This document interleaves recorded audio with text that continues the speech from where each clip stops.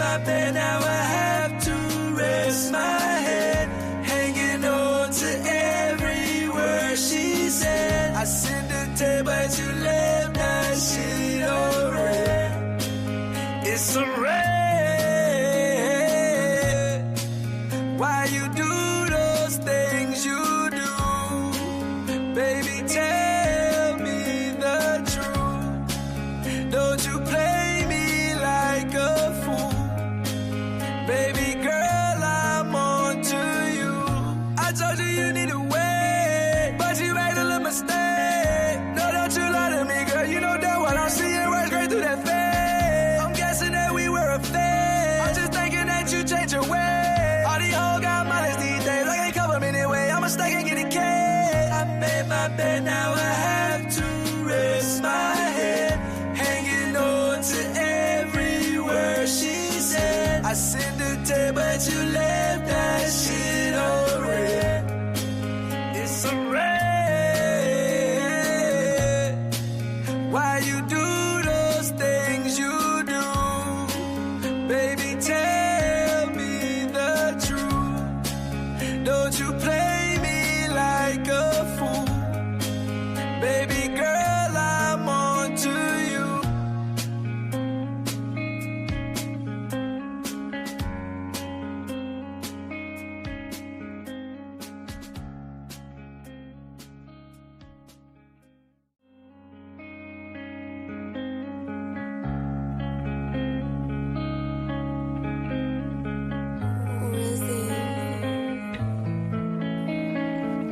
I made my bed, now I have to rest my.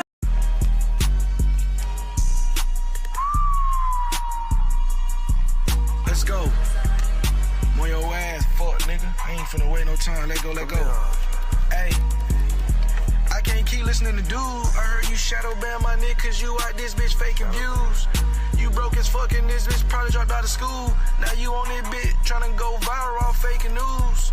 He do this shit for clout, that's why he got Tariq and shit in his videos. These niggas ain't even big enough, that's why I draw subliminals. These niggas ain't even big enough, that's why I draw subliminals. You just a pseudo-coon.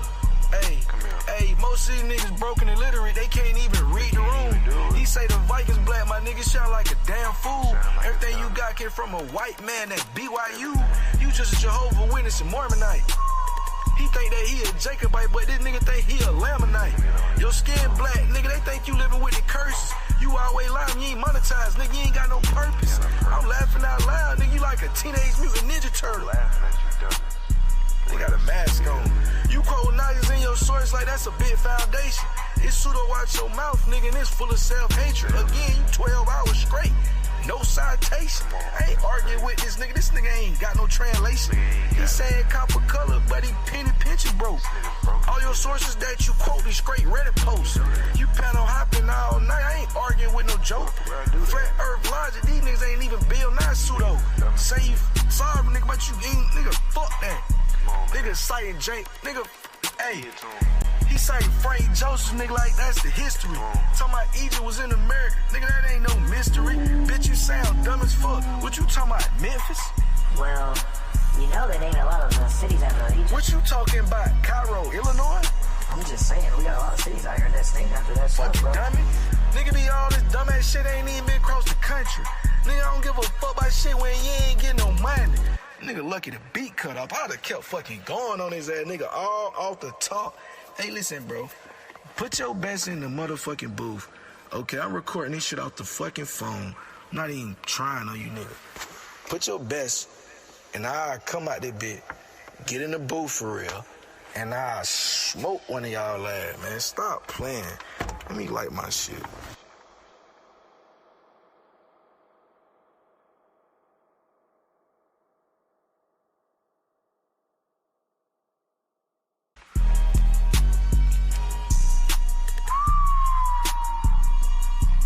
Let's go. I'm on your ass, fuck nigga. I ain't finna wait no time. Let go, let go. Hey, I can't keep listening to dude. I heard you shadow ban my nigga cause you out this bitch faking views. You broke as fuck and this bitch probably dropped out of school. Now you on this bitch tryna go viral off faking news. He do this shit for clout, that's why he got to reading the shit in his videos. These niggas ain't even big enough, that's why I drop subliminals. These niggas ain't even big enough, that's why I draw subliminals. You just a pseudo-coon. Hey, most of these niggas broken and illiterate, they can't even read the room. He say the Vikings black, my nigga sound like a damn fool. Everything you got came from a white man at BYU. You just a Jehovah's Witness and Mormonite. He think that he a Jacobite, but this nigga think he a Lamanite. Your skin black, nigga, they think you living with the curses. You always lying, you ain't monetized, nigga, you ain't got no purpose. I'm laughing out loud, nigga, you like a Teenage Mutant Ninja Turtle. They got a mask on. You quote Nazis in your source like that's a big foundation. It's pseudo watch your mouth, nigga, and it's full of self-hatred. Again, you 12 hours straight. No citation. I ain't arguing with this nigga. This nigga ain't got no translation. He saying copper color, but he penny pinches broke. All your sources that you quote is straight Reddit posts. You plan on hopping all night. I ain't arguing with no joke. Flat Earth logic. These niggas ain't even Bill Nye pseudo. Say you sorry, nigga, but you ain't, nigga. Fuck that. Nigga citing Jake. Nigga, hey. He citing Frank Joseph, nigga, like that's the history. Talking about Egypt was in America. Nigga, that ain't no mystery. Bitch, you sound dumb as fuck. What you talking about, Memphis? Well, you know that ain't a lot of the cities out there. What you talking about, Cairo, Illinois? I'm just saying, we got a lot of cities out here that's named after that stuff, Fucking bro. dummy. Nigga be all this dumbass shit ain't even been across the country. Nigga, I don't give a fuck about shit when you ain't getting no money. Nigga lucky the beat cut off. I'd have kept fucking going on his ass, nigga, all off the top. Hey, listen, bro. Put your best in the motherfucking booth. Okay, I'm recording this.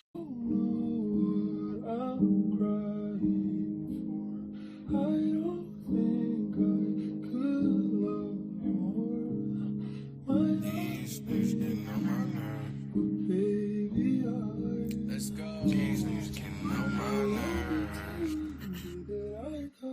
They say black is not a nation.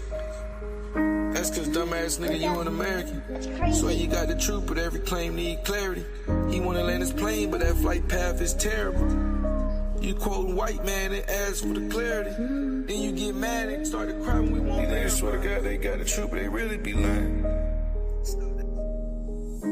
You just hate where you from, so you made up a place. You put feathers in your cap, you thought it covered your face. You said ideology prove that shit, nigga, that's not what it say. You just lost in the sauce, nigga, you kept, that's facts. I've been patient, but this shit is a whole never subside. How you read one post and you think you decolonized? You say you aboriginal, but you not tied to no tribes. You misquoting Barry Fell, my nigga, you lied 4 times. You misquote Barry Fell, but nigga, you lied 4 times. You don't know your rules, but you be talking like a prophet. I heard your whole lecture, and that shit was just gossip.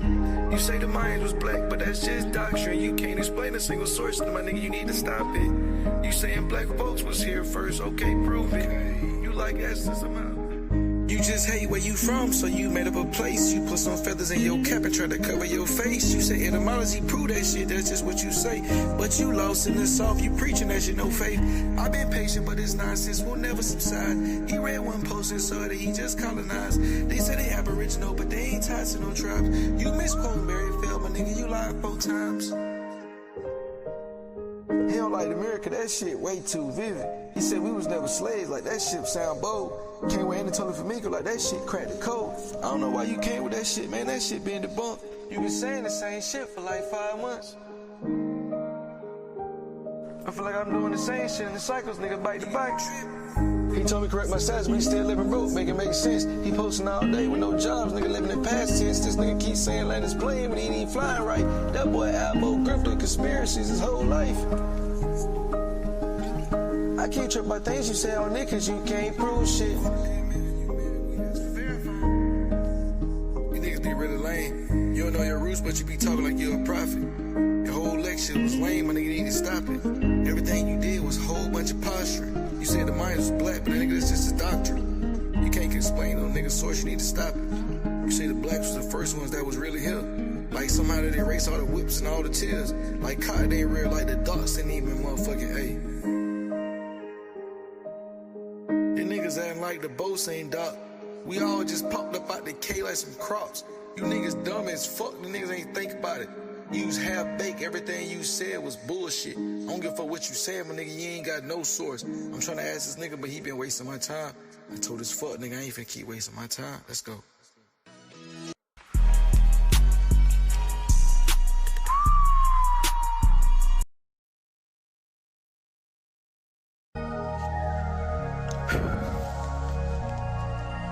Yeah.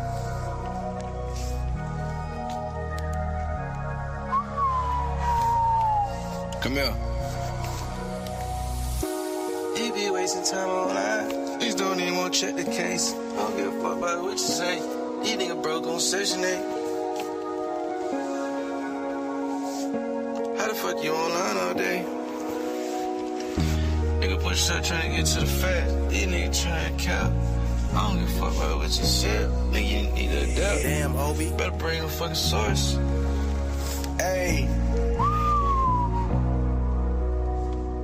Call them cheap gossip boy, these niggas online with no trial ties. Say you Indian, then take a DNA test, you know it don't lie. You pan on hopping all day long, you out this bitch just trying to chase the views. You faking debates, you ducking the smoke, we can't even fuck with you. Every chat room full of the bots, my nigga, we know that's just a dead crowd. How you claiming you revolution, but you just broke and loud. Sean P waiting for debate, but you scared out this bitch to address the facts. This ain't no movement, nigga, I'm trying to tell you this just a Reddit thread at best. Hey, hey, hey, hey, hey, it's just a Reddit thread at best. Hey, come here. You faking views, you faking proof, you faking tribes, you faking facts. I can't fuck with none of that shit you said, my nigga, it's all cap. Every stream is sound the same. That's just some old cat recycle. Everything you say the same. I can't even fuck with your idols. So you woke, but your sources, they all inspired. It's an old ass coat with no source, you need to just retire. He say Egypt was in the Rockets, boy, you need to start it capping. You got that shit from Horace Butler, my nigga, I ain't even finna rap with you. You taking maps up out of context, and I told her for me go in your captions. Every day is just a lie, that's why your camera off, you a bad actor. He just do this shit for YouTube clicks, he really a non-factor. He talking about everybody else is Neanderthal, but he the one RH factor. He keep yelling he aboriginal and I don't know the half. You dumbass, you African American, you need to accept your path. I'm asking you for a source, but you keep trying to change all the directions. Now this nigga talking and talking and talking about some status correction. You arguing 5 hours, no receipts, that shit is not in your hand. That's an etymological fallacy, nigga, I know you don't understand. Your whole doctrine is full of YouTube clicks off Instagram. How you the fuck grown and you still following behind another grown man? You say you native, but your grandma, she from Virginia. Boy, you sound like Rachel Dolezal, nigga, you cannot change your image. It's 12 hours on the screen, but you still broke, that's a comedy. You a coat with no receipts, and I'm telling you that's apparently. Hey, it's cheap gossip boy online, these niggas online with no ties. Say you Indian, just take a DNA test, you know it don't lie. You pan on hopping all day long, chasing views. You faking debates, you ducking the smoke, we can't even fuck with you. Every chat room full of the bots, my nigga, you know that's a dead crowd. How you claiming revolutionary? You know you just broken loud. Sean P been waiting for debate, but these niggas, they scared to address the facts. This ain't no movement, nigga, I'm telling you, this just a Reddit thread at best. Hey, this just a Reddit thread at best. One take too, nigga, real shit.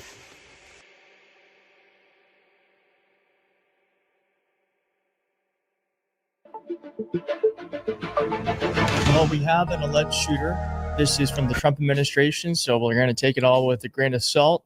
But this is who the far right are trying to say is a left-wing terrorist. You let me know in the comments if you think this man is a left-wing terrorist. I will leave that up to you. But what he is this thing where people are alleging this now. We're still getting information about this alleged shooter. So please just take everything with a grain of salt. But it is looking more and more like this is someone who is in a far right, very online young man, and may be what is called a Groyper. And I'm sorry to have to explain this to you, but it is important that you know what he is. Groypers are a group of alt-right white nationalists and Christian nationalists, activists led by Nick Fuentes, who we've shown on the channel here before. Members have attempted to introduce alt-right politics into mainstream conservatism in the United States. Now, the reason why we know that is because there were symbols on the bullets found from this alleged shooter. And of those symbols, they are speaking to kind of like far right ideology. So here is Jeremiah Johnson explaining this in a way that I don't think I'd be able to. But on one of the bullets, it says Bella Ciao, and it's a multi-layered reference. It's first and foremost an Italian anti-fascist song. So the right is pretending like because it's an Italian anti-fascist song, then this kid must be far left, anti-fascist. Which, by the way, why is it bad to be anti-fascist? Now, I don't think anyone should die. I know no one should die because of their beliefs.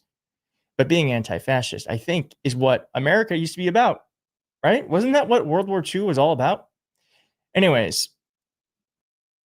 Hi, I'm Mark Elias, a lawyer for the Democrats, and I need your help to join me in standing up against Donald Trump. Look, like you, I'm just one person doing my best to try to navigate a dangerous time in our country's history. Sure, I'm a lawyer, and yes, I have a somewhat larger platform, but right now, my most important role is the same as yours, active citizen. Will you do? There's more layers to it than it just being an anti-fascist song. It's also a Hearts of Iron 4 meme, which is a very popular game reference, and it's often included in Groyper playlists, which is, again, what this young man might be. And as he says, it's impossible to determine an ideology from the use of this because we don't know in what context and with how many layers of irony is being used. The only thing that he's sure of is that it indicates, along with other engraved messages, the shooter is hyper online.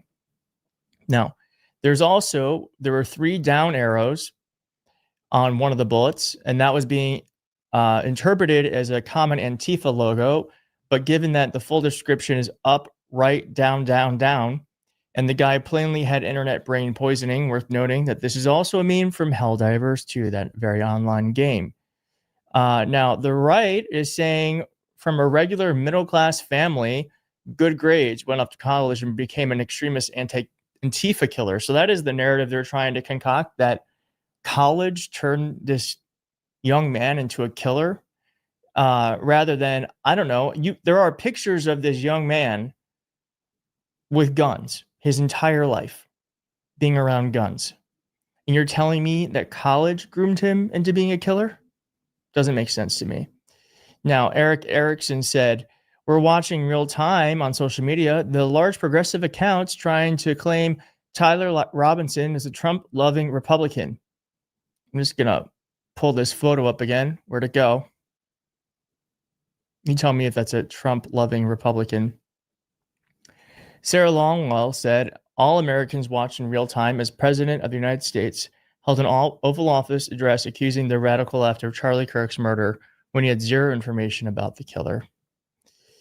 And we also have here that Elon Musk, Grok AI, identified Tyler Robinson, the alleged assassin, as Groyper. So there seems to be a lot of there. Now, the Groyper community, which is on a website called 4chan, has also kind of started to claim him for their own.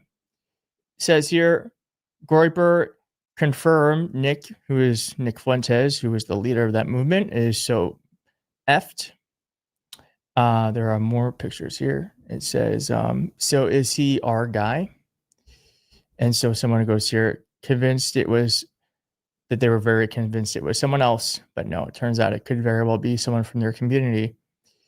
And it says here, Trump told Fox News that a minister had identified a person as Kirk's suspected shooter from photos made public by law enforcement.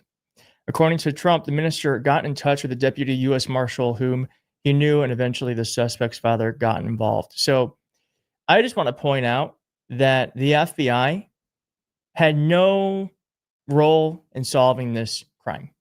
If this is, in fact, the killer. It appears it could be. We won't know. There's going to be a trial and all that sort of stuff.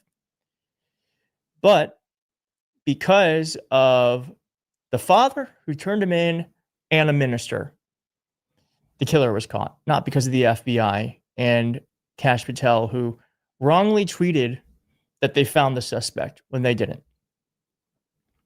Okay. And so we also have Rep. Nancy Mace, who wanted to bring back the death penalty when she thought it could have been a trans killer, which doesn't really happen. But now she's saying we truly believe if Tyler Robinson had ever sat down with Charlie Kirk, the great debater, the man of faith and grace he was, Tyler wouldn't have pulled the trigger. And she also asked for people to pray for Charlie Kirk's alleged assassin, to find Jesus Christ. Do you think she would have had the same decency for someone that appeared to be an ideology she didn't agree with? Perhaps a black person, trans person? No, of course not. Kash Patel said this, and then the right wing media ecosystem freaked out. Lastly, to my friend Charlie Kirk, rest now, brother. We have the watch, and I'll see you in Valhalla.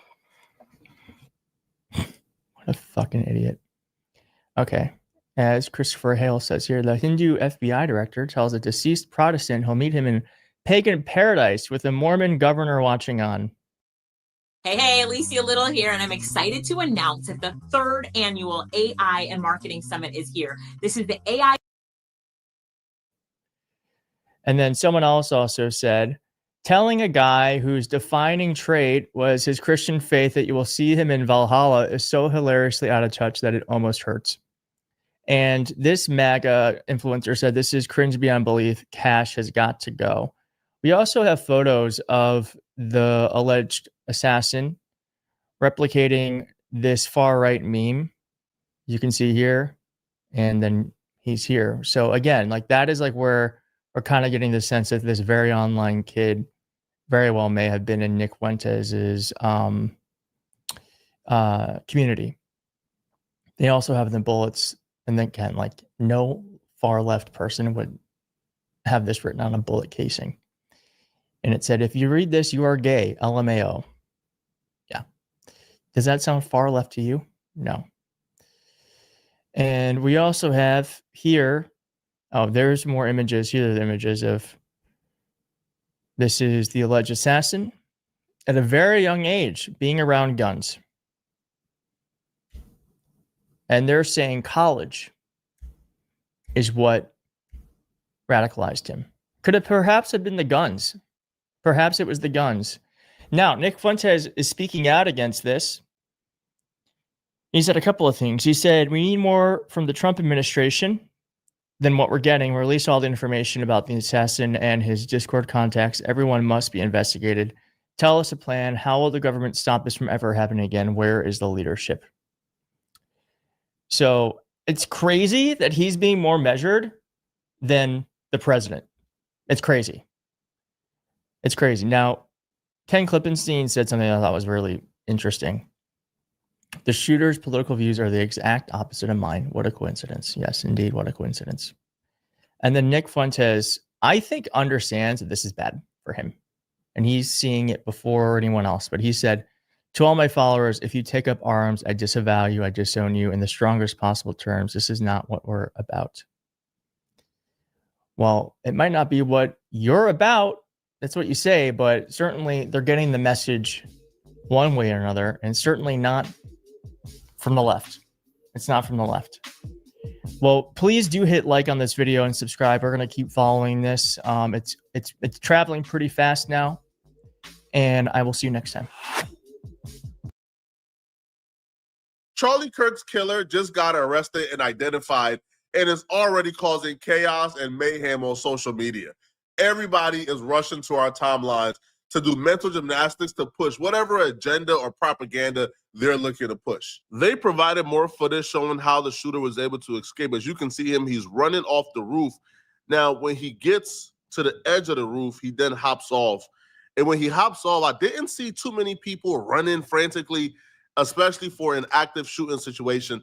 But once he was able to hop off, he was then able to assimilate because he begins to walk normally once cars begin to roll by. I guess you don't want to be caught running when cars is driving by because then they would suspect something suspicious is happening.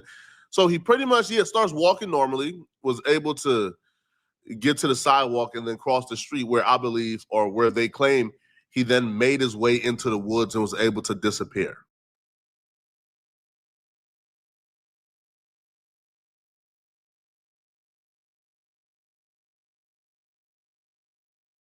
His name is Tyler Robinson, 22 years old, out of Utah. Now, the dude, before he did this JCAT stuff, was actually pretty academically gifted. He got a presidential scholarship to a university. I mean, no dummies is getting presidential scholarships, right? So you got to be somewhat smart, somewhat gifted. Now, from videos of him even announcing he got the scholarship, you could tell the kid is a tad bit autistic or on the spectrum. He's a little off. It's like one of those things where you don't really got confirmation, or you don't really have like a diagnosis, but you could look at their mannerism and tell he's a little off. Okay. Congratulations. You have been selected to receive the Resident Presidential Scholarship from Utah State University. The value of this scholarship is approximately $32,000. This scholarship is available for 4 years or 8 semesters.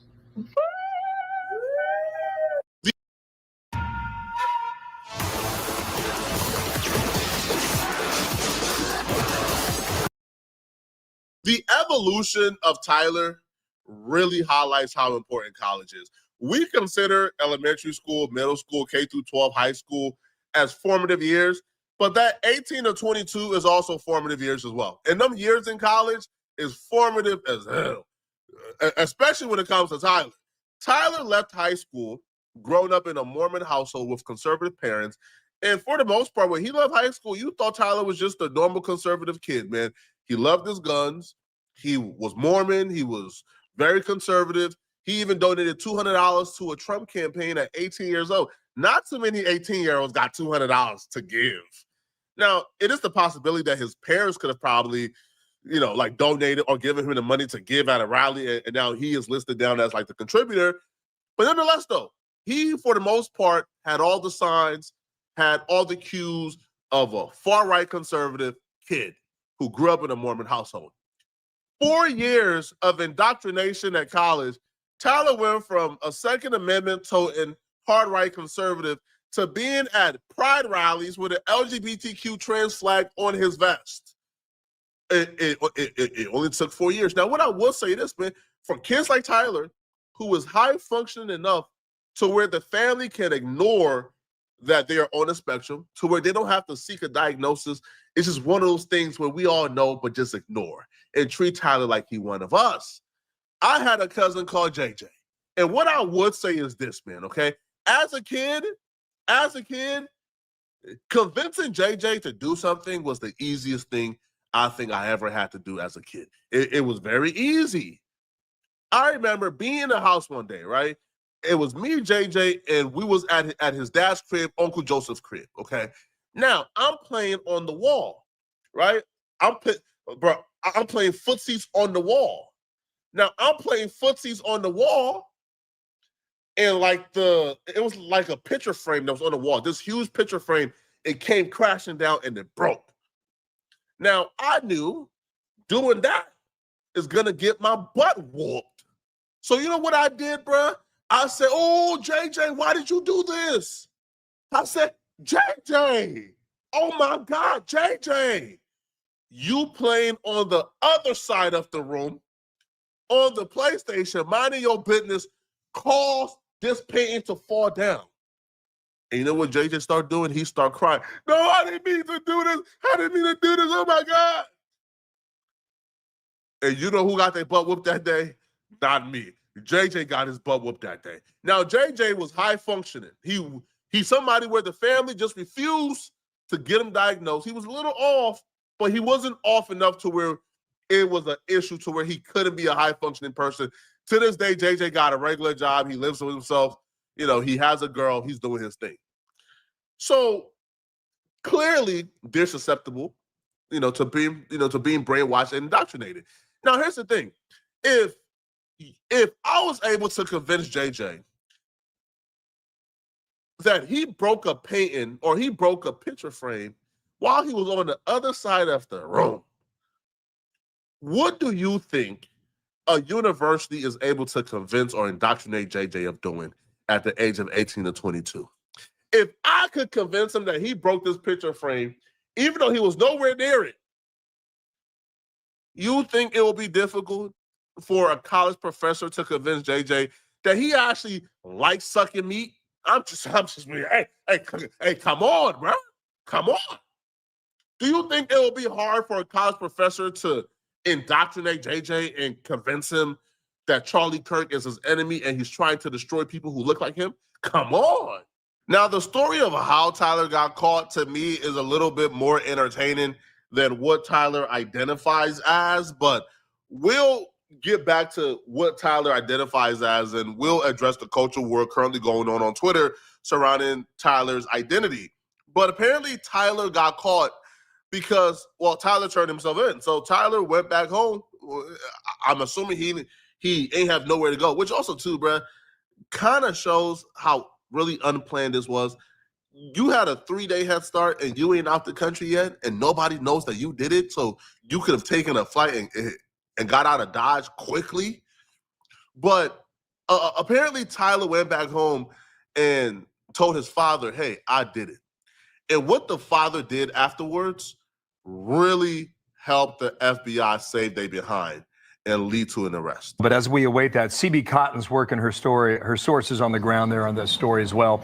She is also live on the campus there, Orem, Utah. And CB, what do you have for us? Hello there.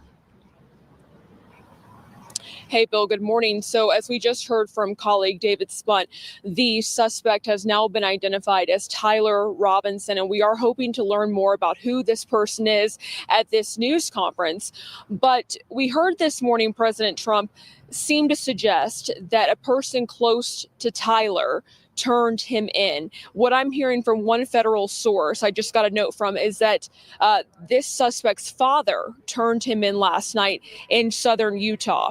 And all of these moving parts come as the FBI made a huge push yesterday for more information, asking the public, come forward if you recognize this person. And after that big push from the FBI, Okay, eBay. you know, it seemed like things were moving here on the ground. We had a news conference that got pushed back several times yesterday. We also heard the president explain again how the timeline of this. He said a minister here in Utah who was friends with a U.S. Marshal got involved. And at that point, the father was contacted. And again, I'm hearing from a federal source that it was Tyler Robinson's father who turned in his son. We saw that new video yesterday, chilling, showing the gunman moving quickly across the roof and then dropping one story down before running through the parking lot.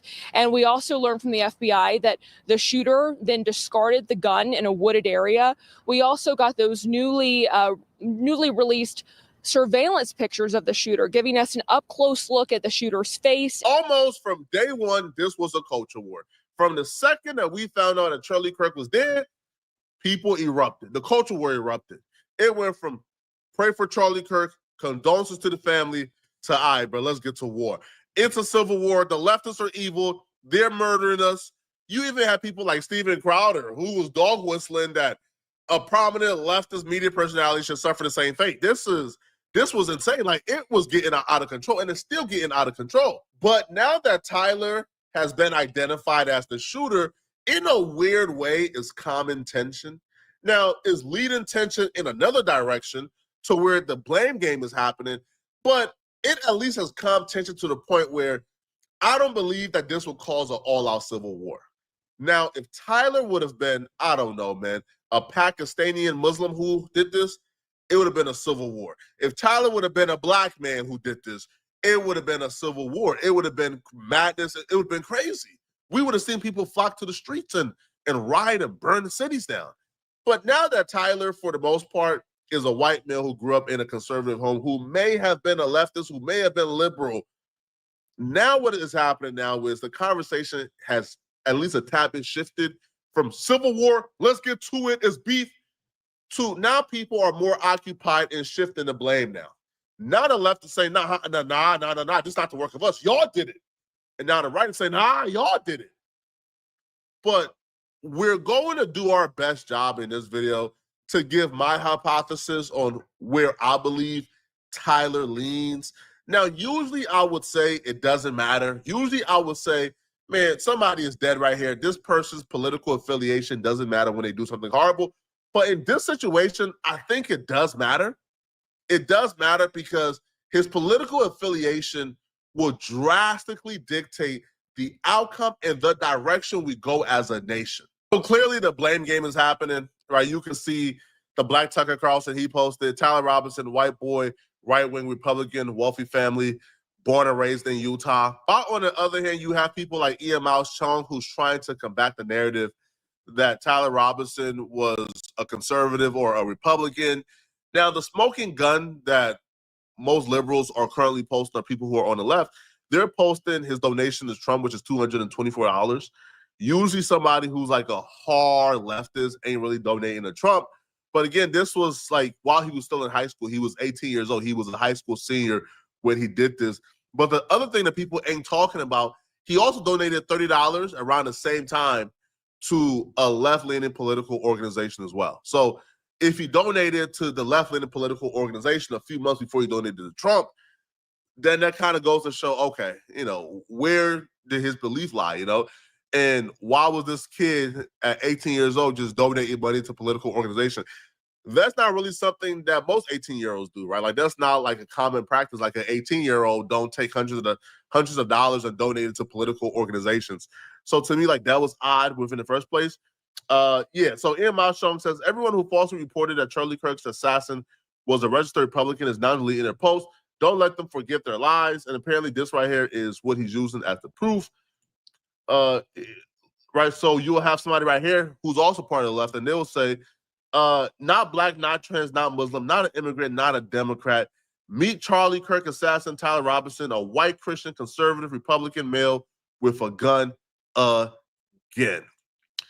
Now, y'all know where my affiliation lies. I really don't have none. I'm probably as centered as it gets. And yeah, I know. A lot of y'all consider people who are inner-centered cowards, who are too afraid to pick a side. Listen, bro, I just have not seen a perfect political party, bro, all right? So until I find a perfect party, I'm in the middle, all right? I'll vote for my self-interest. But what I would say is I believe the truth exists within the middle. I believe that Tyler was at some point conservative. He grew up in a Mormon household. He grew up with conservative parents. But I do believe that once Tyler got to college and he got the opportunity to find himself, to do some, you know, some introspection, he found a crowd that fits him. He found a crowd that he believes he best identifies with.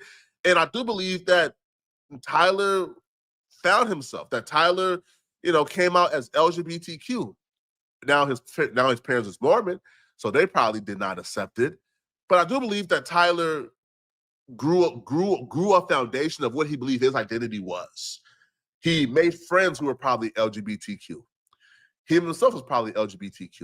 And I do believe that after 4 years of being in college, that Tyler was no longer that 18-year-old Second Amendment toting hard right conservative, and that he probably at the very least was now in the middle, was now unaffiliated with a slight lean towards the LGBTQ community, a slight lean to liberal ideologies, because these were the people he loved and wanted to protect. And I do believe that 4 years of indoctrination, 4 years of being told that people like Charlie Kirk, that people like Donald Trump, like people like the far-right conservatives were coming after his liberties and his freedoms, and they were coming to oppress people who he identified with. And I do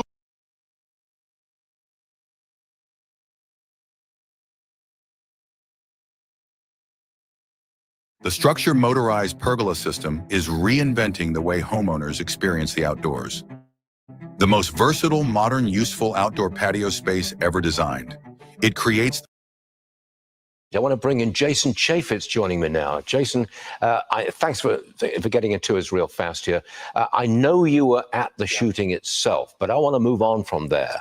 I want to know more about the motivation of the alleged shooter. We're told that in recent times he'd become more political, that he had disdain for Charlie Kirk, but we don't know anything more than that. And the governor refused to go there. He wouldn't talk about motivation. Is that for legal reasons? I don't know, but it is the biggest part of the story at this point. Look, Utah is a very, it's a very safe place. It's very community oriented.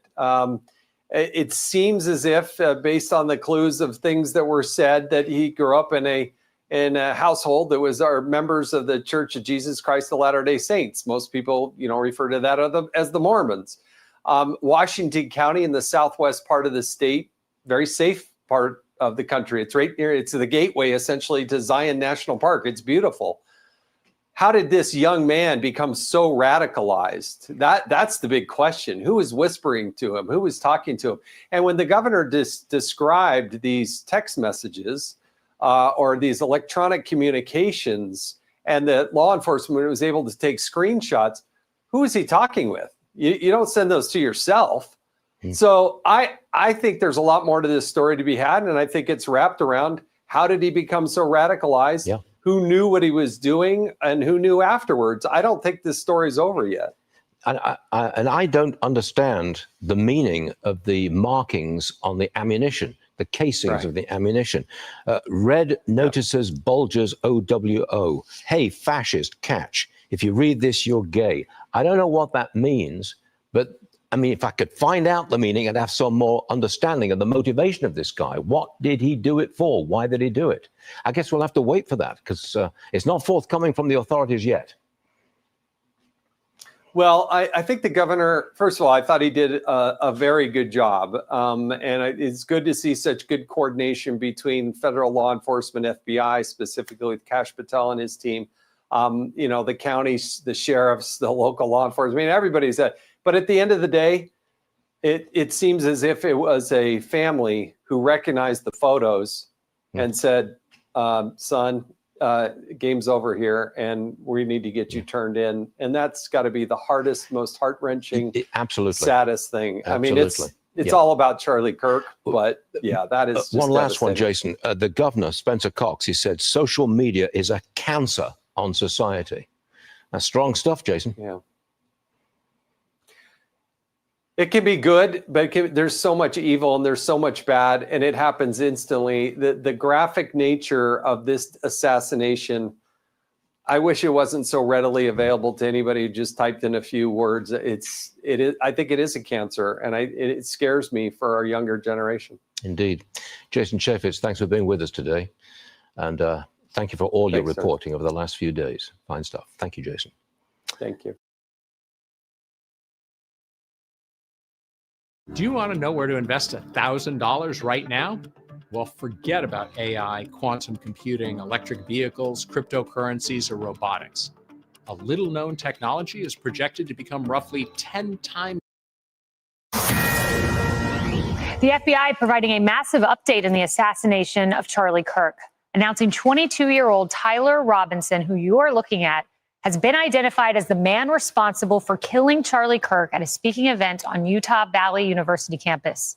Utah Governor Spencer Cox says a family member was involved in turning Robinson in, with FBI Director Kash Patel commending his team for swiftly bringing this suspect to justice. It was about 33 hours, and they found him. Good morning, ladies and gentlemen.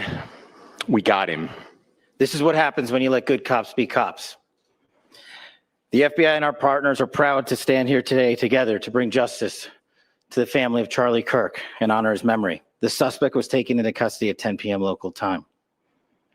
In less than 36 hours, 33 to be precise, thanks to the full weight of the federal government and leading out with the partners here in the state of Utah and Governor Cox, the suspect was apprehended in a historic time period. And Kash Patel ended those remarks by saying this: to my friend Charlie Kirk, rest now, brother. We have the watch. This is Outnumbered. I'm Kayleigh McEnany here with my co-hosts Harris Faulkner and Emily Campagno. Also joining us, Alicia Acuna, Fox News senior correspondent, and John Yoo, former Deputy Assistant Attorney General, UC Berkeley law professor, and former Justice Thomas law clerk. We begin with Paul Morrow, retired NYPD inspector. He's on the scene. He has been there since yesterday. Paul, we've been keeping in touch, and one of the aspects of this was the Discord messaging that took place between the roommate and between Tyler Robinson. And I just want to list for our viewers what we know about those Discord messages. There was talk about needing to retrieve a weapon from a drop point. There was mention of a weapon in a bush to visually watch the area. It was wrapped in a towel in this message. Engraved bullets were mentioned as well. A weapon that was unique, a scope, and changed outfits. That seems like a pretty detailed description of what happened in messages with a roommate. Yes, it does. And it argues perhaps that the roommate was cognizant of what was going to occur or had just occurred. And that's absolutely going to be a very, very focused aspect of this investigation. You can imagine federal government pulling very hard at this. John, you will tell you that almost certainly by now a preservation order has been issued to Discord, which is a gaming app, to make sure they preserve all relevant stuff relative to this case that's on their servers. They're in San Francisco, so you can get to them. It's not like reaching some overseas entity. And they're going to be looking, that is the feds, will be looking for a potential federal nexus, something going across state lines or that implicates a federal statute. And one of the things that could happen here is that if this was a conspiracy, if there were a few people involved and they're communicating by Discord, well, there's your element. There's your operative element of a federal crime, because internet messages go across state lines. It's used for jurisdiction all the time. You have your federal conspiracy case, and that whole thing's in Fedland. You know, Paul, I also want to quickly tick through some of the messages that we learned were on the bullets, including, "Hey, fascist." There was a mention, if you read this quote, "You are gay, LMAO." Some of them indiscernible messages. We also know that he, in fact, was at a family dinner where he articulated that Charlie Kirk was coming to that campus, that he did not like Charlie Kirk, and that he felt Charlie Kirk was full of hate. That dinner had to have taken place in the last 6 days. That is the timeline in which Charlie Kirk announced this event. I bring up all this information because you've got the conspiracy hook there potentially for federal charges. But what about terrorism? Because some of this points to perhaps having a political motive. You can call something domestic terrorism without actually charging it. The instances of federal charges being brought for terrorism not involving a foreign entity are as rare as hen's teeth. Almost always you need a foreign entity involved for the federal terrorism charges.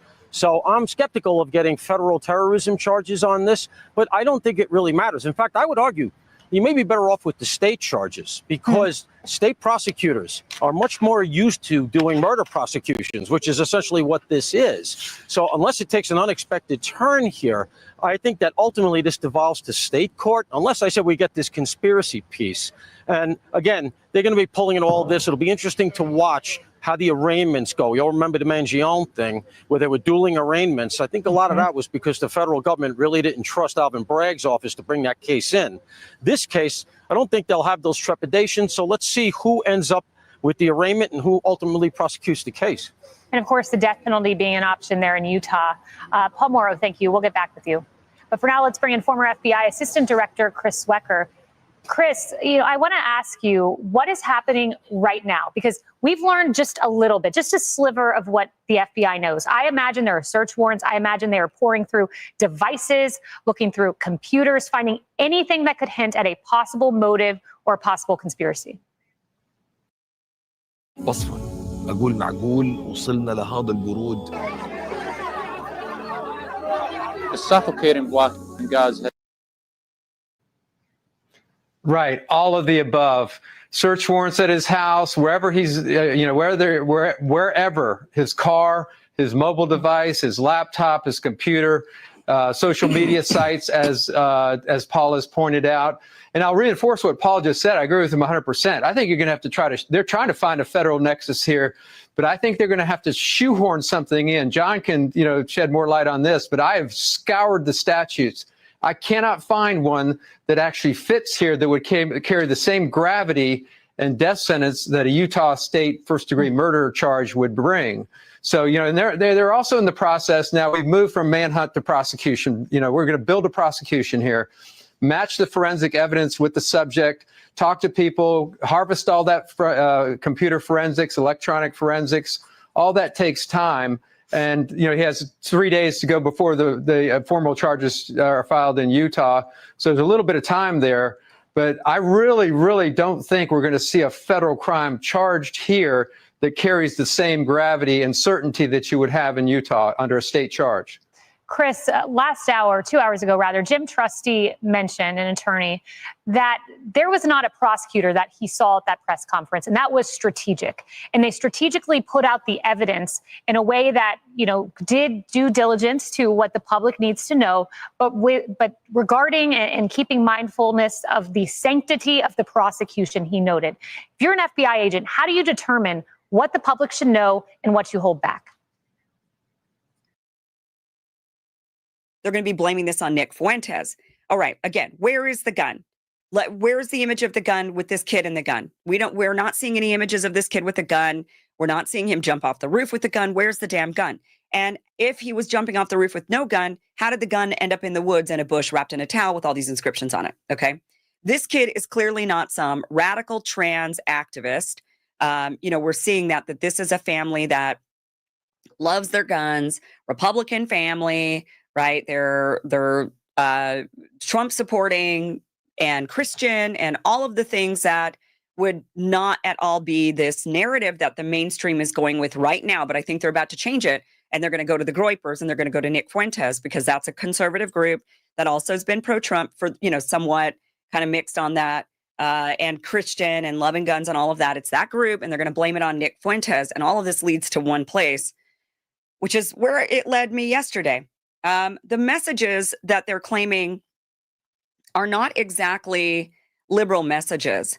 Let me see if I can. Oh, sorry. Hold on. Let me find the right thing before I play this for you. But here is New York Times. Here we go. What some of the bullet casing engravings in the Charlie Kirk shooting mean. So when these old people, like the governor of Utah and also all the old people on Fox News start saying, well, it says like, hey, fascist catch with the bullet. And look at all of these kind of clearly these are clearly woke liberal engravings. These people are old people. I'm an old person too, quite frankly, and I had to talk to younger people about this. But younger people who are in the gaming community are saying these are gamer references. This is for the gamers. And in fact, they're kind of used a lot in the Groyper circles. They're used in the Nick Fuentes Groyper circles. So once the mainstream news kind of catches on to this, they're going to go in that direction.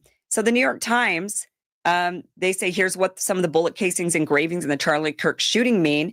Many of the messages adopt the flippant, sarcastic chatter often found on online message boards and in-game chats. Sarcastic. So it has one of them had like an up arrow, right arrow, 3 down arrow symbols, as the governor described. This is a reference to a sequence of controller moves that unleashes bombs in the popular video game Helldivers 2. Another phrase of the cartridges notices bulges, OWO, what's this? That is used for trolling with roots in online role-play communities. Some of the other messages on the unfired cartridges appear more politically straightforward, including one that says, hey, fascist catch. Although, when I talked to even younger people, they said, well, that kind of sounds like a reference to one of the video games where they kind of have that same sort of, they don't say, hey, fascist catch, but they do have like a, hey, so-and-so catch. And they're throwing like a bomb or a grenade at them. So also another featured was Bella Ciao. That is also known in the gaming community. It's an Italian song adopted by anti-fascist resistance during World War II. It is still sung by the Italian left and in other countries to commemorate the fight against fascism. And it also appears in a recent Netflix series, and it's also used in these gaming communities. So it's this online, a lot of these phrases are coming from this online gaming community. We know that the kid is you could see he gamed, because you could see in the picture here, see if I could, the bottom left corner, let me remove this lower third for you. Assalamu alaikum, brothers and sisters. We need to finish this project. Alhamdulillah, I'm here at Masjid Isa ibn Maryam. This is the bottom left corner. You could see him there playing video games in the gaming community. So it looks like he was definitely a gamer. Also, we asked Grok about this. It says, yes, Bella Ciao, the iconic Italian anti-fascist partisan song, has been ironically appropriated as a meme or joke within Groyper circles, the far-right online subculture associated with Nick Fuentes and his America First movement. Groypers, known for their ironic, edgy humor and trolling of mainstream conservatives like Charlie Kirk.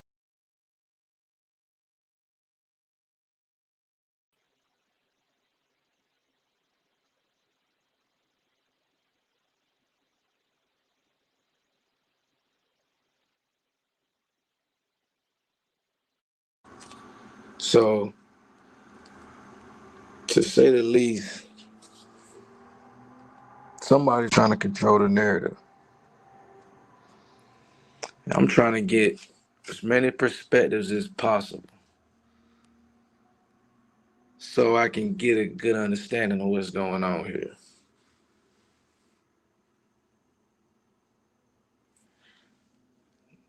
Now, this narrative, even as she's pushing, is a choreographed narrative. So, just trying to figure out who's behind the narrative as well. But let me listen to it. Kirk, whom they often label as fascist or insufficiently nationalist, have incorporated remixes of the song into their playlist and memes, particularly during the so-called Groyper Wars, where they targeted Kirk and Turning Point USA events. For example, it's, for instance, a popular Spotify playlist titled Groyper Wars, America First, features a Hugel remix of Bella Ciao, alongside other tracks used to mock leftists or perceived fake conservatives. This usage flips the song's original anti-fascist meaning into a satirical taunt, aligning with the group's penchant for post-ironic 4chan-style humor that blends gaming references, furry memes, and political edginess. It's not a core joke like their frog imagery, but it has become a recognizable, ironic signal in their online spaces, especially evident in recent discussions around the Charlie Kirk shooting, where the engraving was linked to the subculture. So this is a Groyper. These are Groyper references, Groyper subculture, and Tyler Robinson being a conservative Republican, donating to Trump, liking Trump, coming from this gun-toting Christian all-American family, was probably, they're going to say, in the Groyper circles, following Nick Fuentes. And I'm telling you, any second now when mainstream news picks up on this, right now they're still loving the whole, we got to go after the left, and the left is the problem. But pretty soon they're going to have to drop that when more about Tyler Robinson comes out. And instead they're going to go in the Groyper direction. And they're going to want to silence Groypers. They're going to say they're dangerous. They worked together as a team in order to do this. He wasn't a lone shooter. There was a whole group of them, a group of Groypers, and they went after Charlie Kirk because Nick Fuentes has been sowing a war between the Fuentes Groypers and the Charlie Kirk's Turning Point USA people, and they're going to blame it on Nick Fuentes. But this is for a greater purpose. And who benefits? Who benefits from this?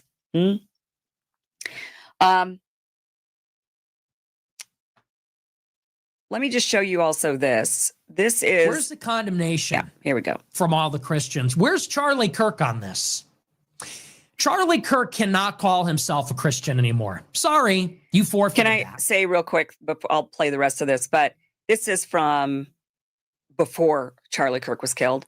And this kind of showcases a bit of the Groyper war that was going on between the Turning Point USA Charlie Kirk crowd versus the Groyper Nick Fuentes crowd. And if you're not familiar with this war, so Nick Fuentes and his Groyper crowd are conservatives. They're Christian, conservative, typically they're painted as a Christian, conservative, probably white male, gun-loving Republican, but they turned on Trump when it comes to foreign policy, his love for Israel. That's where they've really turned on him. And these wars that we've been doing on behalf of Israel, and Nick Fuentes is very much a huge critic of the U.S. foreign policy, doing whatever Israel wants. And Charlie Kirk's group was a similar age. Nick Fuentes, Charlie Kirk, really young, appealing to those, Gen Zers. And they're both within this conservative white male gun-toting Christian American Gen Z circle. but they have very different views when it comes to Israel. Charlie Kirk was real pro-Israel, and Nick Fuentes' crowd was against Israel. And Nick Fuentes' crowd was saying Israel's the culprit of a lot of problems, and the Charlie Kirk crowd was a bit more mainstream. And so there was a war really about a lot of that. And Nick Fuentes feeling like the Charlie Kirk crowd wasn't America first enough. And, you know, I think a lot of people would have that criticism that if you're going to be pro-Israel at all, you're just simply not American. So my laptop been giving me trouble, to say the least. My laptop been giving me trouble, so I'm gonna let it I might take the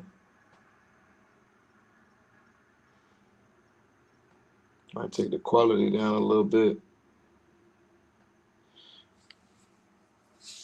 I want to hear what Kim's saying, but this is what I say. It's hard to tell what's choreographed, what's organic, and what you're saying is someone trying to facilitate this fake beef. It looked like a very real beef to me. I mean, he pulling up the Turning Point USA events, and the moment he steps foot on the campus, he's getting escorted out by security. You know what I mean?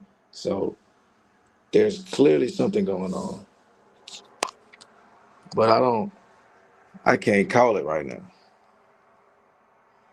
I don't trust Nick, though. America either. first enough.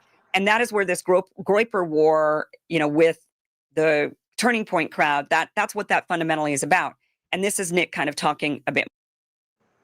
And on that Tucker note, I definitely don't trust Tucker at all. More about that. I do not want to hear, and you cannot allow Charlie Kirk to go to one more public event, one more question and answer, one more ask me anything, without being protested, without being shouted down, without being interrogated about this. This guy goes around from campus to campus in the most artificial and phony and fake way, talking about, oh, God made me very blessed that I control $500 million. Oh, I'm so blessed. I'm so rich and I'm so blessed. And oh, God's been so good to me. I'm such a Christian. Oh, the Lord gave me the Sabbath. I take Saturday off.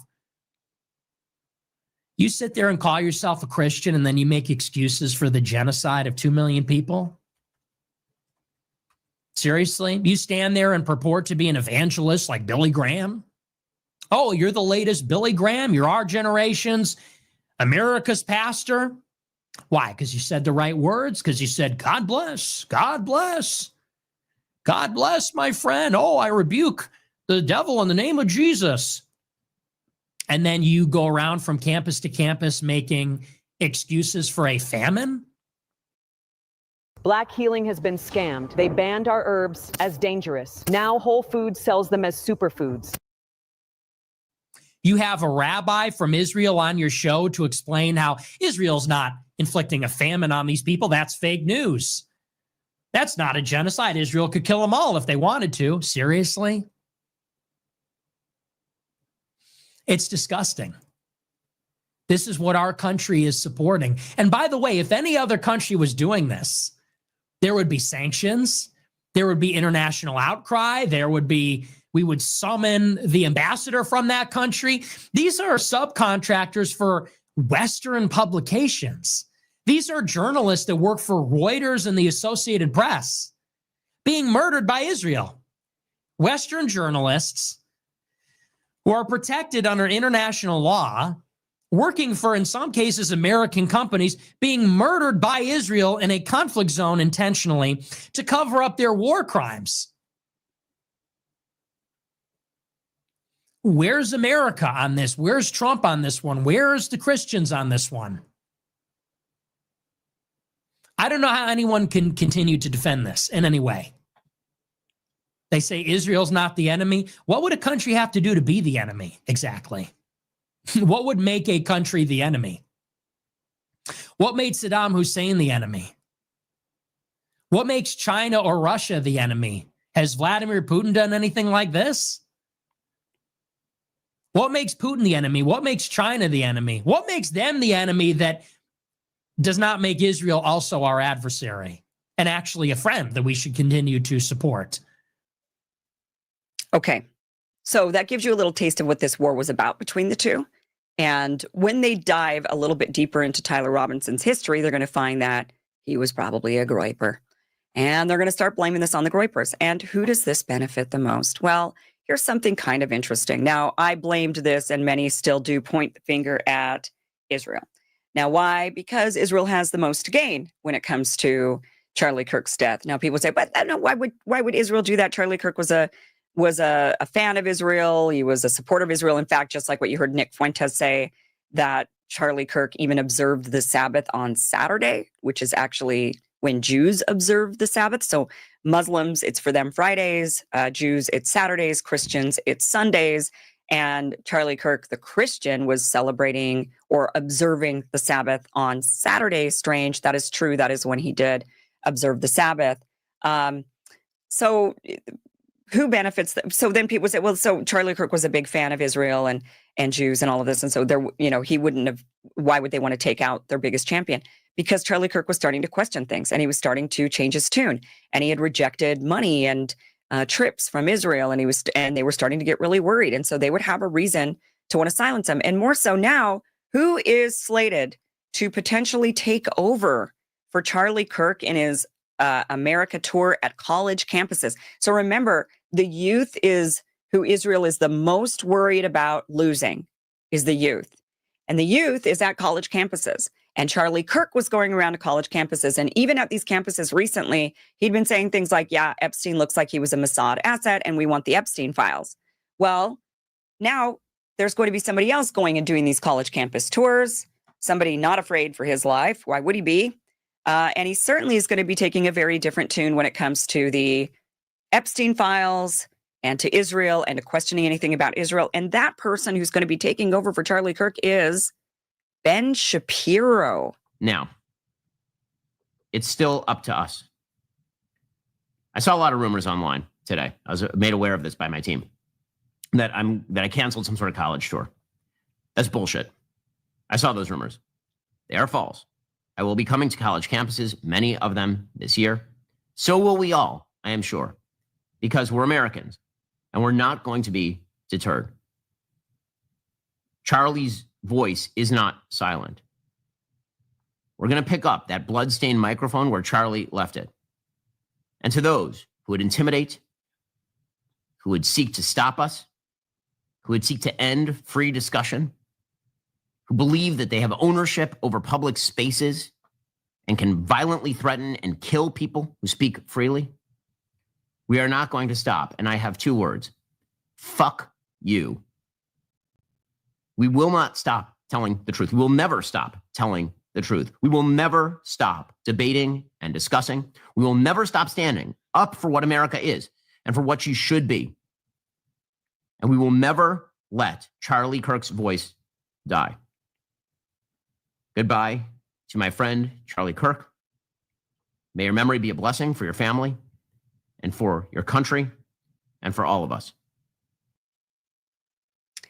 Okay. And so Ben has stated also on Twitter in other posts that, he does plan to continue the college tour, and which, look, I agree with him that we shouldn't allow this to silence us. And I agree with that sentiment in and of itself. But Ben Shapiro being the person to kind of pick up that blood-stained microphone where Charlie dropped it and pick up where he left off for it to be Ben, that means that there will be no criticism of Israel in these college tours. There will be no talking about the Epstein files. It will go in the direction that Israel wants.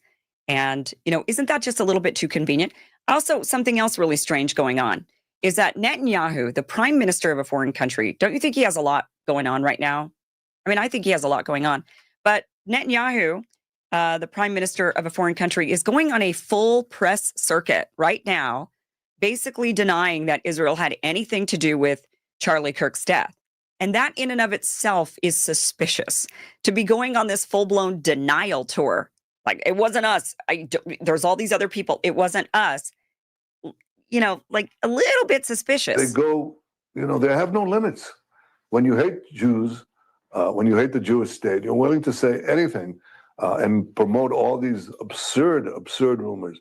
And by the way, they're willing to kill us all the time. I mean, that's what they're doing. And you know, over the centuries, when Jews, especially in the Middle Ages, the horrific Middle Ages, the worst things were said about Jews you can possibly believe. We were poisoning the wells. We were drinking the blood of Christian children. You name it. I mean, these things, that continued actually up to the Holocaust. The Nazis said the same thing. You know, we're carrying vermin, we're spreading disease. And people believed it. And every time they believed it, this was a prelude to a greater and greater massacre, culminating with the worst massacre of them all, the Holocaust. Well, since then, we've learned, when people spread these lies about us, prepare yourself for the assault. Okay, and he goes on Fox News. So there he was. Previously, he was on Newsmax, and now he's going to be on, and then now he's on Fox News doing this full court tour. This is a worldwide problem. The people on the extremes, the Islamists, the radical Islamists, and their union with the ultra progressives, they often speak about human rights. They speak about free speech, but they use violence to try to take down their enemies, whether it's President Trump, who's been almost assassinated twice, or, they try to kill me here too. But they got Charlie Kirk, and it's just heartbreaking. Hey, Alicia Little here, and I'm excited to announce that the third annual AI and Marketing Summit is here. This is the AI Now, the enemy that they'd want to be taking down when it comes to the narrative in the United States would absolutely be Nick Fuentes, his growing popularity, and the Groypers. That is who they would need to take down here in the U.S., because guys like Nick Fuentes are dangerous to them because they're persuading an entire population, an entire generation to be mistrustful of Israel. And so you'd want to go after Nick. You'd want to go after the Groypers. How do you do that? You haven't been able to silence him. You haven't been able to censor him, but you can if you say that he's responsible in some way for the death of somebody like Charlie Kirk. This is also something really suspicious. A mural was already unveiled in Israel on behalf of Charlie Kirk. Now, remember, over the last few weeks, Charlie Kirk had suddenly become a bit more questioning of Israel, a bit more skeptical of Israel. And yet, now that he's dead, before he could fully turn, they're able to just claim him as theirs, say Charlie Kirk was a pro-Israel guy. Charlie Kirk he loved Israel. He was a great friend to Israel. Charlie Kirk was so wonderful for Israel. Right when Charlie Kirk was starting to question things, and right when Charlie Kirk was going on talking to Megyn Kelly and others about how, he just gave one criticism to Israel, and all the pro-Israel crowd went after him and started issuing death threats to him. And now he's dead. And now the pro-Israel crowd gets to say, no, he's ours. He's our guy. Like, we're going to keep him as ours. And now look, they've unveiled a mural in Israel. I mean, this is all just a little bit too, when you're guilty and you just overtalk, you make too many excuses. You're just too, it's a little bit too much. But here they are. They've unveiled. This is the spokesperson for Israel. He's been doing a lot of their press. And now they've unveiled a mural. This right there behind me is a mural in honor of Charlie Kirk. This could be the first mural in his honor in the world, and it's here in Israel. This is how much he meant to us, because he was a champion of the Judeo-Christian alliance. He was a staunch friend of Israel, and we will never forget those that stand for the truth. So we honor his memory, and from here, we vow to stand together for the truth, because we are under attack, not just in Israel, but globally. The truth is under attack. Let's stand together and let Charlie Kirk's legacy live on. Okay. Not suspicious at all. The Gray Zone, Max Blumenthal and Anya Parampil came out with this article about Charlie Kirk refusing Netanyahu funding and was frightened by pro-Israel forces before his death, a friend reveals. Charlie Kirk rejected an offer earlier this year from Israeli Prime Minister Benjamin Netanyahu to arrange a massive new infusion of Zionist money into his Turning Point USA organization, America's largest conservative youth association, according to a longtime friend of the slain commentator speaking on the condition of anonymity. The source told The Gray Zone that the late pro-Trump influencer believed Netanyahu was trying to cow him into silence as he began to publicly question Israel's overwhelming influence in Washington and demanded more space to criticize it. In the weeks leading up to his September 10th assassination, Kirk had come to loathe the Israeli leader, regarding him as a bully, the source said. Kirk was disgusted by what he witnessed inside the Trump administration, where Netanyahu sought to personally dictate the president's personnel decisions and weaponized Israeli assets like billionaire donor Miriam Adelson to keep the White House firmly under its thumb. According to Kirk's friend, who also enjoyed access to President Donald Trump and his inner circle, Kirk strongly warned Trump last June against bombing Iran on Israel's behalf.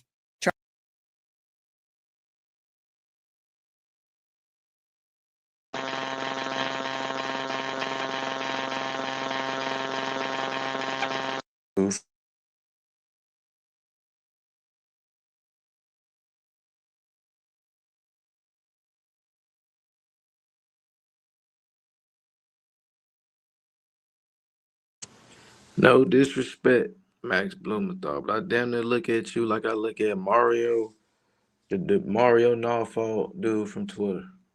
I can't really trust your I don't know, man. I don't know. Let me see what you dropped. Let me see what you dropped for me to look at. Hold on, let me get off Kim because we didn't give Kim enough airtime. Shout out to Kim.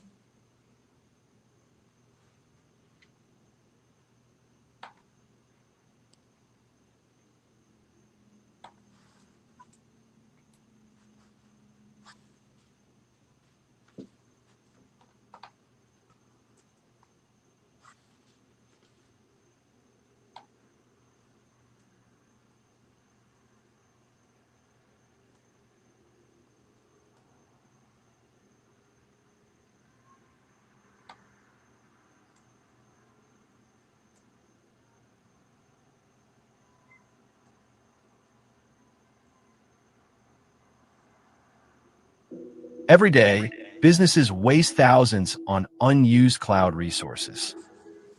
IBM Turbonomic automatically finds and eliminates that waste in real time. The savings don't just disappear. They fuel new projects. A black pilot, you wonder, you say, I hope they are qualified. If I see a black pilot, I'm going to be like, boy, I hope he's qualified. I'm dealing with somebody in customer service who's a moronic black woman. I wonder, is she there because of her excellence, or is she there because of affirmative action? Thomas Sowell and Justice Clarence Thomas are far better black role models to celebrate than Martin Luther King, period. End of story. This guy is not worthy of a national holiday. He is not worthy of godlike status. In fact, I think it's really harmful. I'm going to trust the Lord. I know what we're saying is true. I was disappointed because I said, listen, guys, you could hate what I'm doing. You could criticize it. I live like a capitalist every single day, Shank. I live as a capitalist, okay? I live what I believe. No. What do I do? I get Joy Reid and Michelle Obama and Sheila Jackson Lee and Ketanji Brown Jackson were affirmative action picks. We would have been called the racist. We know. It's very obvious to us that you were not smart enough to be able to get in on your own. Well, guys, I'm back one more time. I'm that dude from South Carolina, Columbia to be exact. They call him Drummer 1980. I hope you're having a good day today, family. And if that's not the case, ask yourself why, because after all, happiness is an inside job, and it will always be an internal affair. Guys, we back today again to talk about some things what transpired yesterday on September the 10th of 2025. One Charlie Kirk has been pronounced deceased. And let's hear what Tariq Nasheed has to say. And I'm going to comment between, guys, all right? And as you know, family, right-wing commentator / suspected white supremacist Charlie Kirk was killed today in Utah. And I'm not speaking out of turn by saying that he's a suspected white supremacist. I've told him that for years. I've said that directly to him. And really, that's what he's known for. To be honest, Charlie Kirk is not really known for anything else except spewing a lot of anti-Black vitriol. What else is Charlie Kirk known for? Okay. But nevertheless, he was out there in Utah at some university there giving a speech. It was about 3,000 people out there. And the sniper was on a roof and let one of them hot things loose and got him up out of here. And, well, a lot of people feel a certain way about it. A lot of people have been talking about it. I made a couple of tweets about it. I didn't really clown him, but I asked some questions. I just talked about the irony of it. I had a tweet that went viral. Let me find that tweet. Boy, the white supremacists call themselves attacking anybody who has something critical to say about Kirk. They call themselves dogpiling and attacking people. My tweet, let me pull up my tweet. My tweet said, and it went super viral, it says, Charlie Kirk goes around campuses talking about how violent Black people are. His social media timeline goes on and on and on about how violent Black people are. And he's out here in Utah, and in the middle of his speech discussing Black gang violence, he gets shot by a white man. Oh, God. Oh, I've been all types of N-words today. I've been all types of N-words, jigaboos. I've been everything. Oh, the white supremacists are losing their mind. We got one up in here now. Hold on, let me get Dr. Davinsky. He's our resident white supremacist. Dr. Davinsky, how y'all feeling about this in Australia? You back in Australia? Yeah, bro. When I saw that video today, I laughed for like 10 minutes. But look, we can't jump to conclusions. I think there's a chance there was a fentanyl involved, an overdose. Was it fentanyl? I think it was. I think we have to wait for the coroner's report. You know, I think there's comorbidities that are probably going to come out in future. You know, white people of heroin. So we can't jump to conclusions, Tariq. I think that, like, yeah, there's a little gunshot, but really I think that was an overdose. He clenched up. He did the fentanyl fold. You saw it. I mean, this... Hey, man, you never know. So, you know, we're just waiting on all the facts to come through. But yeah, the irony is not lost, family. The irony is not lost. And, you know, I'm not celebrating, but I'm not shedding a tear.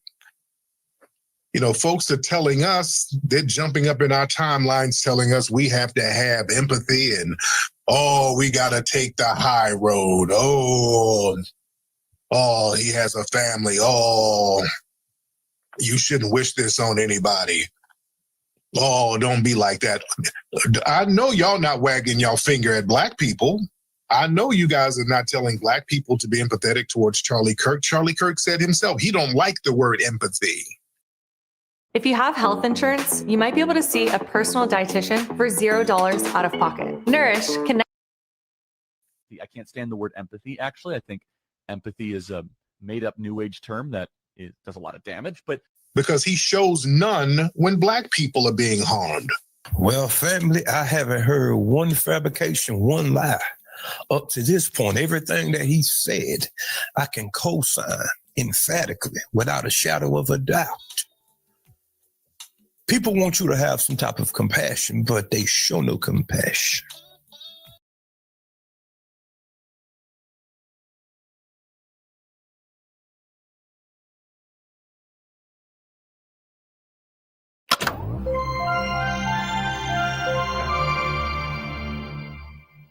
So Sirhan is tackled by a number of people, including George Plimpton, speaking of the CIA. Yeah, speaking of the CIA. Although it's interesting because George Plimpton gave some of the best evidence that Sirhan was in a state of hypnosis. So here's where it gets really crazy. So again, why would Sirhan agree to fire blanks as part of a plot? And if he was conscious of the plot, you know, he would be the distractor in the magic deck pulling focus so the other shooters could get in. And this, by the way, happened in a plot against Jimmy Carter. the police literally caught a guy firing blanks, but they were able to shut it down before the plot took off. So it was like a dry run they were doing. All right. Yeah. But Plimpton talked about, he's like, I can't tell you what he looked like, but I can tell you about his eyes. They were enormously calm and peaceful. And interestingly enough, dilated pupils is one of the signs of hypnosis you cannot fake. And so if people are trying to determine who's hypnotized or not, that's one of the things they look for, is are their pupils dilated? Because you can't just do that to yourself. It only happens when you're in this relaxed state. Or on LSD. Yeah. And in my book, I talk about the Kim Jong-nam assassination, which was the half-brother of Kim Jong-un of North Korea. And by the way, Kim Jong-nam would have been next in succession. So kind of an important guy. Two women show up at the airport. They're given a bottle of water and a towel. One is to spray people. The other is to wipe them off. And this is all filmed for television and always is fun. Except when Kim Jong-nam comes out, the towel they wipe him with has a VX nerve agent on it. And he dies a few hours later. So then the question is, how guilty are the women? Did they know they were participating in an assassination plot? Was it kind of accidental homicide? I mean, how would you charge that? And my argument with Sirhan is that he was hypnotized to fire in the pantry, but not at Robert Kennedy. He was firing at what he thought were targets. And again, this sounds crazy and, oh, I'm making up excuses and he's lying. But Dan Brown, who's one of the hypnosis experts in the country right now, written textbooks, used at many universities, testified in court. He got 60 hours with Sirhan. And Sirhan had been hypnotized by his original defense team, but in a horrible way. Sirhan, reach for your gun. There's Kennedy. Sirhan, reach for your gun and shoot him. Do you remember that, Sirhan? It's like, trying to lead the witness. And of course, Sirhan couldn't remember because that was not in his brain. But when under open-ended questions, what do you see? What do you hear? Who are you with? What's going on? Sirhan remembered being with a girl on the trace stacker. He'd followed her in there because she had an unspoken availability. You know, he was turned on by her. He said, and I quote, I thought I was going to hook up with her. Yeah, he thought he was going to get lucky that night. And Fair enough. He's following this girl around like a puppy dog. She gets him on the trace stacker, and he remembers seeing a door open.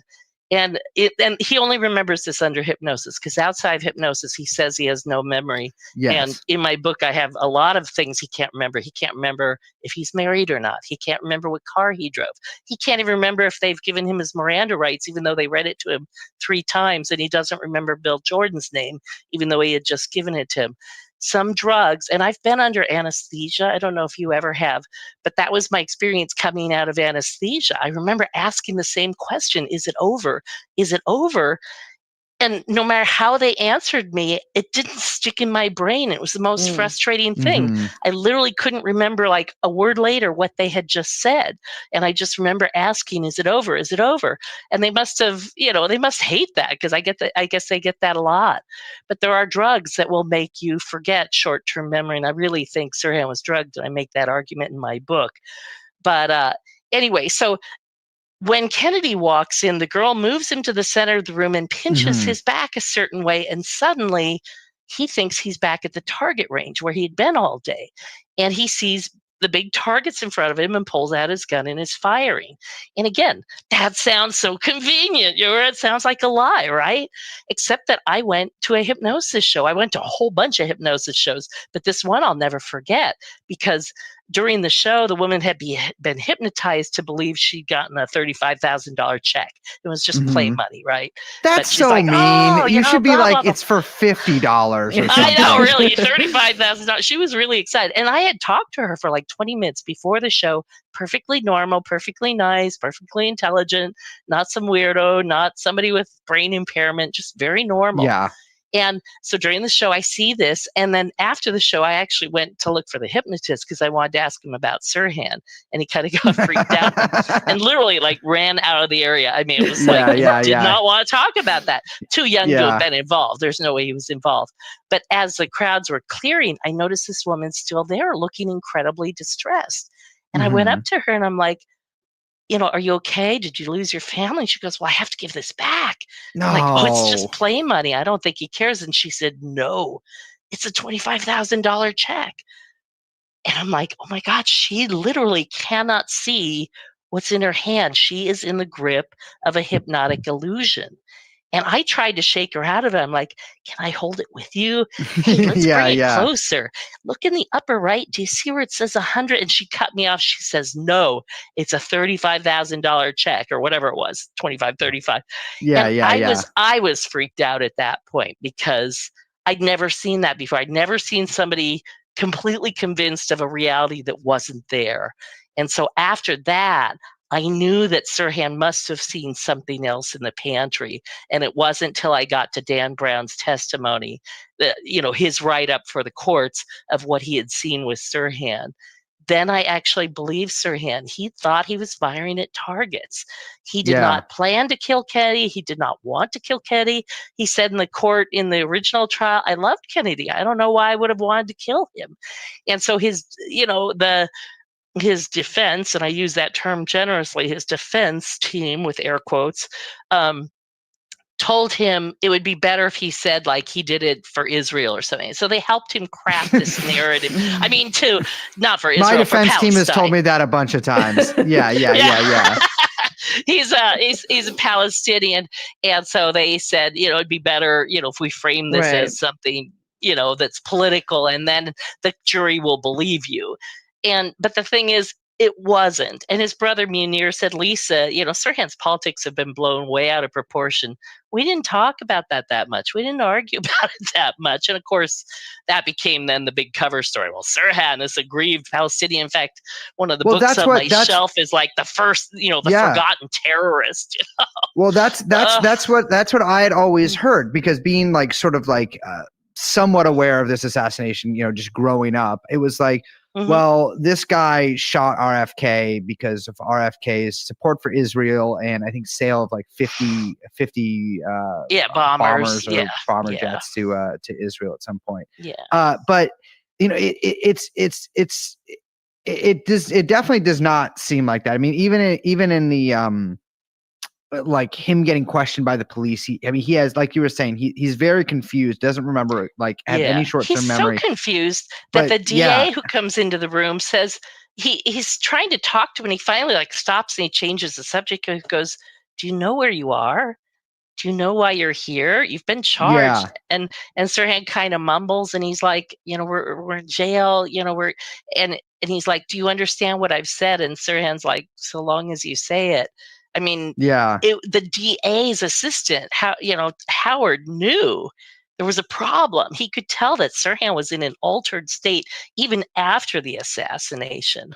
And like I said, they're trying to find out his name. And at one point they come in and they call him Jesse, and they think his name's Jesse because one of the other suspects who was captured but released evidently was named Jesse Greer. And so they thought, now we know, because they didn't know Sirhan's name. He had no ID on him.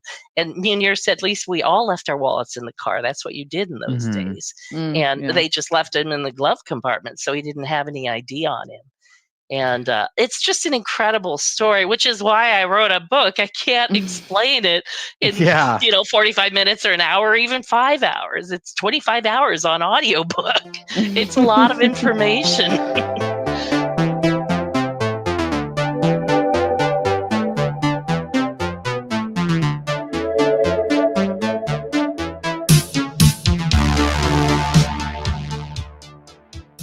Well, I do want to pause and go back to the hypnosis stuff, because I think that maybe to, some people either who, I don't know, maybe haven't listened to our podcast for that long, or maybe are new to this story, that might sound so out of left field. Like you're saying, like, this is just something that, you make up on the stand. This is, something you grab for, last ditch effort kind of defense or whatever. But you say that, the hypnotist you saw was too young for him to have been involved in doing it to Sirhan. But the U.S. government has been involved in that kind of stuff for quite some time. 50s, and yes, and we have offhandedly sometimes we make reference to MK Ultra and similar programs to that. But for our listeners who aren't familiar, can you explain a little bit some of that? Yes, I will. So one of the things that happened during the Korean War is our Koreans soldiers were captured and confessed to war crimes. And they talked about that they said we'd sent biological warfare into Korea. Well, guess what? I met a guy who was forced to join the CIA when he learned that we were sending biological weapons into Korea. So it was actually a true story. But the cover story was that, well, they were hypnotized and programmed to say that, and that they were all given show trials. And so then Alan Dulles, being the psychotic genius that he was at the CIA at the time, he went to Congress and said, "Oh my God, they're brainwashing our soldiers. We need to investigate hypnosis and find ways to get the same kind of information from our POWs that we've captured and to prevent them from being hypnotizable. But we need lots of money to experiment." And the Navy did its own separate experiments, and the Army has done its own experiments. I mean, every branch has done experiments. But in the 50s, the CIA did a lot of them, and one of them was almost identical to what happened in the pantry. It was called Project Artichoke, and they posed it initially as a question in their documents: can a man of redacted nationality be made to commit an act of attempted assassination as part of a larger operation? So it's like, can we hypnotize somebody to stand and fire blanks so that other shooters can get in and do the job? And the answer clearly, sadly, is yes. And that's the other thing I found, that I've been, every time I go to a hypnosis show, you always hear the same thing: oh, we can never make somebody do something against their will. That's true and a lie at the same time, because you just can't do it overtly. I can't tell you, go kill your mother. You're not going to do it. But if I say, a spy has captured your family, and a woman who's going to look exactly like your mother, who's been trained to cry and laugh and talk to you and knows your whole family history, is going to come in here and kill you if you don't kill her first. And you'll never get your real mother back unless you kill this spy. In hypnosis, somebody might kill their own mother with that kind of a setup, because you've now changed the reality. And so with Sirhan, it's much simpler than that. They just change the reality, make him think he's back at the firing range. That would be an easy thing to program somebody to do. His lawyers called it range mode, Have you ever seen that Darren Brown special where he programs a person? I went to one of his shows once. And Darren Brown is a genius and a light worker, because Darren Brown's whole shtick is kind of helping you see how the trick is done, so that you are better protected from that sort of thing. I have the greatest respect for Darren Brown. And he did guess the PIN number of the person I went with. And, did he really? Oh my God, that's which so was freaky. Very weird. And then my name, which was, it was strange. Oh my gosh, he's quite skilled. But did you know the Discovery Channel did a replica of the Darren Brown experiment and got the exact same result?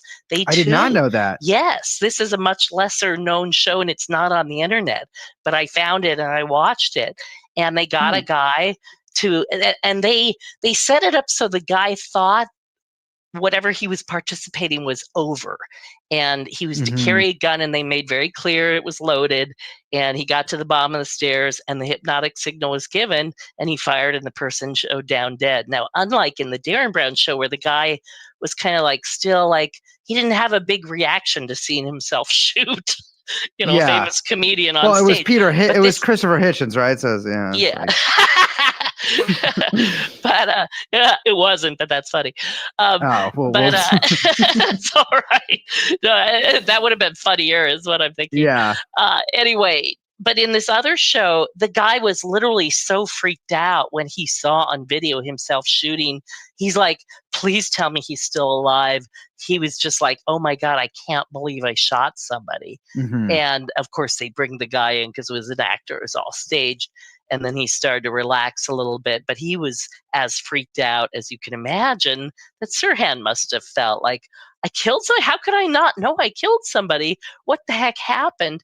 His first words to his mother, Munir told me this the other day, she's like, what happened? Sirhan's like, I can't remember.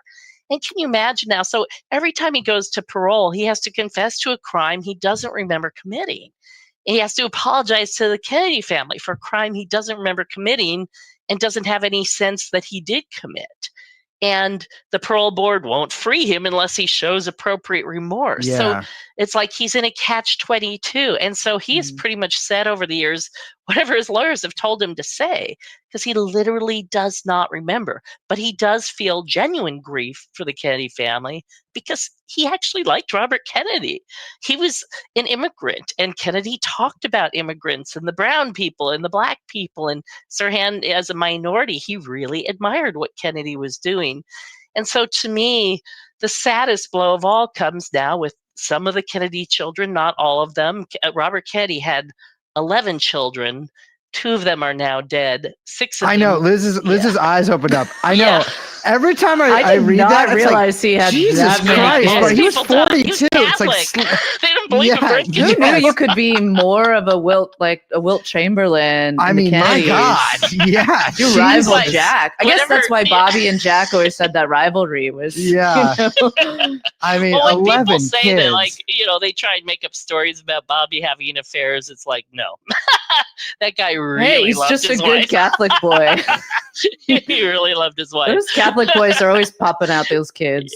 I will say a detail from your book that I had no idea. I mean, there's a lot of details I didn't know about, but one of the details that really stuck out to me was that, and if I'm getting this wrong, please correct me, but sure. Bobby slept at John Frankheimer's house the Yes. night before. And that, of course, is the director of the original, obviously not the later very bad Yes, Manchurian but the Candidate. original wonderful film. Yeah, the Incredible Manchurian movie. Candidate. Yes. And a Yeah. consultant to that film Mhm. said on the radio right after the assassination that Oh, he yes. suspected Sirhan had been hypnotized. And the thing is, a lot of us suspected he was the hypnotist, and that was the closest to a brag he could do because he was a Well, big later, braggart. didn't that hypnotist get in a little bit of trouble later too? Oh yeah. Oh yeah. So here's the guy saying you can't hypnotize people, do something against his will. And then these women sued him for having sex while they were under hypnosis. Yeah. Yes. Yeah, And yes. yeah, he suddenly, kind of just disappeared from the public scene after. He's like, actually, I misspoke. I said you can. You can. It's yeah. And that, unfortunately, that didn't just happen then. That is still happening. I quoted some cases from like the 1990s. Like a woman went into the pharmacy and then came home and felt weird. It's like something strange has happened. She figured out the pharmacist had hypnotized her and had sex with her. It's just, people don't have any idea how powerful hypnosis is.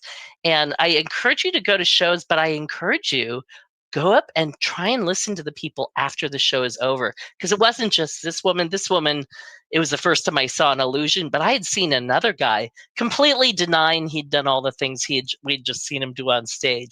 And he's like, oh, I was just fooling around. And he's like, I didn't mean any of that. And then his friend said, well, Sounds you like just me. did this. He's like, no, I didn't. I'm like, oh my God, he doesn't know what he did. Well, what's crazy to me is like people will see that stuff and be like, oh my God, that's so crazy, whatever. And I'm like, yeah, imagine that now with the full funding and fully backed research of the US military for half a century. Yes. Exactly. That's it, half a century. And in my book, I lay out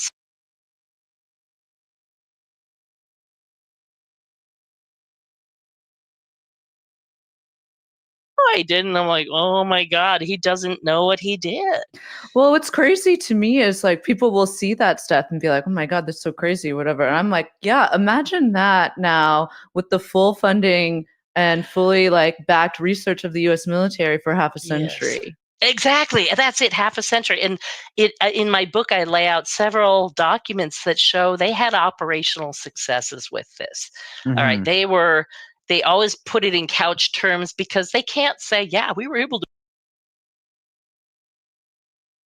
The structure motorized pergola system is reinventing the way homeowners experience the outdoors.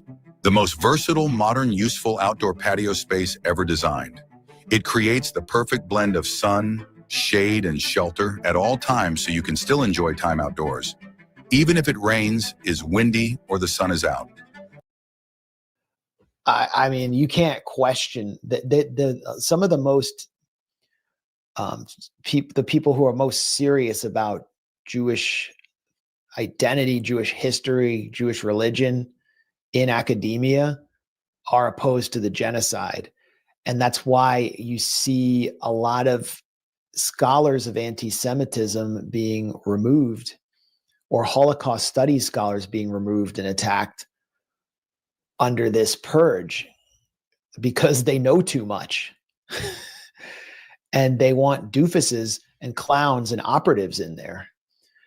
And, you know, if you look at who Trump just appointed as his new anti-Semitism czar, that'll really tell you something about. This is crazy. Sorry. Do I have this up? Sorry, I don't have it. His new anti-Semitism czar, I don't know if I'll have time to fully explain who he is, but this is Michael Tracy. Trump's picked for a special envoy to monitor and combat anti-Semitism. By the way, why is this position existing with Doge? Like, why is Doge allowing this costly position to exist? Shouldn't this be eliminated as waste and fraud? Like, do we need this? Well, of course. It's a Chabad rabbi from the Chabad cult, a fundraiser and a businessman. He runs a company, I'm annotating this, called Ruscap, which makes water out of air, and is a military contractor, which sends water fountains to the military that supposedly make water out of air. His name is Yehuda Kaplan, whom he met through Miriam Adelson. He is an Adelson operative. Trump's political empowerment of quote-unquote ultra-Orthodox Jewish movements is a unique feature of his recent activities. There's Miriam Adelson, Israeli intelligence asset, Likudnik warlord, Trump, and Yehuda Kaplan. And Kaplan is very influential in the Trump administration. He's, you know, Deborah Lipstadt was a Holocaust scholar who served as anti-Semitism czar under Biden, very Zionist, disgusting figure. But this character doesn't even try to hide it. By the way, he was born in Israel. He's an Israeli. He says the situation to Jews in America is similar to that of Jews in 1930s Germany. And he loves Trump calling out Islamic radical terror and the threat of Iran. Yeah, I'm not really feeling like I'm in 1930s Germany. Again, like, not that this matters, like, not that the feelings of, you know, Jewish people like ourselves matter right now, because it's the Palestinians that are being mass murdered. But it's like, you know, if we want to take a second just to look at that, it's so insulting to Jews when you think about it, that you're comparing the plight of Jews today to the plight of Jews during the Nazi Holocaust. You're completely trivializing their experience. You know, my great-grandparents, laws. Yeah, my great-grandparents were slaughtered in Auschwitz along with millions of people, and you're comparing our plight right now as privileged North American Jews to them. It's so insulting. And of course, like, you know, I don't want to spend too long being outraged about this, because our feelings don't matter right now. It's Palestinians that are undergoing the current Holocaust. But the fact that they can say this out loud, it shows not only their contempt for Palestinians and, you know, Arabs, but also just for Jews and the actual Jewish experience of the Nazi Holocaust. Otherwise, how could they possibly trivialize it in this way? It's so insulting. It's pathetic. But yet it's so popular now. And, you know, Dana Bash was, you know, this is not confined to just like Trump appointees. This is like liberals as well. Dana Bash of CNN also talked about the atmosphere on college campuses being similar to 1930s Germany. So this like self-victimization and this insult to the legacy of the Nazi Holocaust, it's bipartisan. It's widespread. It's not just the like Trump MAGA camp fringe, like Zionist fringe of the MAGA camp. It's also enlightened liberal journalists. Well, yeah, and if you feel like the Goyim are mad at you, maybe you should stop supporting the self-proclaimed Jewish state that's reenacting the Nazi Holocaust. That might be a good idea. I don't know. Speaking of the Holocaust, the Rebbe, the Moshiach, the Messiah of the Chabad cult, Rabbi Menachem Schneerson, who's like this holy figure to them, he wasn't just a Holocaust denier. He was kind of a Holocaust supporter. He believed the Holocaust was a good thing, and compared it to a limb being amputated. And he placed the blame for the Nazi genocide on Reform Judaism, on Jews not being religious enough. It is clear that evil descends from above, and buried within torment and suffering is a core of exalted spiritual good. It is quite possible that a physical affliction is good for the spirit. This is what he said at Kfar Chabad, which is like a fake city built between Tel Aviv and Jerusalem, where a Brooklyn brownstone is created in the midst of historic Palestine to recreate the home that Menachem Schneerson grew up in Brooklyn. I've actually been there. Yeah, the Holocaust was a good thing because it lopped off a disease-ravaged limb of the Jewish people in order to cleanse the Jewish people of its sins. Ugh. Do you want to know where to invest $1,000 right now? Well, forget about AI, quantum computing, electric vehicles, cryptocurrencies, or robotics. A little-known technology is projected to become roughly 10 times bigger than all of these technologies combined. You know, and many of those Jews were in the Socialist Bund, which was a major Jewish organization in Eastern Europe and also the Soviet Union, but all across Eastern Europe, which believed that Zionism was an abomination and resisted Nazism. And, you know, many of them participated in the fight against Nazism. And those are the people that Rabbi Menachem Schneerson condemned. Disgusting figure, disgusting cult. I've been among them. I went to Israel with them through the Birthright Israel program. Not that I knew they were on my trip, but they were like our guides. And the whole point of Chabad is, and they're fun. Like you get drunk with them, and like they party, and they do like cool like b-boy style dances. Like it's kind of impressive. And they understand they're really into Kabbalah and numerology, but that's all kind of like a tactic with secular Jews like me, or ostensibly secular, to bring us in to their cult. They are the only Jewish sect that proselytizes. But they proselytize among Jews. And now it appears that they're proselytizing or currying influence and favors within powerful sectors of the international right wing. The Trump administration has a very special relationship with the Chabad cult, as does Javier Milei, who is basically a member of it and I think is converting to Judaism and was recently honored by Chabad in Miami. But here's Trump and Howard Lutnick paying homage to Rabbi Schneerson during back in October. They're making a pilgrimage to Schneerson. I've never seen an American president do this. And this is like a cult-like figure. They believe he's the Messiah who will come back to earth and establish a holy reign, and who believes that Gentiles are subhuman. That's Howard Lutnick from Cantor Fitzgerald to Trump's right. I mean, this is like something out of an anti-Semitic fantasy. And you wonder why if anti-Semitism is rising, you wonder why. Like, this is not someone that a president should be praying to. And the Chabad cult also helped Ivanka Trump convert to Orthodox Judaism in order to marry Jared Kushner, Trump's son-in-law. I think that's the case. And look at what Donald Trump just did.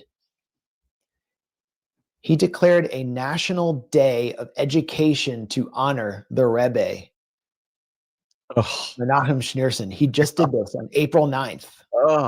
He signed it into law with Chabad cultists all around him. This is like one of the stories the media isn't telling about the Trump administration, is how deeply penetrated it is by Chabad.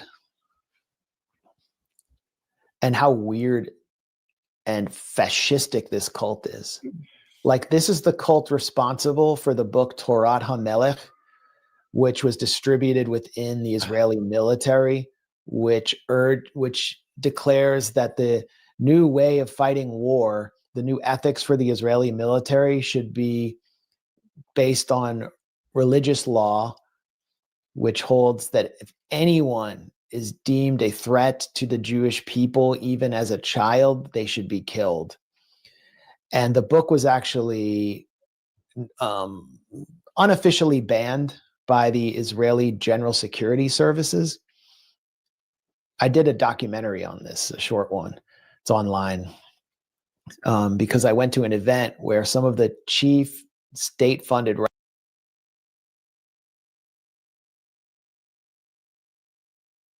On August 22nd, I told viewers that the road to artificial general intelligence was already bringing massive changes to society and disrupting industries around the world.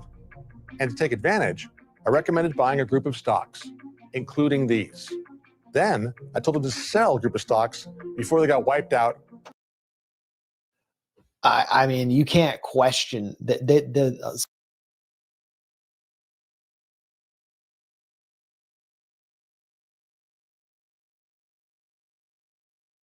5 years later, the Jerusalem bomb was the beginning of terrorism as a media.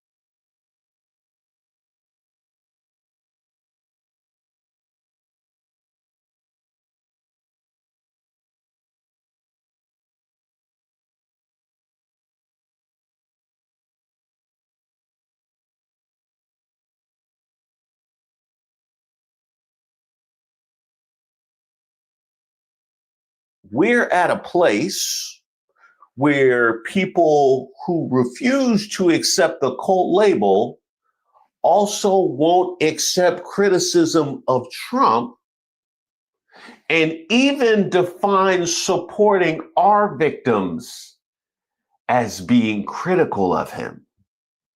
But he's not guilty.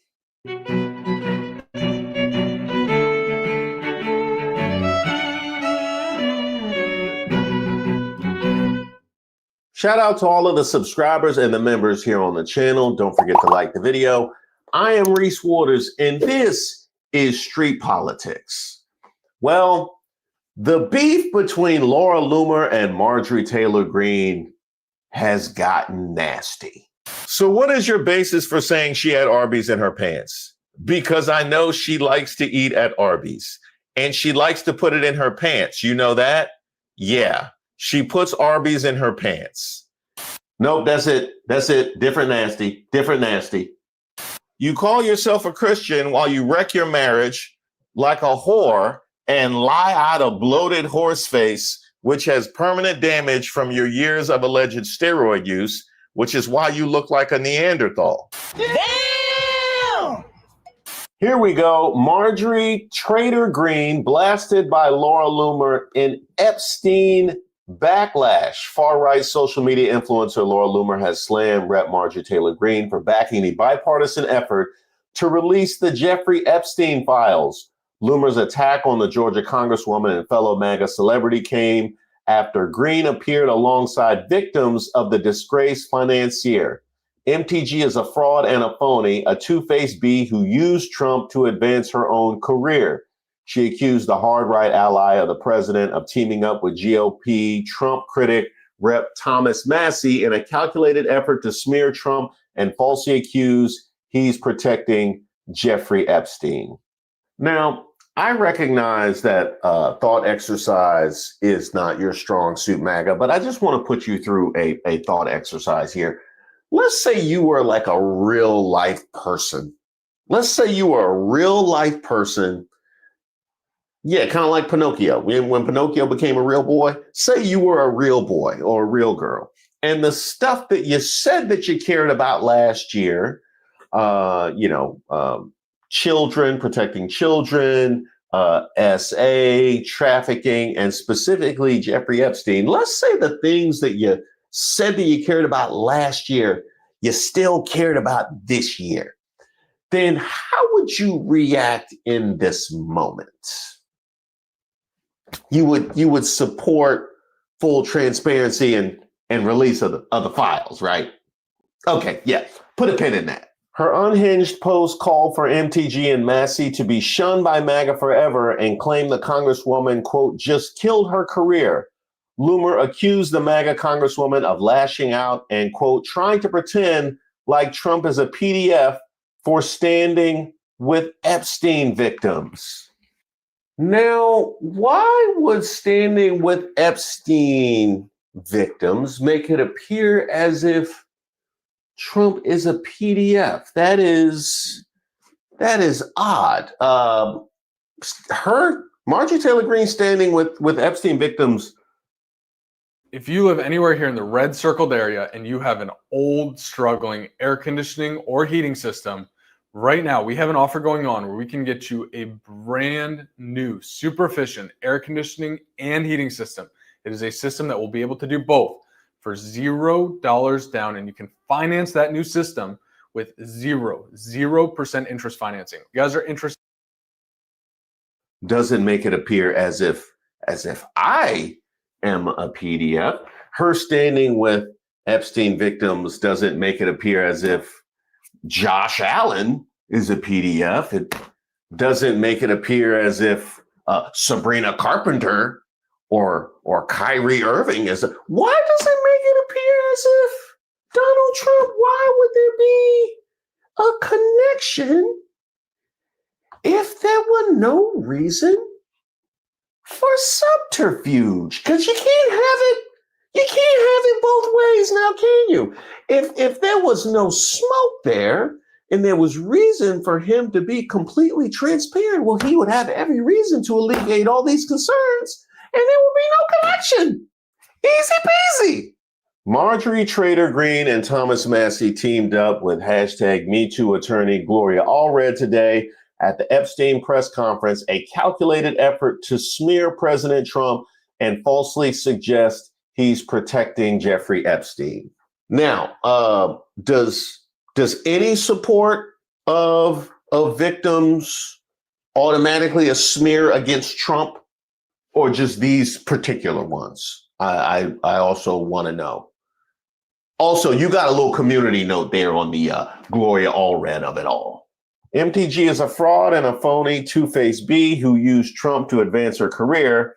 Now that she can't run for U.S. Senate or governor of Georgia with Trump's endorsement, she's lashing out, trying to pretend like Trump is a PDF.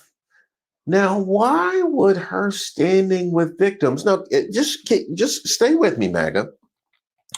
We have reached the portion of the program where any support for victims, the same victims that you guys were standing behind and wanting justice for less than a year ago, now we're at a point where any support of those victims is being perceived as a smear against Trump and a prosecution that he is a PDF.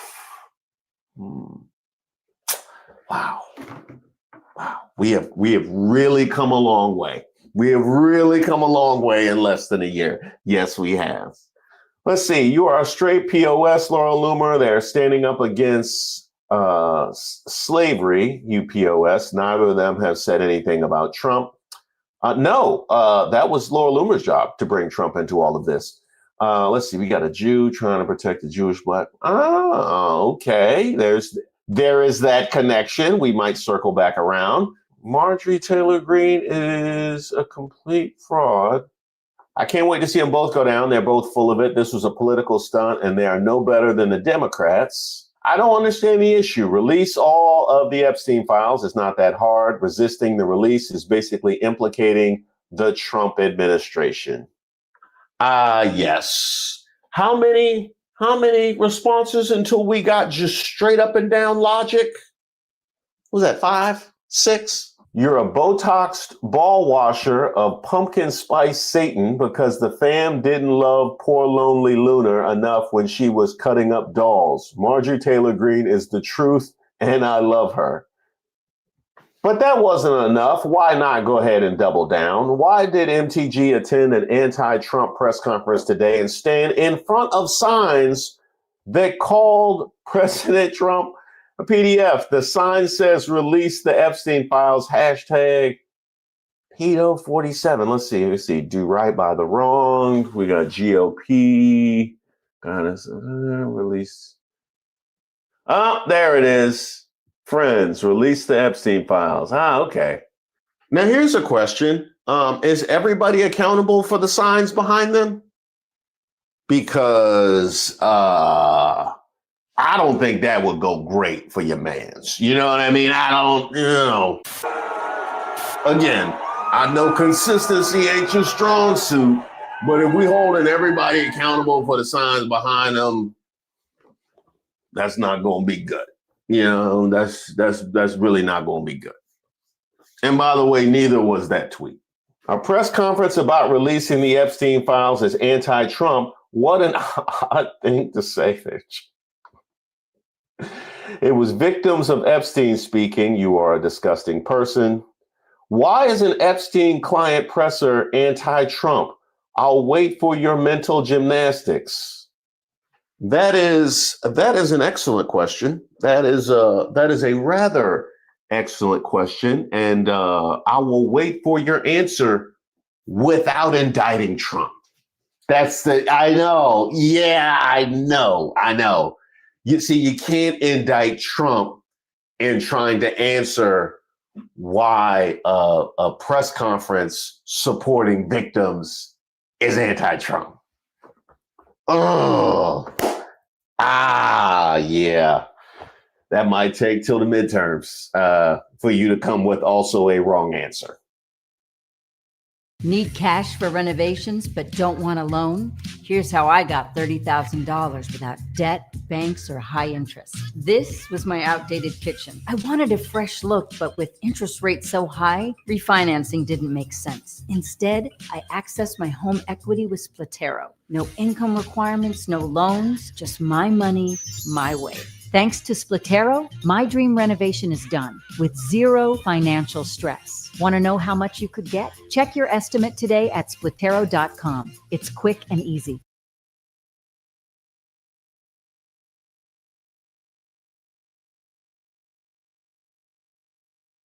Your AI coding agent is only as good as the prompts and the context you give it. That's why this is a killer feature. Look how I take this vague feature request and turn it into this beautiful context-aware prompt. This is all thanks to this prompt enhance button in Augment Code. With just one click, it'll take any vague prompt and use the context of your code base to enhance it. Now everyone is a pro prompt engineer. I've been telling everyone for years that MTG is a Trump hater. Today I was vindicated. To which the response, so standing with Epstein victims is being a Trump hater now. Wild. So let me get this straight. Only Trump haters want the Epstein files released. Can you explain that logic? Just because MTG spoke out for victims at this press conference does not mean she was part of the obvious psyop. What I've seen, observed, and researched about her for several years suggests otherwise. So no, you were not vindicated. I think it's about damn time people stop weaponizing our victims to push political agenda, whatever that may be. It's effing disgusting, and we're all sick of it. People can disagree with Trump. I voted for him, and I don't like everything he's done. The handling of this Epstein crap is one of them. Tone it down a bit. You're just causing more division, and it's not doing anything for our nation. And all that plastic surgery and Botox must have effed your brain up. As someone who voted for Trump, it's 100% okay to criticize him when he does dumbass ass like fumble the effing Epstein matter. I don't think you're intelligent enough to understand the S you're doing is exactly the same BS they would do. Well, it is cult behavior. It is definitely cult behavior. And I'm pretty sure Massey nor MTG claimed Trump had anything to do with Epstein. Your inability to criticize Trump makes you an effing cultist. No politician over Christ ever. Now crawl back into your cave and shut the F up. Now, just to reset the tables a moment here, we're at a place where people who refuse to accept the cult label also won't accept criticism of Trump and even define supporting our victims as being critical of him. But he's not guilty. And of course, she's not alone in that regard. Here comes Cat Turd lapping up the nonsense. Laura Loomer was right about Marjorie Taylor Greene. To which we get Laura Loomer was absolutely wrong about Marjorie Taylor Greene. She's 1,000% America first, a true patriot. She does not take money from AIPAC. America sends large sums to Israel, and then the money returns to America through AIPAC. Marjorie Greene is against financing any other country except America. Laura Loomer actively supports Israel, which is why, of course, she doesn't like Marjorie Greene. Oh, they squabbling in the comments. MTG continues to financially support her daughter from her gains in the stock market, and Laura Loomer remains relentless in her pursuit of uncovering the truth. The response, okay, Mossad bot. Now, as hard as it is to defend your objection to true transparency and supporting victims as being an indictment of Trump without an admission of guilt, as impossible of a needle as that is to thread, then I want to drop on top of it this schism that's been created in the right wing over Israel, which pits you on opposite sides. And I'm supposed to assume that has nothing to do with it. Because when you're not trying to obscure any level of transparency about this issue, this is how you're spending your time. A friend of mine was traveling in Salt Lake City at the airport yesterday. She took this photo and sent it to me. A Muslim woman in a full burqa was using the sinks of the airport bathroom to wash her son's feet before praying. Airport bathrooms are now foot washing basins for Muslim invaders. The 24-year anniversary of 9/11 is in 7 days. Now, let's start here. If you're upset about that, wait till you find out what happened with that changing station. Just wait till you see the cultures of that changing station, if that's a problem. And I can tell you, just based on what I've seen, that washing a child's feet in the sink might be the cleanest that sink has been all day. You know what I mean? That might be the cleanest that sink has been all day. Now, how about this part? What makes her an invader? What makes her an invader? Because we don't know who she is. We don't know where she's from. We don't know where she was born. We don't know where she's going.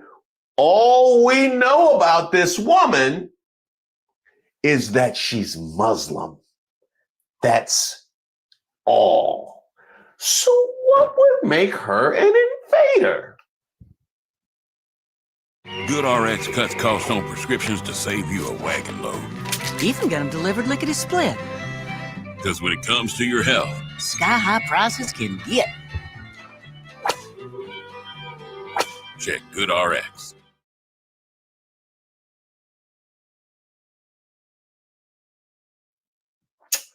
That's tough. The only thing that I could possibly guess is the only piece of information we have, that she's Muslim. That's the rhetoric that we're getting from Laura Loomer. And before I leave this, I just gotta holler at Muslims for Trump. Yeah.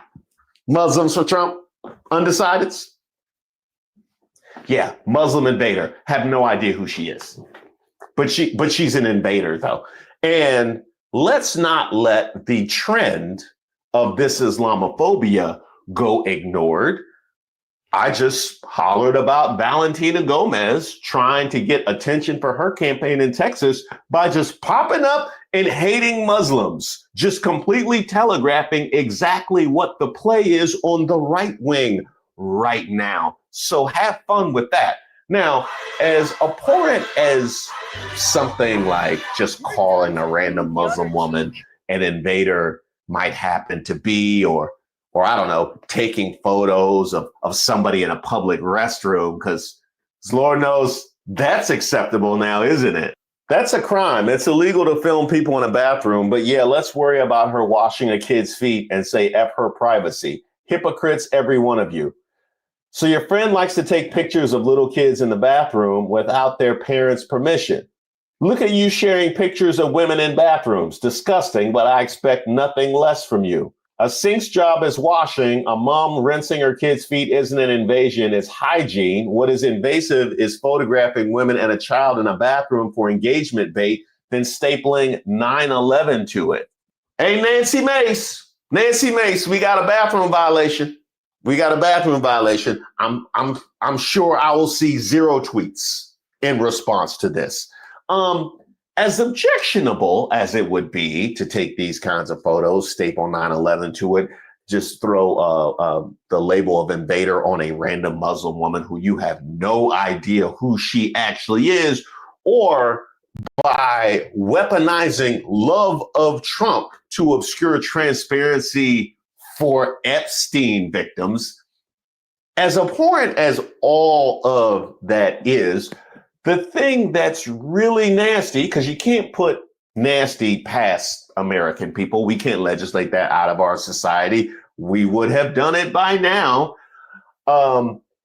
is the elevation of that level of vileness. The elevation all the way to the highest reaches of our government. From Senator Mark Warner, folks, I'm getting attacked online by far-right conspiracy theorist Laura Loomer and her band of internet trolls. She attacked me on X for arranging a routine oversight meeting with an intelligence agency in Springfield, Virginia, and now Trump and his cronies canceled the meeting. I can't overstate how unprecedented and dangerous this is. This administration is taking its marching orders from a whack job with a history of 9/11 denialism, anti-Muslim harassment campaigns, and associations with white supremacists, and is putting our entire country's national security at risk. Let me be clear, I'll never be deterred from carrying out my constitutional responsibilities by extremist attention seekers. Now, let me get this straight. Are you a 9/11 denier?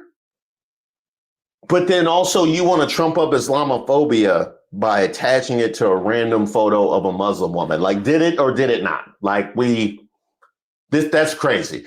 That's as wild as attacking Kamala Harris for not being black and then lobbing anti-black racism her way, which is another thing that you did. If you're wondering where all of this leads and where all of this is going, we'll look no further than The Atlantic. Make McCarthy great again. Laura Loomer has become the Joseph McCarthy of the Trump era. The first thing Laura Loomer wanted to know when I called her earlier this month was whether or not this was going to be a hit piece. The self-described investigative journalist and unofficial advisor to Trump is familiar with the genre. She had just attacked the United States Navy for praising a recipient of the Medal of Honor. She would soon claim without evidence that Republican Representative Marjorie Taylor Greene, another person comfortable trafficking in unsubstantiated allegations, was giving out jobs in the back rooms of CrossFit gyms. Here's the evidence she cheated on her husband. It said that excessive steroid use in women makes women develop a form of increased sex drive. Marjorie Taylor Greene claims to be a Christian, but she cheats and lies to get what she wants and wears a cross around her neck as she cheats on her husband. she get in the back room of the CrossFit gyms while wearing her wedding ring and her cross, pretending to be a Christian.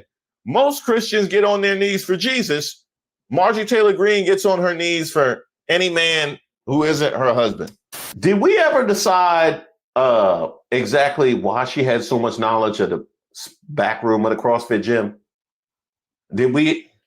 And did Marjorie Taylor Greene boyfriend ever see her? Like, did that ever get? And who got all these jobs? بصفا أقول معقول وصلنا لهذا البرود.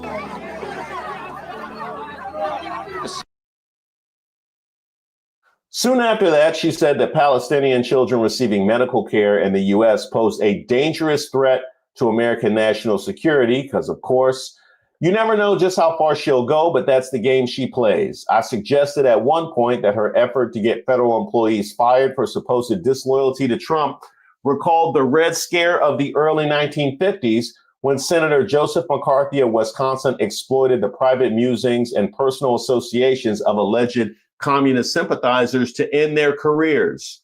She loved that. Joseph McCarthy was right, Loomer responded without missing a beat. We need to make McCarthy great again. Yeah, MAGAs, y'all did this. Y'all did this. You did this to yourselves. You did this to yourselves.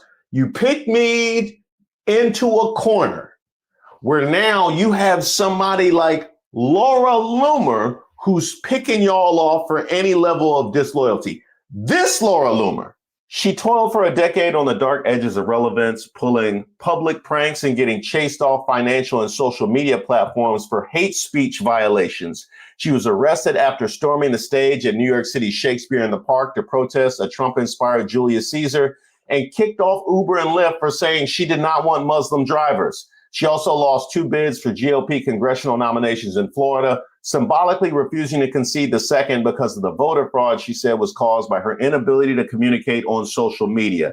Yeah, that sounds like voter fraud. She found out at the end of last year she wouldn't get a White House job she thought she was promised and lost her ability to make money on X after violating the platform's doxing policies. Yet here we are. Yes, here we are indeed. You guys work your whole career to get to the seat of power, only to find out you're sitting behind Laura Loomer because you refuse to open your mouth up to this point at the actual absurdity. And as for Marjorie Taylor Greene, now she presents a pretty fascinating case because she, in her future, will tell us what life looks like once people realize the damage that they've done. Huh? No, I wasn't talking about CrossFit. I wasn't talking about that. Now, I wasn't talking about Arby's neither. Actually, maybe a little bit. Arby's, we have the meat. Thank you guys so much for watching the video. Now, there's not a lot that we can count on these days. There's death, taxes, and the Cowboys being trash. Y'all are trash. And I mean this from the bottom of my heart. Y'all are trash. And I mean trash. But one of the other things you can count on is my Tuesday lives. They started on Tuesday nights, and then we went to the afternoon, and then they went back to nights. And wow, I really have been, I've been out here tacoing like Trump. I have all the commitment of a new ICE recruit. Well, here's the thing. Huh? There's so much that's happening in the afternoons. I find that's probably a good time for me to do my lives, and I can give some more immediate reactions. There'll be some polls that'll go up on the community tab, so be on the lookout for that. Also be on the lookout, especially while you're in the comments, for imposters. I mean, really, these imposters and these scam artists love my content more than I do. Honestly, they be there more than Miss Ray. We have been hoodwinked, bamboozled, led astray, run amok. Scammers love my content like X loves racism. Finger licking good special. That's what I'm talking about. But I want you to know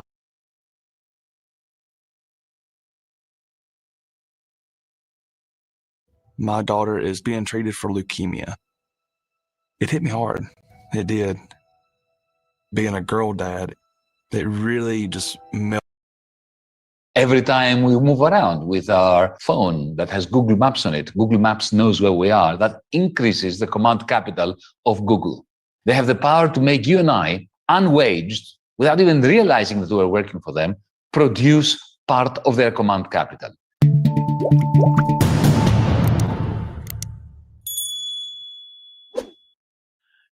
These are pretty bleak days.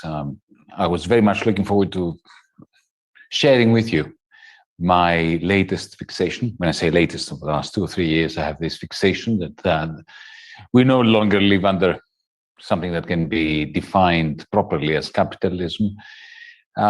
Look, wherever we turn, we see capital. Capital making gains over labor, over society, over our democracies. And here I am with an outrageous thesis that capitalism is on the way out. Now, where am I coming from? Let's begin with capital, shall we? Now, what's capital? It's not money. It's not a kind of divinity. It's something very tangible. Economists, and I used to be an economist up until fairly recently, we define capital as goods that have been produced for the purposes of assisting in the production of other goods. In other words, produced means of production. That was what capital was. Robinson Crusoe's salvaged fishing gear in fiction, a farmer's plow back in ancient times, in feudal times today, a smith's furnace or hammer. These are manufactured goods that help produce a larger catch of fish, more food, shiny, steely tools. This is what capital has always been.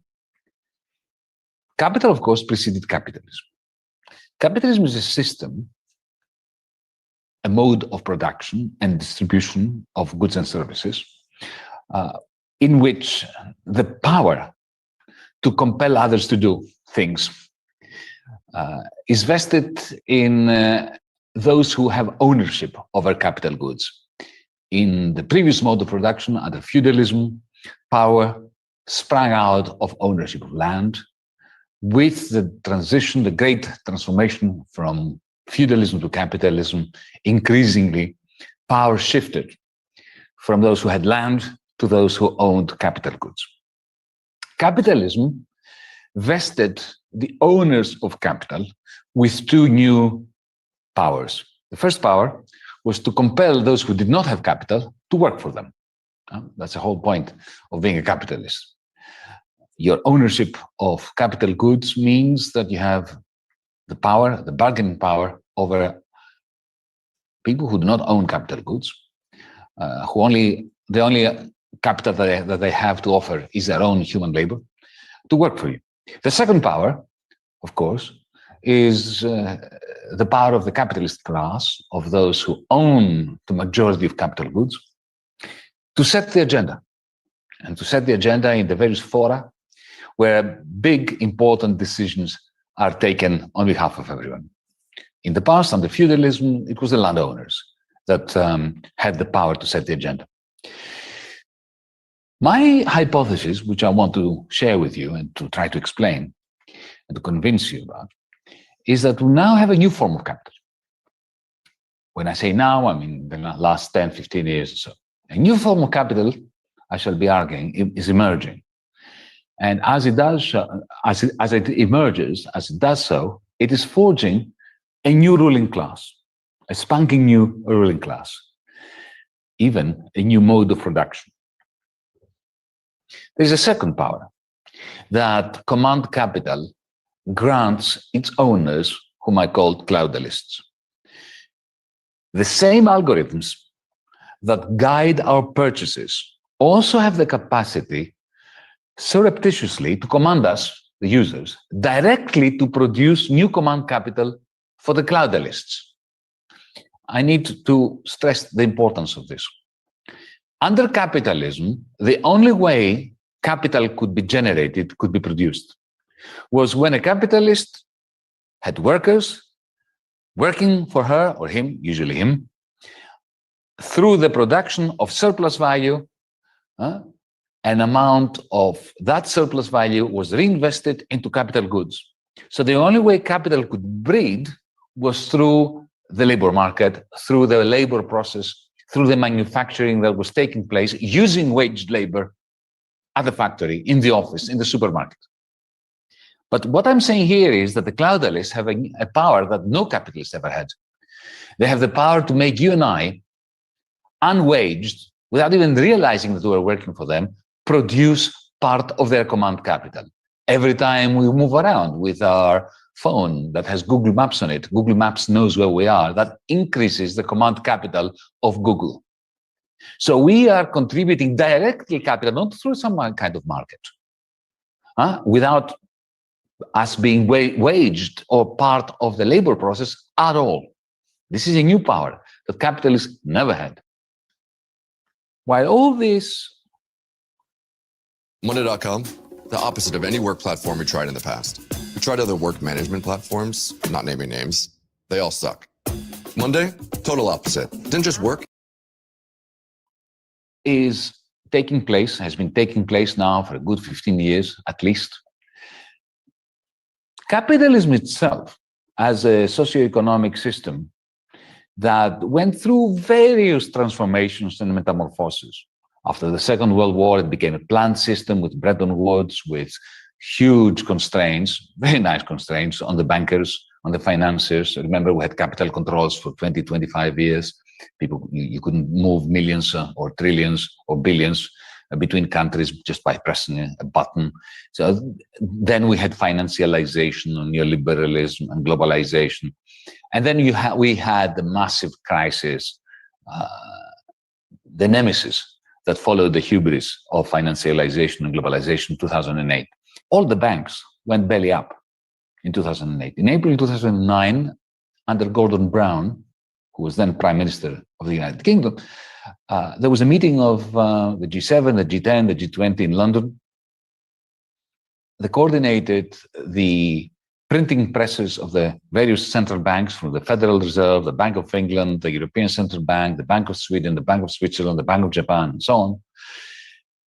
They printed a lot of money and they refloated finance. But in so doing, given that the other side of the same coin was austerity for the vast majority of people in the world, you had a combination of austerity for the many and socialism for the bankers with printed money.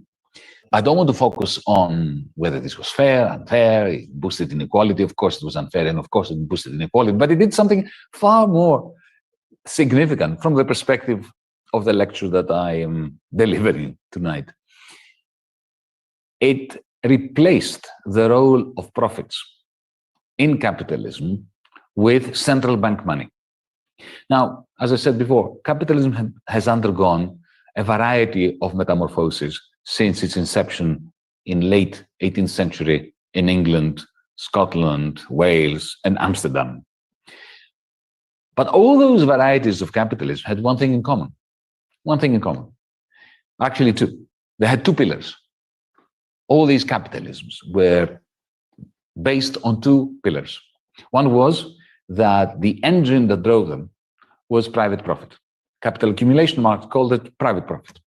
The second one was that all the exploitation, all the money making, all the value creation, exchange value creation was happening through markets, labor markets, product markets, energy markets, futures markets, financial markets. Markets, profits, the two pillars of capitalism. Well, my thesis, or part of my thesis, is that from 2009 onwards, the role that profits used to play in fueling the engine that pulled capitalism ahead was profits were replaced by central bank money. And you can see that most of the most important companies of the last 10, 15 years don't really make profits. If you look at Uber, Airbnb, Netflix, Spotify, Tesla, very little profits, if any. if any. What drives them is a stock exchange where their shares are going through the roof. And why are the shares going through the roof? Because central banks have been printing the money to make sure that the financial markets remain in rude health. The second pillar, markets, they are on the way out, and I've already explained why. Because command capital has risen to such an extent that not only does it tell us what we want, but it also creates the platforms on which we can actually buy that which they tell us that we want. And remember, these are not markets, they're platforms. The moment you enter Amazon.com, you have exited capitalism. In the same way that the moment you walk into the Google campus in California, you exit capitalism because you enter a centrally planned organization with a complete hierarchy. There's no market in Google. In the same way, there is no market in General Motors. There is no market in Volkswagen. The moment you enter the factory, there's no market there. It's like, you know, a Stalinist organization. Maybe it's quite pleasant, but it's still a hierarchical, top-down, non-market organization. The moment you enter Amazon.com, remember, there is one person that owns the algorithm that determines, once you are in Amazon.com, what you see, what you can buy, what you can't buy, what you can't see. Some people see one thing, other people see another thing. It's this algorithm that determines that. This is not a market. This is like a feudal estate, a fiefdom. Only it's a digital one, a digital fiefdom. So if you take seriously my hypothesis so far, what we have is a new kind of capital, which I call command capital, that has given rise to a new... On August 22nd, I told viewers that the road to artificial general intelligence was already bringing massive changes to society and disrupting industries around the world. Ruling class, the cloudalists, with traditional capitalists becoming subsumed, becoming a vassal class vis-a-vis the cloudalists. You have the replacement of profit-making with central bank money, which creates new ways of telling people what to do. Yeah? Because if you are Elon Musk, for instance, your capacity to make the world go round draws from the value of your shares, of the shares of Tesla, of SpaceX, and so on. And those values are not that much related to profit at all. They're related to the state money the central banks are printing, as well as to the command capital of companies that can, through, even when you buy a Tesla, it is command capital that directs the car. You know that when you buy a car like a Tesla, unlike a Volkswagen or Ford or, you know, a Jaguar, the company can just press a button and switch off your car or stop updating it. And that's it. Your car is kaput very, very soon after that. So capital may indeed be everywhere. And it's clearly on a rampage. It is on a triumphant march, flattening democracies, flattening social capital, flattening labor, creating an ever-burgeoning precariat, a vassal capitalist class. But capitalism, as we understood it so far, is on the way as a result of this new form of command capital that is giving rise to a new ruling class. There is no contradiction here. Just a sign of a new form of capital that dispenses with markets and whose reproduction, the production of command capital, is guaranteed by state money, not private profit.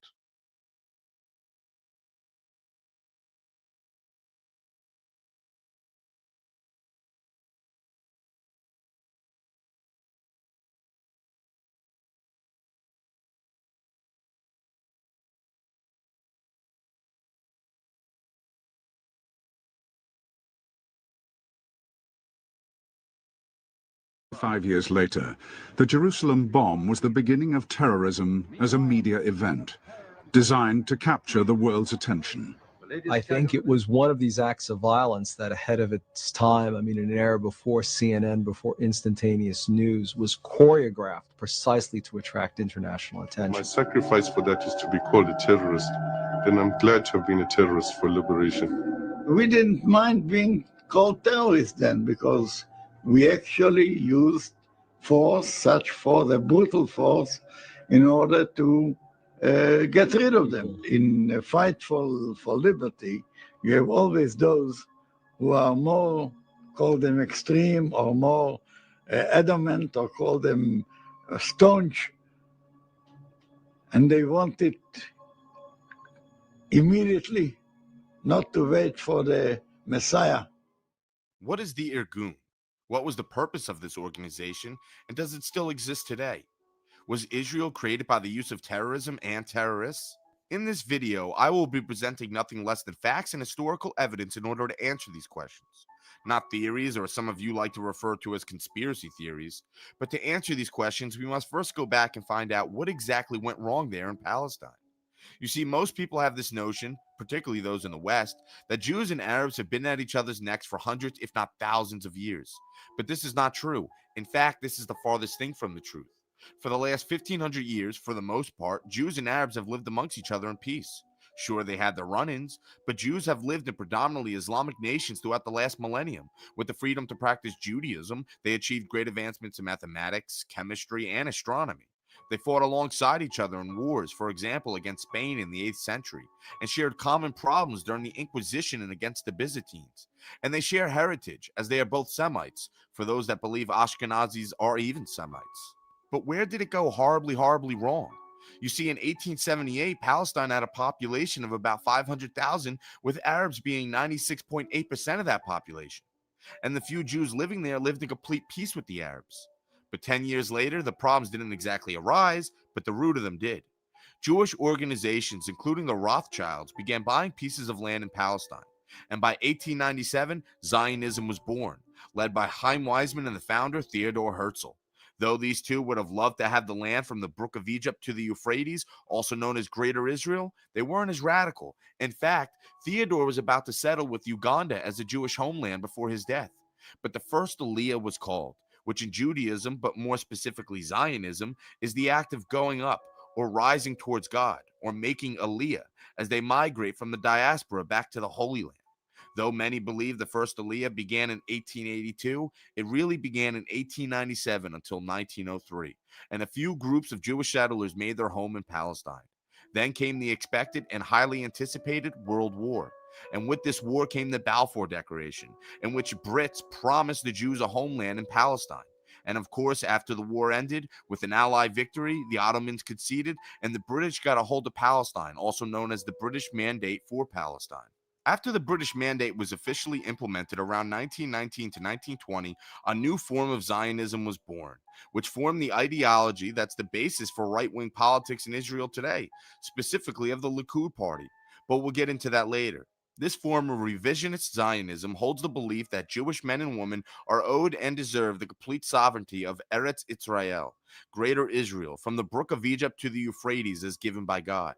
And this form of Zionism created a movement called Batar, founded by Ze'ev Jabotinsky in order to indoctrinate the ambitious Jewish youth to fight the enemies of Judaism, in the hopes of one day securing the Promised Land.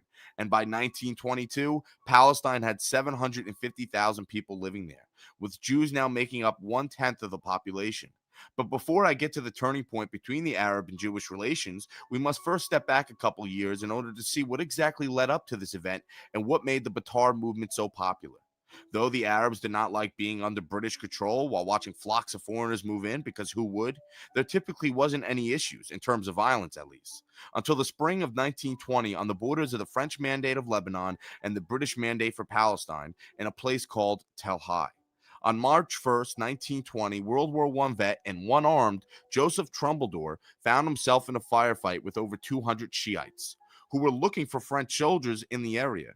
Apparently, the firefight started over a misunderstanding, but 7 Jews and 5 Arabs were killed, including Trumbull, who was there to protect the Jewish settlement. He instantly became a national hero and became the role model of the Batar movement. And Ze'ev Jabotinsky shared Trumbull's story all throughout Palestine to express the pride in dying for your country. Then, in the wake of the Battle of Tel Hai, tensions were high, and on Easter of that year, a riot broke out between the two groups for 3 days, known as the Nebe Musa riots. And at the end of the rioting, Jabotinsky founded a Jewish paramilitary organization known today as the Haganah. Then a year later, on May 1st, 1921, another riot broke out, known as the Jaffa riots. But this time it was between two Jewish groups, Ehud Havara and the Jewish Communist Party. But the riots eventually spread out enough to where the Arabs found themselves involved. And after a week long of rioting, 47 Jews and 48 Arabs lost their lives. For the most part, everything quieted down for the next 8 years. But that all changed. In fact, everything changed on August 15th, 1929. When a group of revisionist Jews, mostly of the Batard movement, organized by Joseph Klausner and led by Jeremiah Halpern, a student of Jabotinsky and would-be leader of the Haganah, marched to the Wailing Wall and began to claim it as theirs in a form of protest. And then the next day, Friday the 16th, Muslims gathered to pray at the wall in a protest of retaliation against the Jewish claims. Then, the next day on Saturday, 17-year-old Abraham Mizrachi tried to retrieve a soccer ball that ended up in the hands of a young Arab girl after it rolled into their tomato field. A confrontation ensued, which resulted in an Arab man actually stabbing the teen. This resulted with a group of Jews brutally attacking the police officers that showed up to arrest the Arabs responsible. Then they proceeded to burn the Arab shacks in the vicinity and stabbed one Arab youth in retaliation. On August 20th, Mizrachi died of his wounds, and his funeral sprung an anti-Arab demonstration. For the next couple days, the police reported 19 attacks, 12 of them being Jews on Arabs and 7 being Arabs on Jews. Then on the 23rd, Arabs flocked to Jerusalem to pray at Al-Aqsa Mosque, mainly in protest, carrying sticks and knives. And it was mostly on the assumption of, and rumors, that Jews were coming to protest the Temple Mount. By midday, a couple Arabs were found dead in the Jewish neighborhood of Meashim. This broke the final straw, and Arabs began the revolt. Fighting ensued between both parties, and the uprising lasted until the 29th. During this revolt, though, on the 24th, the Arabs ruthlessly massacred a Jewish settlement in Hebron known as the Hebron Massacre. And by the time the 1929 Arab revolt was done, 133 Jews and 116 Arabs were killed. The Yishuv began to feel as if the Haganah was not doing enough to protect them, especially since the Haganah had a policy of restraint, meaning their purpose was for defense only. And many members of the Haganah felt the same, including High Commander Abraham Tahomi. So a few members and commanders of the Haganah got together and created a new underground militia that they hoped would one day become a legit military organization called Irgun Tzava Lehomi, meaning National Military Organization, or just Irgun for short, and put Tahomi as the leader. Their symbol portrayed the greater Israel and a rifle with the words Rakach, in English only thus, meaning only by the gun will they achieve their goals. Do you know what the Irgun stands for? I say, yes, it stands for our liberation and making room for our friends in the diaspora to come here. Do you know what you have to do? I said, whatever I'm told. He said, put your hand on the Bible. And he said, say after me. They actually told us it's like getting married. I am Adina Chai. I'm swearing allegiance to the Irgun. And then he says, until such time that we have independence, and then we're free. And swiftly, many members of the Batard movement began to join the Irgun. And it was around this time in 1931 that the Palestinian population grew past 1 million inhabitants, with now Jews covering 17% of its population. But by 1936, with the rise of Nazi Germany in Europe, the Jewish population doubled within 5 years. Because of this, the Arab population began to protest and revolt against the British for allowing this to happen to their homeland. And though you'll come to find out the Irgun hated the Brits just as much, if not more, than the Arabs, they saw an opportunity to shove the Arabs out of Palestine, so they joined the revolt on the side of the British. But nothing too sinister went on in that first year of the revolt. And by April 1937, a referendum was held to discuss the independent existence of the Irgun, since many of the Yishuv thought it would be better to have one organized paramilitary fighting. So Abraham Tahomi and about half of the members with their weapons merged back with the Haganah. Most of what was left in the Irgun were young members of Batar, and this is why and when Jabotinsky stepped in to take control of the Irgun, and he became supreme commander with Moshe Rosenberg as his high commander.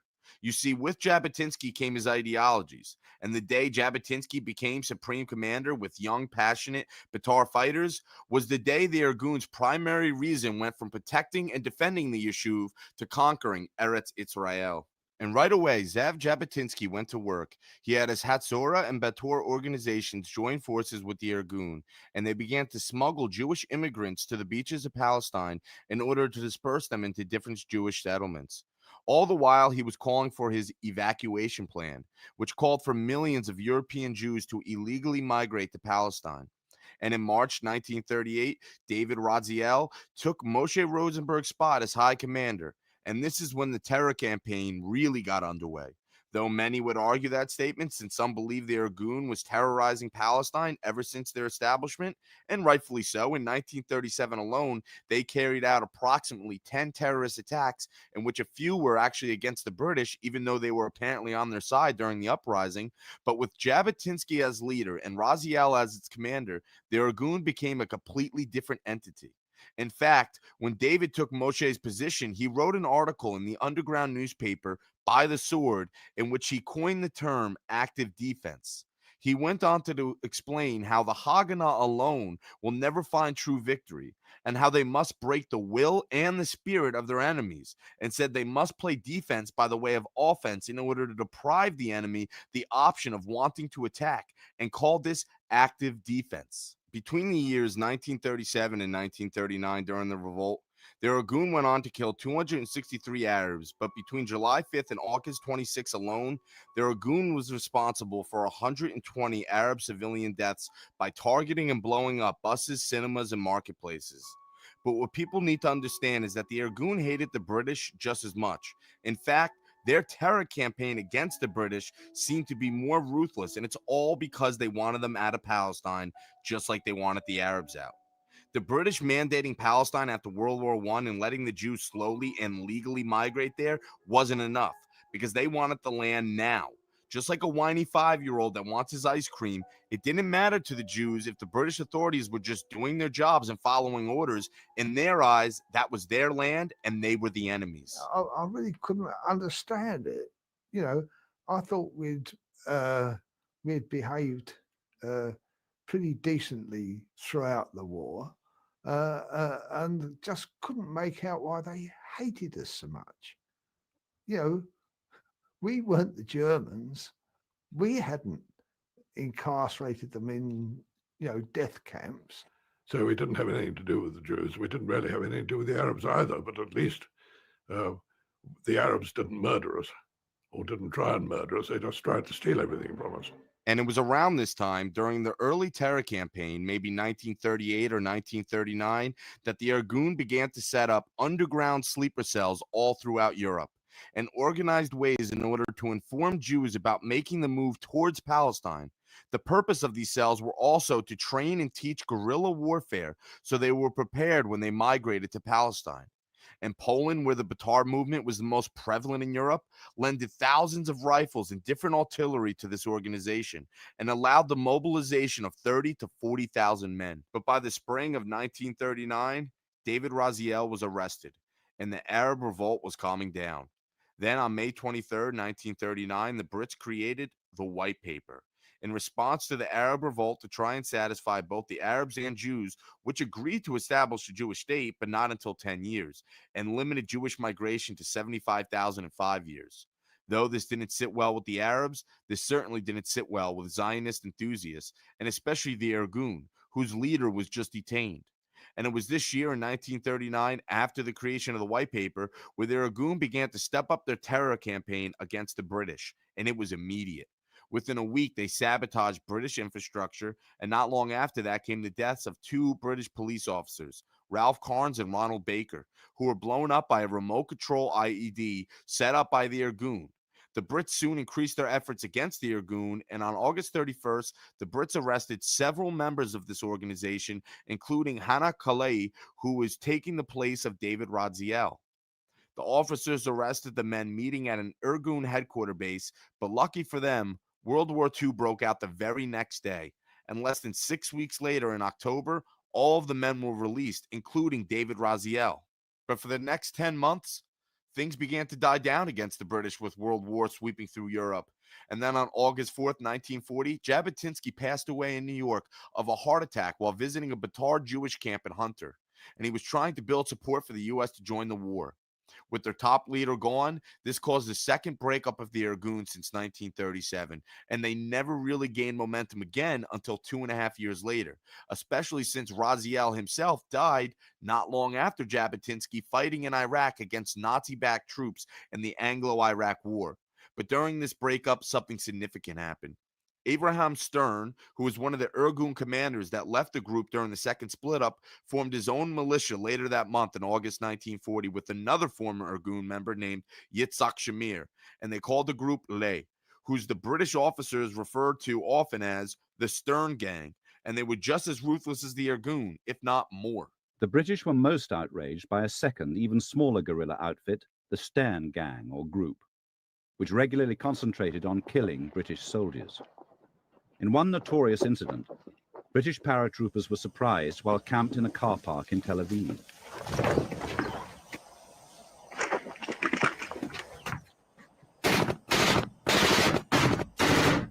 The fact that these soldiers were murdered in cold blood without being able to defend themselves in any way at all was a complete surprise. This group literally referred to their own members as terrorists, and much like the Irgun, their goal was Greater Israel and to scare any other race other than Jews out of Palestine. In fact, the Stern Gang operated very similar to Nazis, as they claimed themselves as the master race and actually wanted to collaborate with the Nazis to free the Jews. I know that doesn't make much sense, but anyways, I won't be going over much about this group, maybe here and there, but just know they were running around committing terrorist acts along with the Irgun in the 1940s, so just imagine what the Arabs and the British officers had to deal with. Weirdly enough, it wasn't until 1943 that the Brits finally realized they had a legit war on their hands. The Irgun was looking to rebuild its network, and with Yaakov Meridor as its leader, they decided to combine forces with the Haganah again to a single fighting body that they called Fighting Nation. And their very first plan was to kidnap the British High Commissioner of Palestine, Sir Harold MacMichael. But members of the Haganah leaked the plan, and it was stopped before it could even get off the ground. This is when Menachem Begin, a Russian-born Jew and rabbi who led the Batard movement in Poland, joined the Irgun and almost immediately took the role as its leader in 1943. And though their numbers had diminished in 1944 under the orders of Begin, the Irgun set up posters all around Palestine asking for recruits and declaring for a revolt against the British, ultimately calling for war. The first attack set out by the Irgun after calling for the revolt resulted in no casualties, as they bombed 3 immigration offices on February 12, 1944. And a couple weeks later, they bombed a few income tax offices, and then they began raiding police stations in order to confiscate weapons and ammunition. At this point, Begin decided to cut off all ties between the Irgun and the new Zionist organization as to not ruin the organization's reputation. But regardless, at this point, the British were pissed, and they began arresting and exiling any possible members belonging to either the Irgun or Stern Gang, and they sent them to Asmara detention camp in Africa. And as a result of this, the Stern Gang assassinated the British Deputy Resident Minister of State in Cairo, November 6, 1944. And by 1945, the British authorities still weren't giving in to their terror, and they continued with limited Jewish immigration and kept arresting members of both the Irgun and Stern Gang. But with the British authorities not giving up, either did each militia. For the next 10 months, the Irgun and Stern Gang carried out 19 attacks, which of course managed to rack up the body count. While the Stern Gang was running around the country like a pack of rabid animals, the Irgun was becoming more and more organized under the leadership of Begin. They began to run a series of well-operated, well-planned, successful terroristic operations, but they weren't always successful. For example, on April 23, 1946, the Irgun carried out an operation in order to steal weapons from Tagat Fort, which resulted in a firefight that killed 2 Irgun members and captured another, who was put on trial and hung. But the most infamous of these operations was soon to come. The British authorities decided to ignore the Anglo-American Committee of Inquiries, which recommended allowing 100,000 more Jews into Palestine, and instead they ran Operation Agatha, also known as Black Saturday or Black Sabbath, which was a huge raid done by the Brits in order to search for arms and other illegal material, and it resulted in the arrest of over 2,000 Jews. It was at this point in which the British authorities had enough evidence and legal documents in order to classify the Jews as a danger to Palestine. And they collected verifiable proof to label these groups as terrorist networks. And they had evidence linking David Ben-Gurion to these networks. So between the British government ignoring the recommendation of allowing more Jewish migrants and threatening the Jewish existence in Palestine with documented proof of their actions, the Irgun decided to take matters into their own hands. On July 22nd, 1946, the Irgun carried out the deadliest and most infamous atrocity yet. Under Menachem Begin, this organization blew up the southwestern corner of the King David Hotel, a British headquarters that housed the military command branch of the Criminal Investigation Division, where many of the documents were held regarding their crimes and activities committed by the deadly Jewish organizations. And they accomplished this by dressing as Arabs and stuffing bombs in the basement of the building disguised as milk crates. 91 people lost their lives, 78 civilians and workers, and 13 British officers. And there were pieces of reinforced concrete hanging down from the roof, several big pieces of it. And there were soldiers frantically digging in the stones in the floor. And there were people lying on the pavement, lying on the road. Everything rattling down. It was a dreadful experience.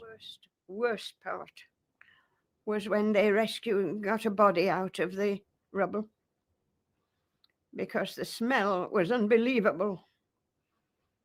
They came in through the office windows. We had to close them.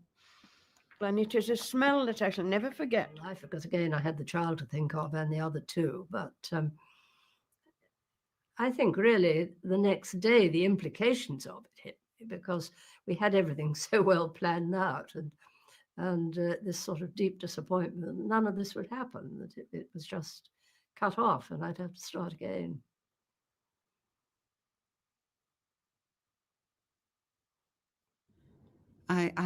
If you could put things back, but a war is a war. It was a war. There were soldiers. I was a soldier. It wasn't meant to kill her husband, to kill the policy that her husband was implementing.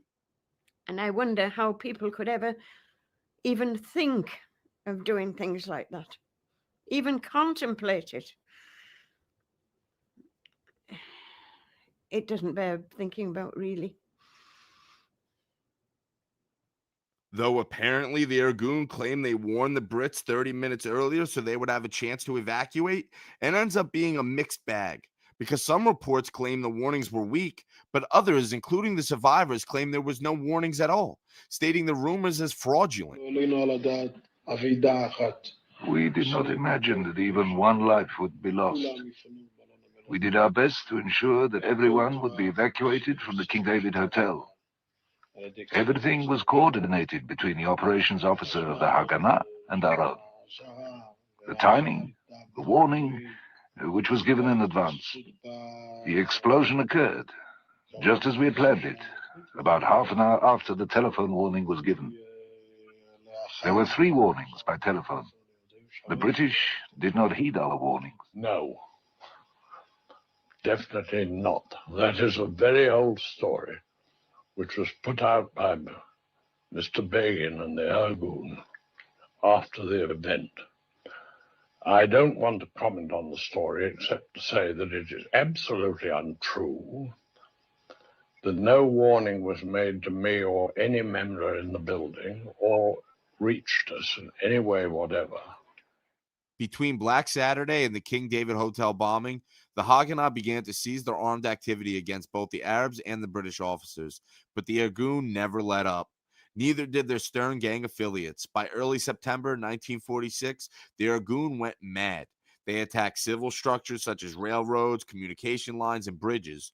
One such pitiless operation included an attack on a train station in Jerusalem, in which Mayor Feinstein, the perpetrator, was caught and detained by British police.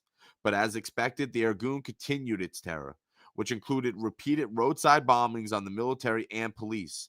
And on Halloween 1946, the Irgun's terror was carried outside of Palestine, and they blew up the British embassy in Rome, which was a center used for monitoring and stopping illegal Jewish immigration.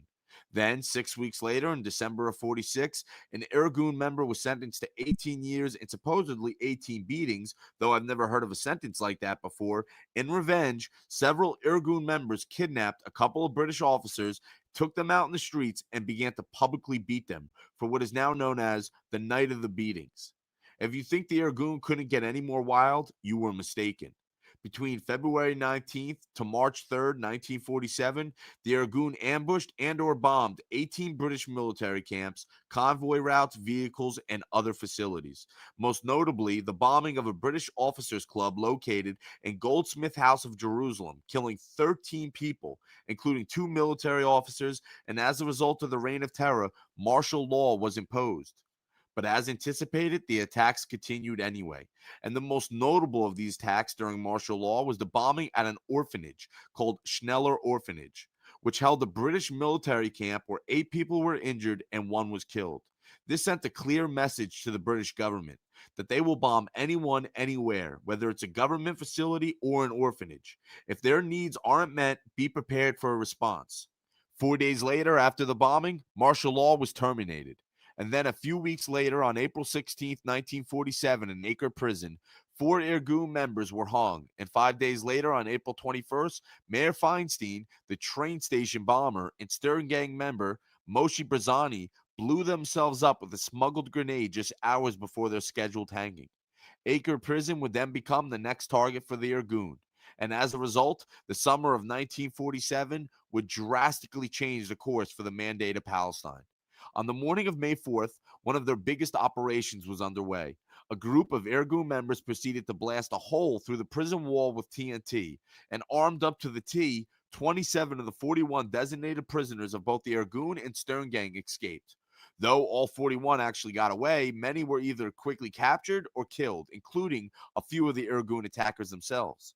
Ironically, 214 of the 394 Arabs in prison escaped, and mostly all of them got away. And of the 5 Irgun attackers caught, 3 were sentenced to death.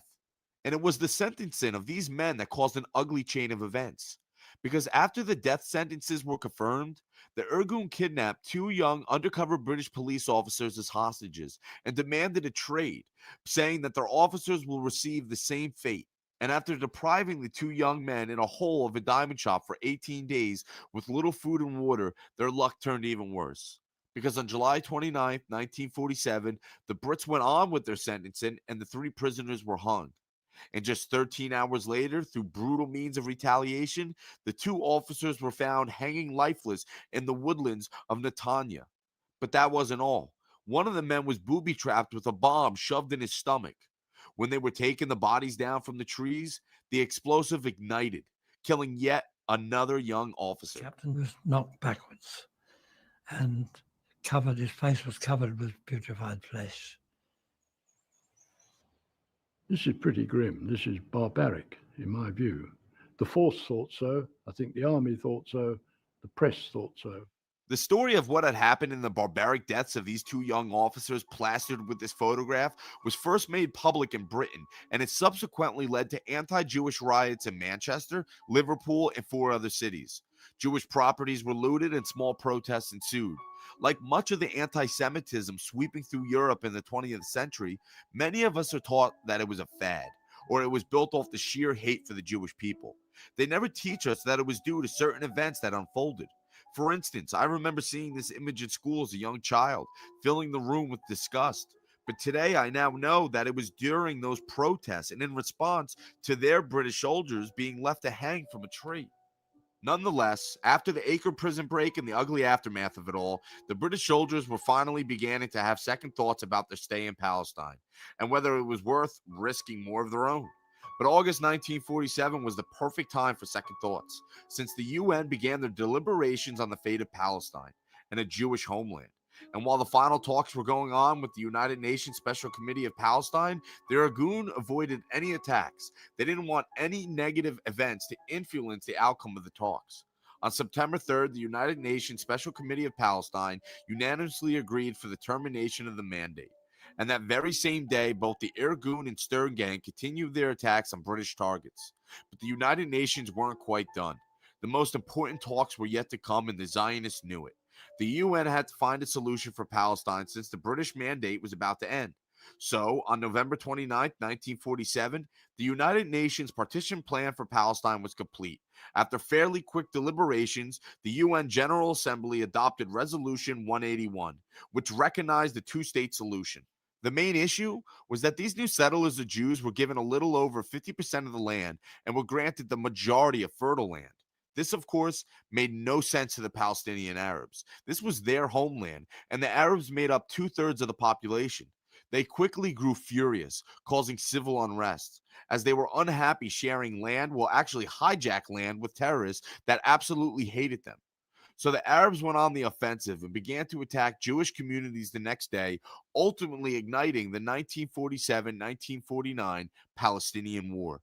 And immediately, the Irgun under Menachem Begin controlled and established military bases and started recruiting more and more fighters.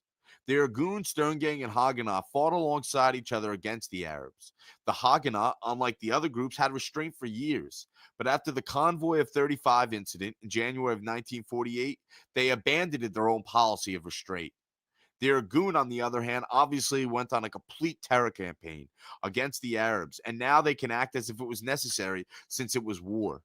Their fighting style never changed. As Raziel wrote a decade earlier, they must break the spirit and the will of their enemies, and that they did. Their campaign went on as usual, whether their targets were armed or not. For example, on January 7th, 1948, they stole a marked police van and rolled a barrel bomb into a large group of civilians that were just waiting for a bus at the Jaffa Gate, killing 16. And 2 days before that, they detonated a Larry bomb, killing 14. And though the mandate was terminated, the British didn't pack up and leave all at once. They slowly and systematically began to pull out, trying to achieve and keep whatever stability was left.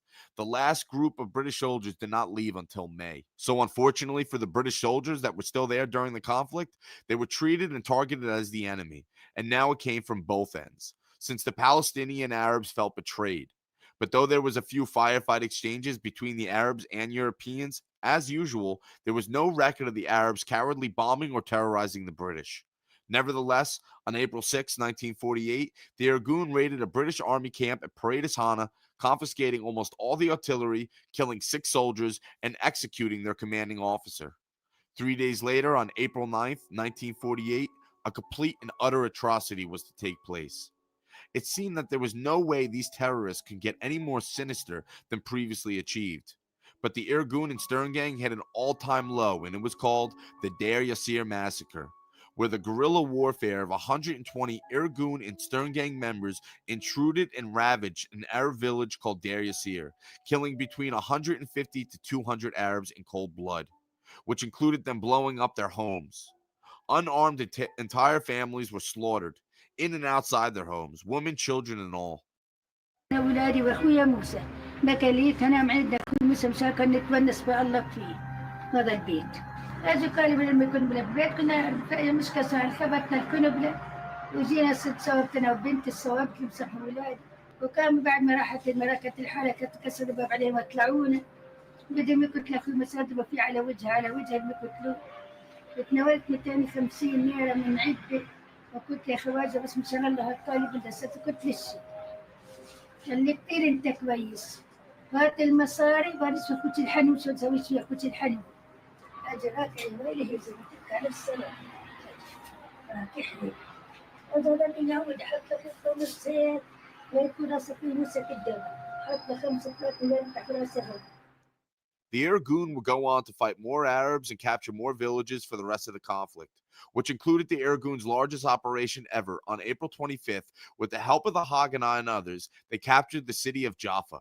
The city began with 70,000 Arabs, but by the end of the siege, that number shrank to 4,100, with most of them either surrendering or fleeing the city. The Irgun claimed all credit for the conquest, losing only 42 members. In the midst of all this, the Stern Gang set out an infamous hit heard around the world in the late 1940s, and it all started a year earlier when Britain's highly decorated major of the SAS, Roy Farren, was sent to the Mandate of Palestine to help control the situation with both paramilitary groups and to investigate high-profile kidnappings. Exactly a year earlier, on May 6, 1947, 16-year-old Alexander Rubowitz disappeared while apparently putting up posters for the Stern Gang, and it was Farren who was suspected of the kidnappings and the subsequent murder of the teen while trying to extract information. While Farren has always denied any involvement, a trilby hat with the name Farren written on the inside was found on a street corner where Rubowitz was last seen being pushed into a car. Farren claims he was set up and he was never charged, but the Stern Gang wasn't buying it. In early May 1948, a Stern Gang cell operating outside of Palestine sent out a parcel bomb to his family home with the name R. Farren placed on the letter. Unfortunately for Roy's brother, his name was Rex Farren, bearing the same initials, and his brother was killed by the explosive instead. But the Stern Gang has never showed remorse for taking out the wrong man. Roy Farren, because his name was also Rex with R, so he opened the letter and was killed. This was his problem. I know. It happens. By May 14th, 1948, after conquering pretty much all of Palestine, the Zionists proclaimed its independence as the sovereign state of Israel, with David Ben-Gurion as their leader. But 7 surrounding Arab nations were sick to watch it unfold and immediately declared war on Israel for what is now known as the 1948 Arab-Israeli War. The Haganah organization, however, joined the newly developed Israeli Defense Force, IDF, and on June 1st, Menachem Begin agreed with Israel Israeli to have the IDF absorb the Irgun. This agreement included the ending of Irgun arms smuggling. But meanwhile, in France, while the pact was being made, the Irgun had just purchased a ship called the Altalena, and it was full of brand new artillery. Since Begin had already made the purchases, he figured he could and should get away with this transaction. The ship arrived on the 20th of June during the first truce of the Arab-Israeli War, and when it did, Begin and other Irgun members refused to give up arms, and a firefight ensued between the IDF and Irgun. Soon there was a ceasefire, and Begin plus other members aboard the ship escaped and sailed to Tel Aviv, where there was more Irgun support. And the Irgun members that just joined the IDF met in Tel Aviv to support their fellow friends. Nonetheless, once they arrived, another firefight broke out, which resulted in 16 dead Irgun fighters, 3 IDF, and 200 arrests. However, most were released weeks later, and the Irgun members from then on fully integrated with the IDF. All right, now I could just be more of myself and end this correctly, and it brings me back to my introduction, which leaves 1 out of 4 questions unanswered. Does the Irgun still exist today? To answer this, let's refresh our memories and simply connect the dots. And it starts with the birth of revisionist Zionism, which is simply an ideology, nothing more, nothing less. It's the belief, need, and understanding that one day Jews will have a homeland from the Brook of Egypt to the Euphrates, an entire region of land given and promised by God, also known as the Greater Israel. This is not much different than plain Zionism itself, though I must state, not all factions of Zionism exactly believe in the Greater Israel, but the big difference is that revisionists have this idea that in order for them to achieve this territory, they must use military force, and the idea is strongly opposed of Arab regions or basically not any non-Jewish settlements on their land, period. While many, especially Zionists themselves, would argue that Zionism is nothing but a movement for a Jewish homeland, plain and simple, then they don't know their own history. While I do believe the majority of Jewish Zionists only believe in the right for a Jewish homeland, they're technically following a different form of Zionism, a modern version per se. Because the founders of Zionism hoped for the promised land as stated in the Bible. Though there is technically many different definitions of these territorial lines in the Bible, only 4 convey a greater Israel, which are found in Ezekiel 47, Genesis 15, Exodus 23, and Numbers 34. And the founders of Zionism, as written by Herzl himself, used the boundaries revealed in Genesis 15, chapter 18, verse 21, as their Eretz Israel, which of course is the largest of the bunch. This is getting a little off track. So anyhow, it was revisionist Zionism that was the basis of Irgun ideology, including the fact that almost all of its members were followers of Betar. You know, the Jewish youth movement of revisionist Zionism. And the Irgun symbol states only thus, only by the gun will they produce Eretz Israel, which of course is a fundamental tenet of revisionist Zionism. So connecting the next dot is simple. The leader of the Irgun is Menachem Begin, right? Who is made to integrate the Irgun with the IDF. And that same year, in 1948, Begin created the Herut, a political party of the state of Israel. Obviously, the same ideologies of the Irgun followed into this new political party. You don't just go from one day having such a strong belief that you were leading a group of men to blow up people to having a different goal, perspective, and viewpoint in the next. Hence why Irgun members joined the Herut, and why Yitzhak Shamir, a former commander in the Stern Gang, became its party leader along with Menachem Begin. And though it was one of the largest right-wing parties in Israel, politically the Herut wasn't achieving much success in the Knesset, probably because of its outlandish views. So, in order to gain traction, Begin created the Likud party, which I'm pretty sure most of you guys have heard of. And of course, the ideology of the party was the same as the Herut, hence the same as the Irgun. At first, the party was used as an alliance of several right-wing parties, which were aiming to get more seats and power in the Knesset. And these parties included the Herut, the Liberal Party, Free Center, Nationalists, and as expected, the Movement for Greater Israel. And before you know it, 4 years later, the Likud didn't only succeed, the leader of the party, Mr. Begin himself, became the 6th Prime Minister of Israel. In fact, the Likud party has been in power for the last 32 out of 42 years. Even to follow in his footsteps as the 7th Prime Minister was former Stern Gang commander Yitzhak Shamir. The Irgun is still alive, calling itself a political party. And it's been calling the shots in Israel for pretty much all of its existence, with Benjamin Netanyahu, also known as Bibi, as its leader, and its longest-serving prime minister yet. The son of Benzion Netanyahu, a revisionist fanatic, both a student and secretary of Ze'ev Jabotinsky, a co-editor of the Betar newspaper, a man that called the UN's decision a disgrace as he believed the Jews were robbed and deserved all of the mandate. A man that had his hands in American politics, constantly engaging in congressional activity, and who sent his son to American schools before sending him back to fight in the IDF. These are the facts. You make what you want of them. But before I end this presentation, I want you to imagine if America had 2 terrorist networks that sprung up out of nowhere and they began blowing up police stations, army bases, bus stops, train stations, began slaughtering groups of people that just fundamentally disagreed with them. And let's pretend on one occasion one of those groups blew up a Hilton hotel in Washington, killing 100 citizens. And the leader of that terrorist organization took responsibility. Now let's pretend that same leader ran for president a couple decades later and won. And the next election, one of the commanders in the other terrorist organizations ran for president and won. It's pretty much inconceivable. But in Israel, this was not a game of pretend. This was reality.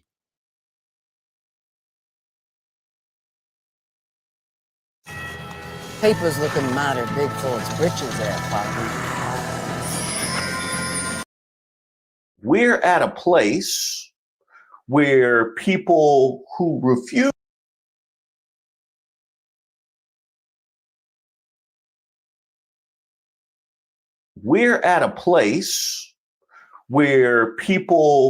refuse to accept the cult label also won't accept criticism of Trump and even define supporting our victims as being critical of him.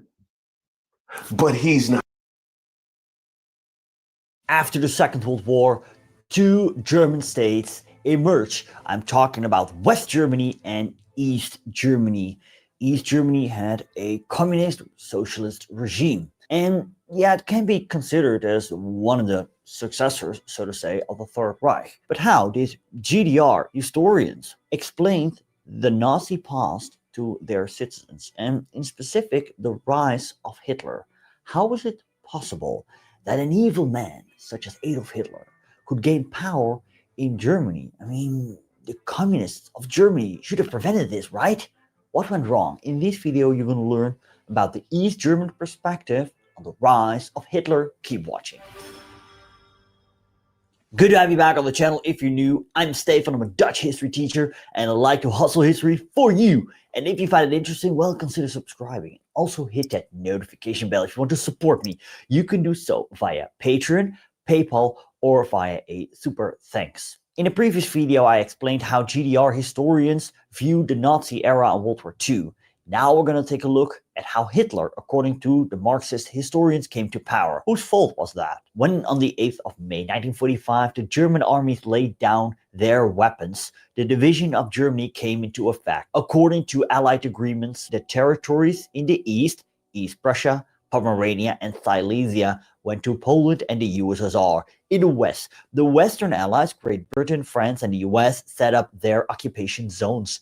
There was also the Tsar Protectorate. The basis of the future East German state was established by the Soviets. The Soviets had around 40% of German territory occupied, which was reduced to 28% after the transfers to Poland and the USSR I just mentioned.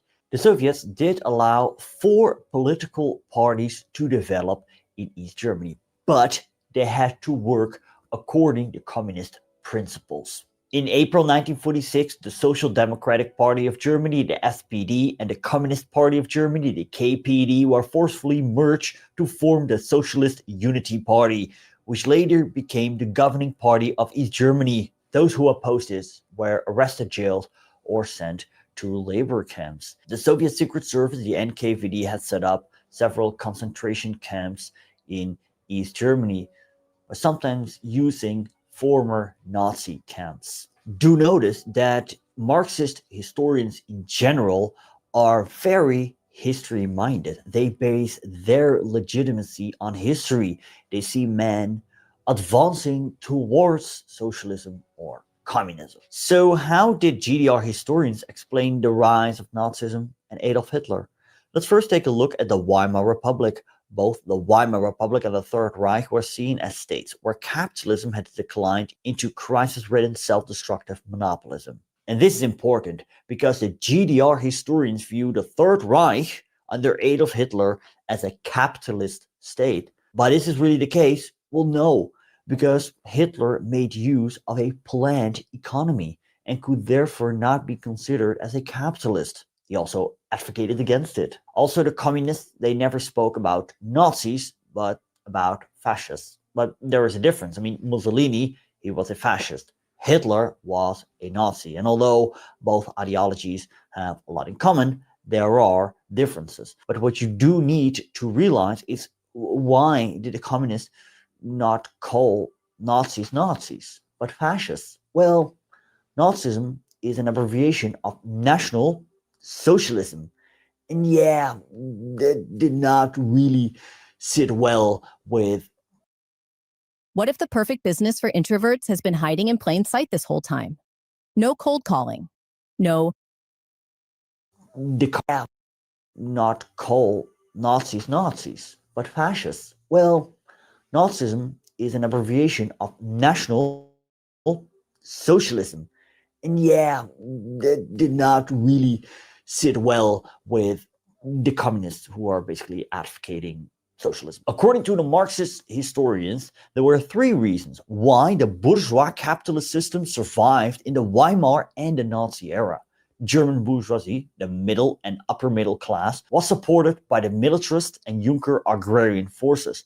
Second, it was supported by the British and Americans who wanted to keep a capitalist Germany as a bulwark against the USSR. Third, the German working class was betrayed by the Social Democrats, who worked with the capitalists rather than forming a united front with the communists united in the KPD, the Communist Party of Germany. Now let's take a look at a specific event, and I'm talking about the German Revolution that occurred in November 1918, when Germany was still at war against the Entente. The revolution started in Kiel and then spread inland. The reason that socialism did not triumph was the fault of the Social Democrats of Germany.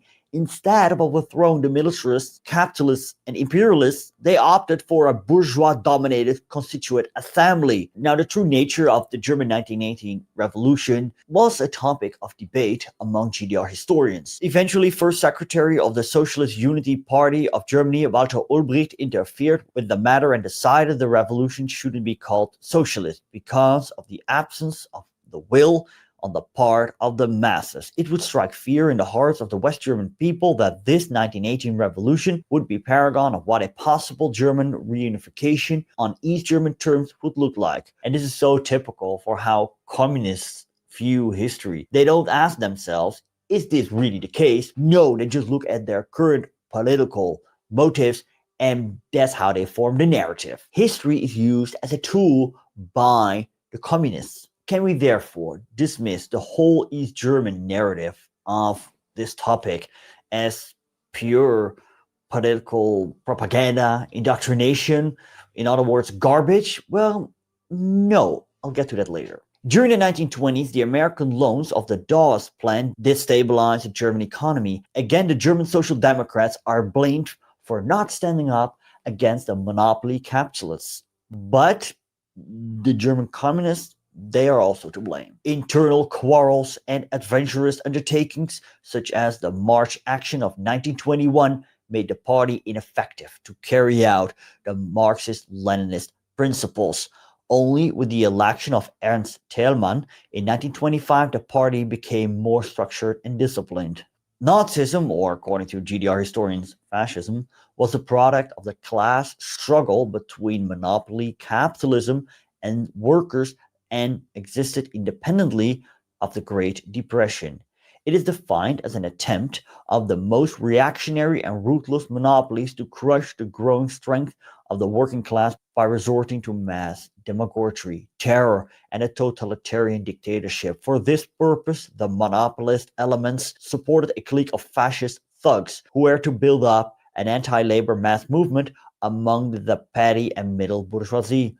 From the Marxist perspective, the resort to fascism involved no major change of policy on the part of the great bourgeoisie, but merely a shift from what is viewed as a bourgeois parliamentary dictatorship to a fascist terrorist one. The difference between bourgeois capitalism and fascism was one of degree. Now, what is interesting is that one fundamental aspect of Nazism is being ignored by the Marxist historians. And I'm talking about the leadership principle, the Führer cult. By Marxist historians, Hitler was just seen as a frontman of monopolist interests, and paying attention to him would divert attention to the real culprits. And another reason why the Marxist historians don't mention this, I think, is because they had leadership cultism as well. Therefore, it's understandable they don't elaborate on it as much. Now, where they also don't elaborate on are the inhumanities of racism that were carried out by the Nazis.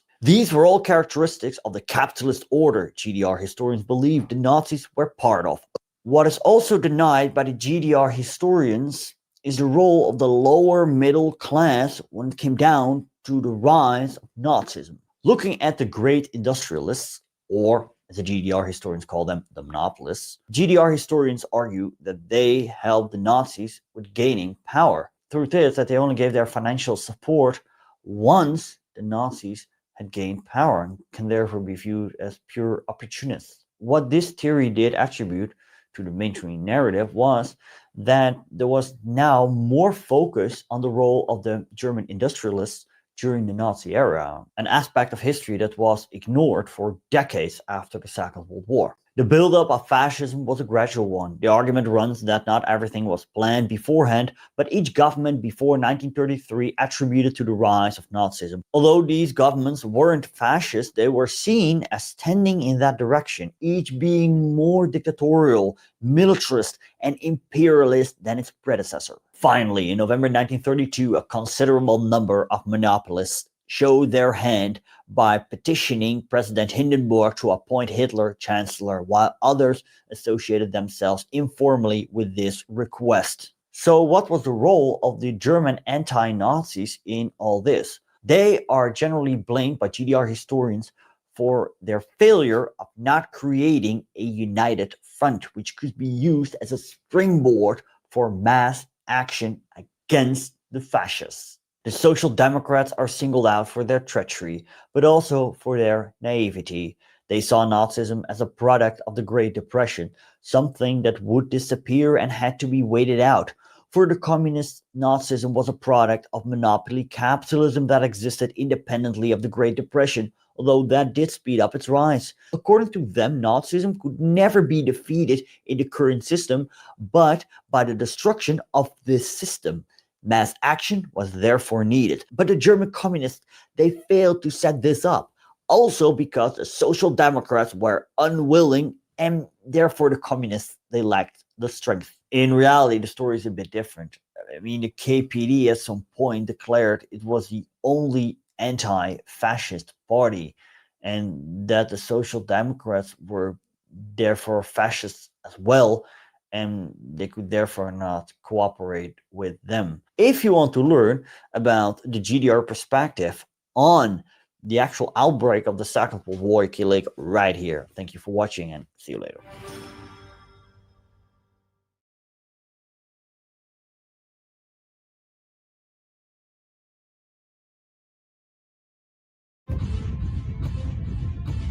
Berlusconi famously said, "I'm condemned to win."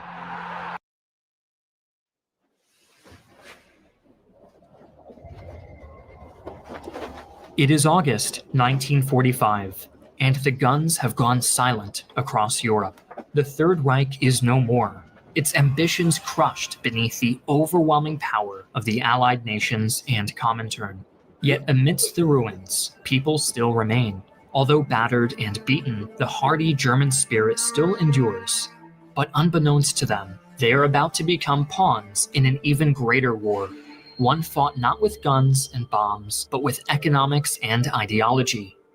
At the Potsdam Conference, Germany was divided between the Allied powers. With the stroke of a pen, 16 million people fell under Soviet dominion. The two halves of the nation would now stand at odds. On one side, a capitalist buffer state against the menace of communism. On the other, a glorious socialist utopia. At least, that was the theory. Hi, I'm Griffin Johnson, the Armchair Historian. In today's video, we're going to take a look at what life was like in the German Democratic Republic, also known as East Germany. This Soviet puppet state imagined itself as a glorious communist utopia, while Western propaganda painted it as a nightmarish dystopia. As is so often the case, the truth is more complicated and lies somewhere between these two envisioned extremes. As soon as the Soviets began their occupation, they treated their new subjects harshly. The defeated populace could only watch as Russian soldiers rapidly dismantled what little remained of their industrial infrastructure and shipped it back to Russia. Tens of thousands of suspected Nazi sympathizers or anti-communists were rounded up and imprisoned at repurposed concentration camps. Simultaneously, the Soviets set to work laying the political foundations for a communist regime in East Germany. In 1946, the occupiers forcibly merged two German political parties, the Communist Party and the Social Democratic Party, to form the Socialist Unity Party of Germany, or SED. The SED was quickly purged of all opponents of Stalinism and was then installed as the sole ruling party in the new government. In October of 1949, the Soviets formally turned over political control over their occupied zone to the SED, establishing the German, air quotes, Democratic Republic, or GDR, as a new, air quotes, independent nation. From the moment of its creation, East Germany and its people were faced with tremendous hardship. The western portion of Germany, namely the Ruhr Valley, had always been the industrial heart of the nation, and its loss left the GDR with almost no industrial capacity. This resulted in devastating shortages of most essential goods, and the population suffered from severe malnourishment. With nothing available to purchase, laborers had no incentive to work, which caused the economy to stagnate even further. As the beleaguered citizens of East Germany struggled to survive, their former countrymen in the West were already experiencing economic recovery thanks to the American aid under what was called the Marshall Plan. When news of this supposed prosperity reached the GDR, desperate people began to flee to the West in the tens of thousands. The mass exodus from East Germany only worsened its economic conditions, as young people, skilled laborers, and intellectuals vacated the country in droves. The SED attempted to counteract this brain drain with aggressive propaganda campaigns, framing the decision to leave East Germany as an act of political and moral backwardness and depravity. But there was nothing physically stopping people from leaving, and so the exodus continued. The task of halting this flow of emigration and reviving the economy fell to General Secretary of the SED, Walter Ulbricht. In 1952, Ulbricht decided that in order to accomplish this goal, he needed to follow the example of the USSR by rapidly converting East Germany into a proper communist society using a good old 5-year plan.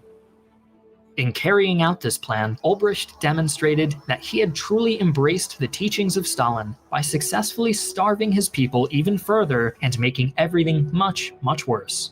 His attempts to collectivize agriculture led to disastrous food shortages, and the high taxes on private enterprise caused those consumer goods, which had crept back onto the shelves, to disappear once again. The party tried to compensate for these new shortages by increasing worker quotas, requiring 10% more effort to earn the same wages. This last burden finally pushed people over the edge, and hundreds of thousands more fled to the West. In the summer of 1953, even after the Soviets had forced Ulbricht to dial back most of his collectivization efforts, a workers' strike broke out in East Berlin, which quickly grew into a protest demanding free elections and other reforms.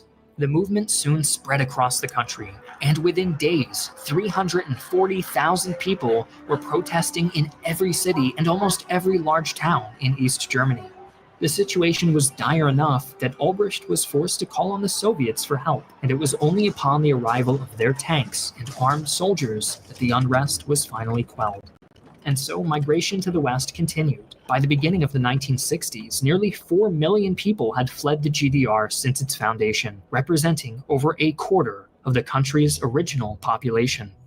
Party officials tried several tactics to keep people from escaping, including fortifying their border with West Germany. But citizens continued to flee through Berlin. Due to its unusual status as a single city divided between Soviet East and Allied West, it was difficult to stop people from crossing the border, turning the former capital into a city-sized loophole through which over 90% of the migrants fleeing East Germany were able to escape. By 1961, the party had had enough and finally decided to close the border with the construction of the Berlin Wall. This 156-kilometer or 97-mile barrier effectively cut off the people of East Germany from the West. Where nearly 4 million had escaped since 1949, only 5,000 more would manage to abscond over the next 30 years. As the 1960s progressed, quality of life slowly improved in the GDR. After losing a quarter of their number, the remaining population of the nation slowly realized that there was no longer a shortage of housing or jobs. Production of consumer goods and strategic resources gradually increased, and by the end of the decade, East Germany had the richest economy in the Eastern Bloc. But while more goods were being produced, not everything was consistently available. The government was in control of all production. The resulting fluctuations led to massive lines outside of stores and the widespread hoarding of common goods. Those without access to hard currency from the West were subject to the whims of the party's economic planners, and often had to wait months or even years for certain goods to become available. For example, those wishing to purchase a sleek, stylish, high-performing East German automobile would have no trouble paying for it, but they would have to wait up to 13 years to actually receive their vehicle. Despite the long waits, standards of living in East Germany did improve significantly in the 1960s, but unrest and opposition to the communist government remained. Despite ongoing discontent, there was never another widespread rebellion like the 1953 uprising until the Soviet Union began to collapse. This effective suppression of unrest was all thanks to the Ministry of State Security, also known as the Stasi. The Stasi was one of the most feared secret police forces in the Eastern Bloc, And between their founding in 1950 and their dissolution after German reunification, they carried out one of the most extensive mass surveillance programs in the pre-digital age. They employed over 170,000 informants among the civilian population, although some estimates suggest there could have been as many as 500,000. When your severe asthma says you can't, Tespire says you can. Tespire is an add-on treatment for people 12. There were Stasi agents in every apartment building, every factory, every hospital and university, watching and listening for any sign of subversive or anti-communist behavior. Until 1970, dissidents identified by this surveillance network were simply arrested, dragged off somewhere, and tortured until they gave up any accomplices before being imprisoned. In the 1970s, the Stasi decided that these methods were too crude and began to employ a form of psychological warfare called Zersetzung, which literally means decomposition. These insidious tactics and mass surveillance created a culture of suspicion and fear in much of the East German populace. The eyes of the Stasi were everywhere. Despite this pervasive fear of Stasi surveillance and harsh state censorship, a vibrant and distinct art and material culture flourished in the GDR. The identity that developed within these restrictions was defined largely in opposition to the West, emphasizing the ways in which the people of East Germany were distinct from, and of course superior to, those in the West. Movies and plays produced by the state-owned studios and theaters celebrated the ordinary working-class heroes of socialism, along with brave underdogs who fought against fascism and imperialism. When it came to women's rights, East Germany rejected the traditional conservative gender roles still enforced in West Germany in favor for greater autonomy for women in marriage and in the workplace. Birth control was more widely accepted and available, and women were encouraged to participate in the workplace rather than remaining at home. This anti-Western, pro-communist cultural movement took hold most strongly among the older generation, while the youth, as they often do, chose to rebel. In the late 1970s and 80s, as the governments of both German nations were pushing for reconciliation and greater cooperation, cultural influences from the West began to seep in and catch on with the younger generation. Punk and rock music became popular, and tech-savvy teenagers became fascinated by Western video games. This created a cultural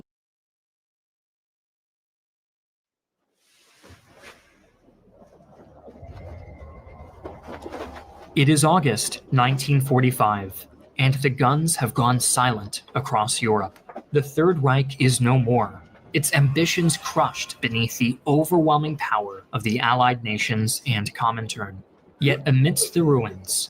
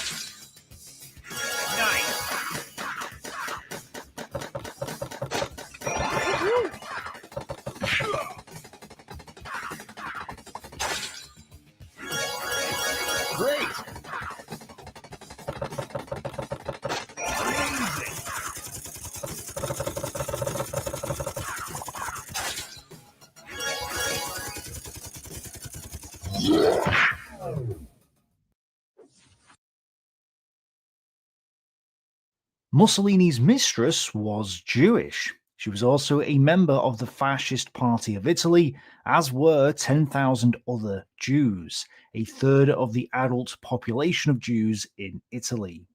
These are facts that may surprise and confuse a lot of people, because we've all been told over and over that fascists are racists and hate Jews, and yet you've just heard evidence that directly contradicts that assumption. So what's going on here? How come everyone is saying that fascists are racists, and yet there were 10,000 Jews in the Fascist Party of Italy, where fascism came from? Even Orwell points this out. Anti-Semitism is supposed to be one of the distinguishing marks of fascism, but some fascist movements are not anti-Semitic.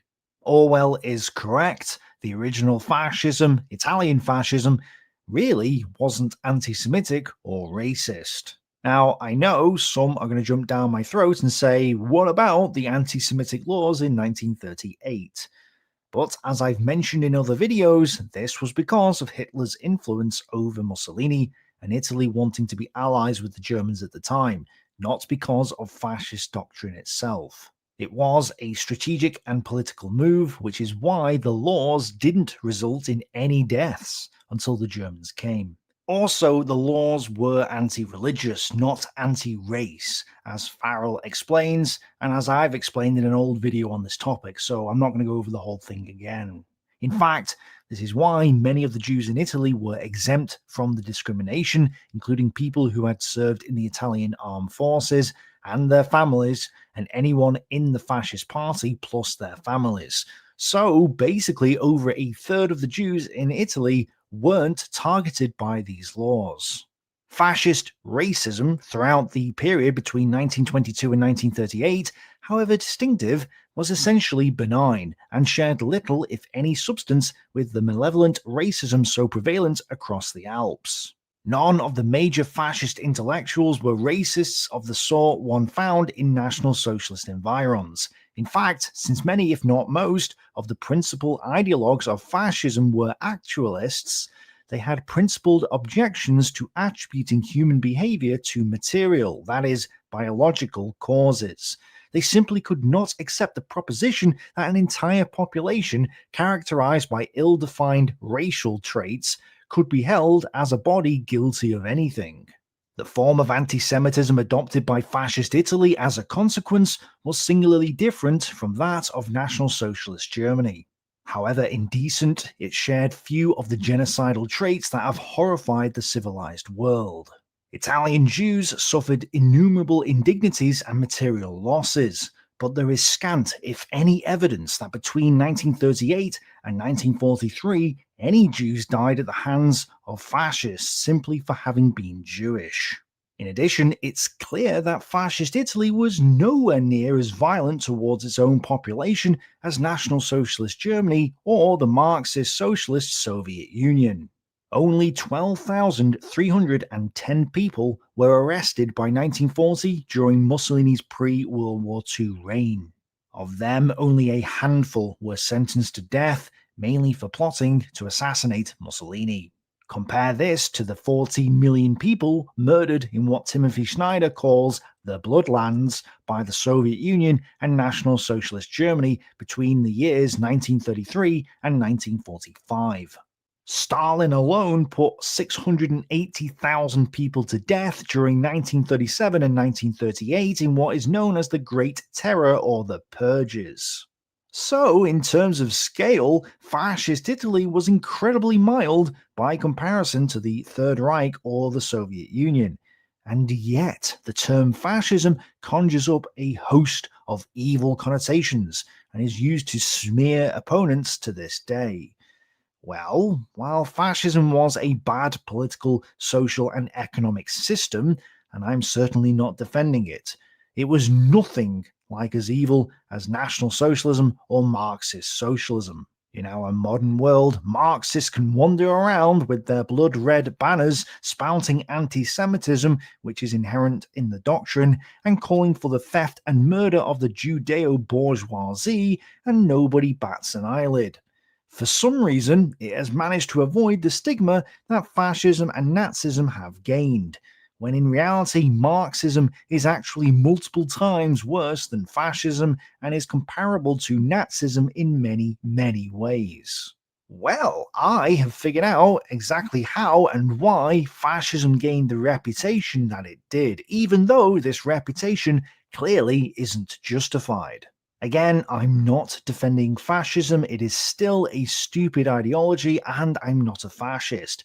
But I'm also not going to pretend that it's something that it isn't, like the enemies of science are trying to do. So, in this video, what I'm going to do is define what fascism is and give some history in the process. Then I'm going to explain the difference between fascism and Nazism, which is the question being asked by one of my patrons and many other viewers as well, and then solve the mystery as to why fascism gained a reputation that simply doesn't represent it. Let's start off then in the 1800s. We have a bunch of workers' trade unions in Italy. A trade union can also be called a syndicate, which is from the French term for trade union. So when you hear the word syndicalism, this just means trade unionism. At first, syndicalism evolved as part of the Marxist socialist movement, but then branched away from it due to the failure of Marxism in practice. The basic idea is that workers would form trade unions that would control the means of production, the factories and so on. Syndicalism therefore pronounced itself anti-state and anarchist, which is why oxymoronic terms like anarcho-syndicalism exist. Through strikes, it intended to bring capitalism to an end, replacing it not by state socialism, but by a society of producers, which is the same thing. Right? A society of producers is state socialism. A society that organizes itself politically and governs itself is a state. This is literally the definition of a state. But when I point this out to socialists and show why this is the case in my public versus private video, they start to cry. Because apparently pointing out the bleeding obvious means that I'm bad at politics, and that I know nothing about politics, and that I should just stick to tanks. Clearly, though, it is these morons saying these things who don't know anything about politics, haven't studied history, and can't even read a dictionary. Socialism is nothing other than state control. Anyway, the point is that syndicalism is all about trade unions. And what is a trade union? A trade union is a union of workers, or a group of workers, a bunch of workers. You could even say a bundle of workers, like a bundle of sticks. In Italian, a bundle of sticks is a fascio. Oh, that's why trade unions in Italy were called fascio, plural fasci, and is why fascism literally means trade unionism, or power to the trade unions. The word fascio means literally bundle and had been used for a long time as an alternative to union. Fascism is trade unionism, and trade unionism is fascism. It's a good job then that our Marxist professors join trade unions to shout out how they're anti-fascist and how they need a pay rise when they clearly don't. Otherwise, we might get them confused with actual fascists. Now, if you want to be super specific, the full technical definition of Mussolini's fascism is actually this: national syndicalism with a philosophy of actualism. National because it was for the Italian nation. Syndicalism because it was trade unionism and actually evolved out of the Marxist anarcho-syndicalist movement in Italy. Mussolini was an anarchist at first. And it had a philosophy of actualism, which I'm not going to get into here because it's not really relevant. You can look it up for yourself. But, to quote Gregor, fascism was the totalitarian, cooperative, and ethical state, the final collectivist synthesis of nationalism, syndicalism, and actualism. In other words, it was trade unionism for Italy, and then actually put into practice. And what do you get when you have a trade union or syndicate that becomes an organ for the nation? An organ like a body, it embodies the nation, like a corpse, body, corpse, corporation. That's where the word corporation comes from. All corporations are organs of the state. It's literally in the name. And they are Marxist syndicates with a different name. So, to distinguish themselves from the Marxists, instead of calling their big trade unions syndicates, they called them corporations. Corporations are inherently Marxist, fascist, socialist organizations. So, if you've ever worked in a corporation, welcome to socialism. Giovanni Gentile was the philosopher who invented the ideology of fascism, which Mussolini put into practice. Gentile believed that the true state, his ethical state, was a corpus, a body politic, hence corporate state, and that the state was more important than the parts, the individuals who comprised it, because if the state was strong and free, so too would be the individuals within it. Therefore, the state had more rights than the individual. Only within the ethical state could individuals realize themselves as proper individuals. So basically, you have to be a slave in the state in order to be free. I mean, this is stupid. It's the same idea that the socialists had, which is why Orwell came out with the freedom is slavery slogan for Big Brother's party. To quote Gentile directly, the great social and constitutional reform that fascism is accomplishing, instituting the corporative syndicalist regime as a substitute for the old-fashioned capitalist liberal state, arose out of the very character of the fascist state. Fascism accepted from syndicalism the idea of the educative and moral function of the syndicate. But since the intention was to overcome the antithesis between the state and the syndicate, the effort was made to enter the system of syndicates harmoniously into corporations, subject to discipline by the state, and therefore give expression to the organic character of the state. Mussolini said the same thing. The people is the body of the state, and the state is the spirit of the people. In the fascist concept, the people is the state, and the state is the people. The tools with which the idealita is achieved in the state are the party and the corporation. And Gentile also said that fascism was the ultimate form of democracy. The nationalist state was an aristocratic state that constructed itself out of the force it inherited from its origin, that made it valued by the masses. The fascist state, on the other hand, is a popular state, and in that sense a democratic state par excellence. Democracy means people power, but as Gentile had realized, and as I have pointed out in my public versus private video, the people are the public, and a public is a state, which is why we call it the public sector. Democracy, therefore, is state power, which is why the founding fathers of the United States of America called their government a republic, because they knew that democracy was bad. It's also why North Korea can call itself a democracy, because it actually is one. If the people become the state, then totalitarianism is the highest form of democracy. Hitler also called for a democracy a people's state. It's the exact same principle. The people's state will classify its population in three groups: citizens, subjects of the state, and aliens. We have seen above that the first step in the revolution by the working class is to raise the proletariat to the position of ruling class to win the battle of democracy. Every citizen shares a relationship with the state that is so intimate that the state exists only insofar as it is made to exist by the citizen. Thus, its formation is a product of the consciousness of each individual and thus of the masses in which the power of the state consists. You may argue that voting is democracy, but is this really the case? You can vote in a republic like the USA, or in a constitutional monarchy like here in the UK. Voting is just voting. It doesn't require a democracy. Voting and democracy are two separate concepts. Democracy is people power or state power, and fascism, according to its founder, is therefore the ultimate form of democracy. Liberty is found only in the state, and the state is authority. Gentile had founded the concept of fascism, but Mussolini was the one who put it into practice. Mussolini had been a member of the Marxist Socialist Party of Italy and had believed in Marxist international class socialism.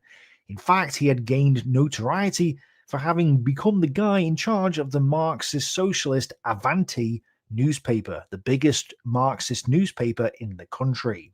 Mussolini was the only one among you with the mind and temperament to make a revolution. Why did you allow him to leave? Because, as the other great powers became embroiled in the First World War, the Marxist theory of the proletariat going on strike in opposition to the war, igniting a revolution or stopping the war from starting in the first place, didn't take hold. In fact, the opposite had happened. The socialists and the proletariat had supported their own national governments. Rather than be united internationally, workers rallied behind their individual nation-states, causing the International Marxist Socialist Party to split into national groupings. And in every country, the Marxist Socialist parties became pro-war and pro their own nation-states, with Italy being the exception. Italy did not enter the war in the first year, and the Italian branch of the International Marxist Socialist Party remained firm in its international convictions, even though the rest of the world did not.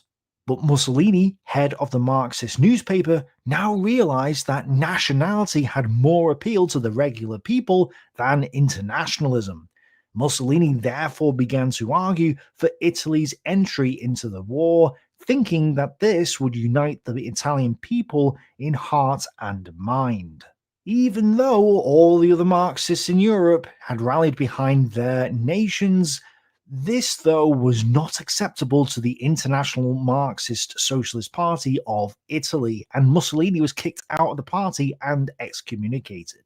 So really, the Italian Marxist Party had thrown Mussolini out because he was doing what the rest of the international Marxist movement was doing. The irony.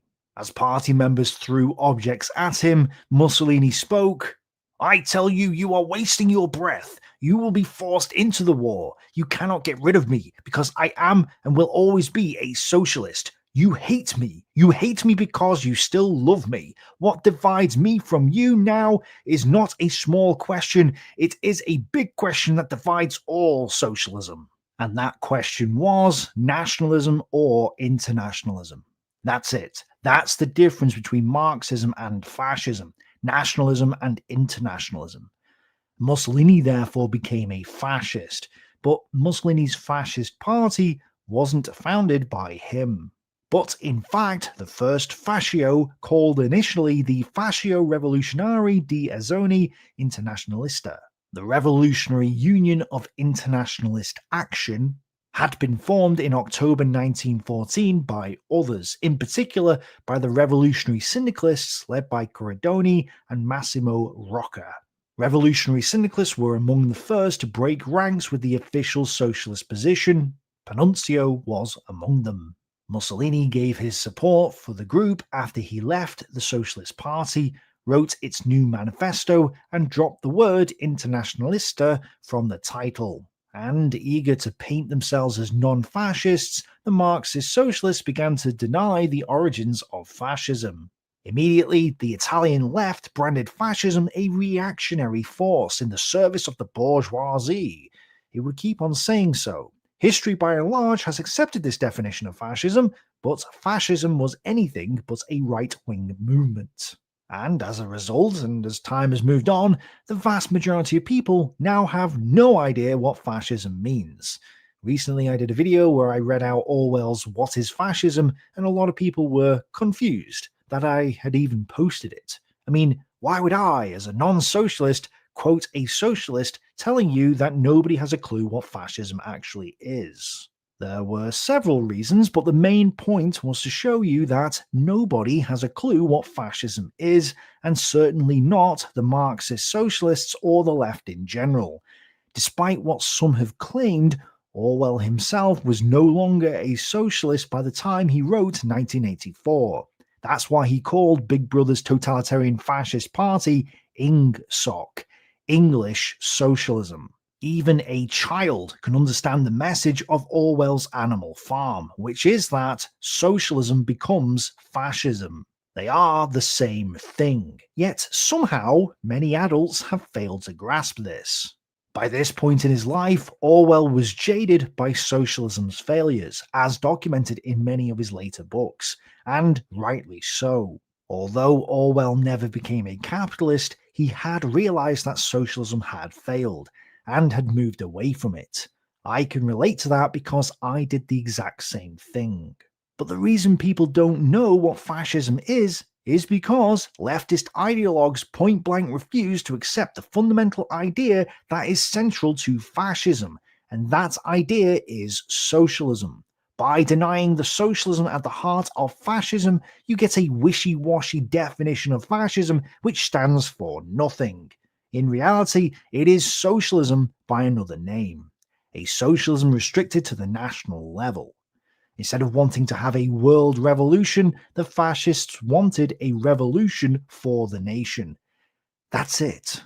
Benito Mussolini had emerged from Italian socialism in 1915 in order to become a more faithful interpreter of the will of the people of Italy, to whom he, already editor of the socialist paper Avanti, wished to devote his new journal Il Popolo d'Italia. He argued for the necessity of the war, for Italy's entry into which he was among those truly responsible. Just as he had struggled against Masonry while a socialist, inspired by Sorelian syndicalism, he opposed the parliamentary corruption of reformism with the idealistic postulates of revolution and violence in the name of revolution.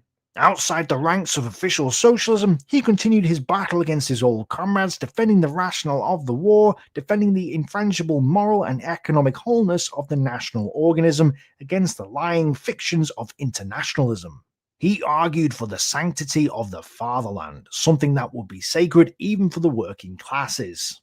He had already transcended the ideology of socialism, first by instinct, then by reflection. And Gentile wasn't the only one who created fascism. Gregor has written a fantastic book called Mussolini's Intellectuals. Not an easy read, but a good book nonetheless. Gregor walks us through the major players in Italian fascism, and every single one of them is either a syndicalist who then adopted nationalism to become a nationalist syndicalist, or a nationalist who embraced syndicalism to become a nationalist syndicalist. There are some who came later and therefore always embrace both concepts, but the point is that fascism clearly emerged from nationalism and syndicalism. So those people ignoring the syndicalism have completely missed the mark. And that's why people are having difficulty defining fascism.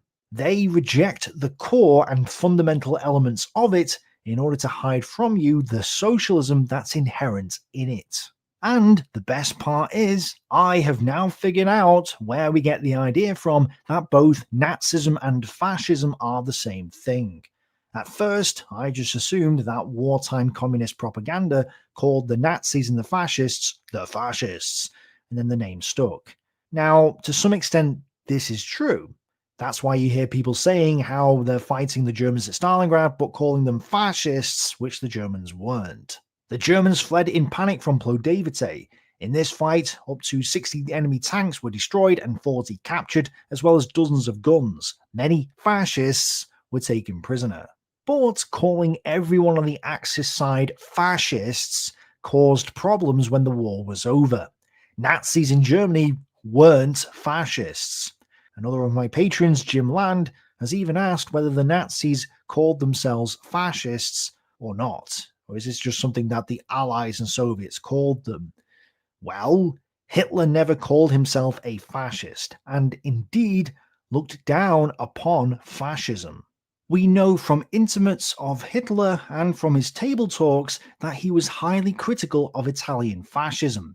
While Hitler proclaimed repeatedly that National Socialism and fascism were related in Weltanschauung, or spoke of the community of the fascist and National Socialist revolution, his criticism of the Italian system grew increasingly sharp, particularly after his visit to Italy in 1938. And Hitler wasn't the only one to criticize fascism. One might almost say that fascism has reacted upon the creative life of the Italian people somewhat like sterilization. It is, after all, nothing like National Socialism. While the latter goes deep down to the roots, fascism is only a superficial thing. That is regrettable, but one must recognize it clearly. National Socialism is really a way of life, eine Weltanschauung. It always begins at the beginning and lays new foundations for life. That's why our task is so difficult, but also so beautiful, and the goal ahead is well worth our best effort. If fascism was national syndicalism with a philosophy of actualism, Nazism was a racial socialism with a philosophy of international conquest, Lebensraum. I've explained what National Socialism is in detail in my 5-hour documentary on Hitler's socialism using 107 sources, 350 direct references, loads of quotes and notes and so on. If you want to know what National Socialism was, I'd recommend you watch that video and ignore the anti-Semitic Marxist trolls in the comments. The point is, though, that these two ideologies were completely separate from each other. They influenced each other slightly, and then they aligned together during the Second World War, but they weren't the same. And since the Nazis never called themselves fascists and the fascists never called themselves Nazis, this became a problem for the Allied and Soviet powers after the war. The fascist regime in Italy didn't have death camps. It didn't murder Jews, only after the Germans marched in and took over were the Jews shipped off to be murdered. It didn't even kill that many of its own people, certainly not to the same extent as the Marxists had done. And the Germans didn't call themselves fascists, so the socialist propagandists had a problem.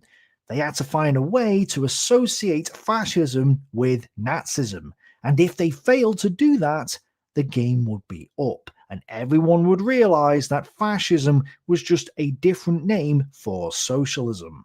So, what the Marxists did was, they dived into the fascist party's ideology, looking for anything that could be used to link the ideas of fascism and Nazism together. And they found someone. One person. Just one guy. Yes, one guy who could bridge the gap. They picked the village idiot, a guy called Julius Evola. James Gregor does an absolutely brilliant job of explaining what this guy was about, so if you want the details, his book, Mussolini's Intellectuals, is the one you must get. But I'm going to try and give a brief overview here. Giovanni Prizzosi, Italy's only committed anti-Semite, suddenly resurfaced together with Julius Evola, whom serious fascists were to forever dismiss as the Magic Baron. Julius Evola was an anti-fascist masquerading as a fascist, who then evolved into a semi-national socialist and a complete lunatic. To start with, Evola rejected the notion of the national totalitarian state, which was the central core concept of fascism, and he rejected the violence of the black shirt squads, and he rejected nationalism. Evola even opposed Giovanni Gentile, the founder of fascism. So, in a nutshell, he wasn't a fascist in any way, shape, or form. In fact, Evola was never a fascist, however the term is understood. Nothing of Evola's exotic ruminations appeared in any official fascist doctrinal pronouncements. Evola's writings were to be used exclusively to serve Mussolini's tactical purposes and then be allowed to fade away. Evola was a weirdo, but he was also anti-clerical. So when Mussolini had problems with the Catholic Church in the 1920s and 1930s, Mussolini wheeled out Evola and said, look, if you don't start bowing the knee to fascism, fascism will convert to whatever this lunatic believes in, and you won't like that, will you? So the Catholic Church was like, okay, we'll talk. Again, this was purely tactical. But then in the 1930s, Evola moved from anti-fascism and anti-clericalism to some sort of weird racism which can't even be described as National Socialism. Evola wrote a book in 1941 which detailed his views on what he called spiritual racism. As Gregor points out, Evola was the sole spokesman for his brand of racism. His version of spiritual racism was completely different from even the ritualistic racism that Himmler believed in. Evola did believe in racial souls, like Hans Gunther, the race pope, did, but didn't believe in the Aryan race quite like the Nazis did. Evola thought that there was an Aryan solar Nordic race with a solar Nordic blood. He believed that fascism and National Socialism provided a spirit that would allow a celestial race to cosmically re-emerge on Earth. And this celestial race was the primordial creative race of Hyperborea. Just to fill you in on this one, according to Greek mythology, Hyperborea was a race of giants who lived in the north. So he believed in a giant race. A cosmic giant race. So again, this is beyond the realm of stupidity. And this has nothing to do with fascism or National Socialism. This guy even makes Himmler look sane. Gregor explains that some have claimed that Mussolini read and approved of Evola's racial theories, but this is doubtful, since Mussolini continued to object to the ideas of both Evola and National Socialism, and didn't allow National Socialist-esque racial theories into the doctrine of fascism. Just like he did with the Catholic Church, when Mussolini needed to bridge the gap with the Germans, who they were now in alliance with during the Second World War, he wielded out Evola and said, look, we share the same blood or something, I don't know, give us some raw materials and stuff. It was a tactical move, nothing more. The fact was that there was no anti-Semitism in Italy prior to 1938, and the only reason there was any anti-Semitism after 1938 was because Mussolini went to visit Hitler to try and forge an alliance in 1938.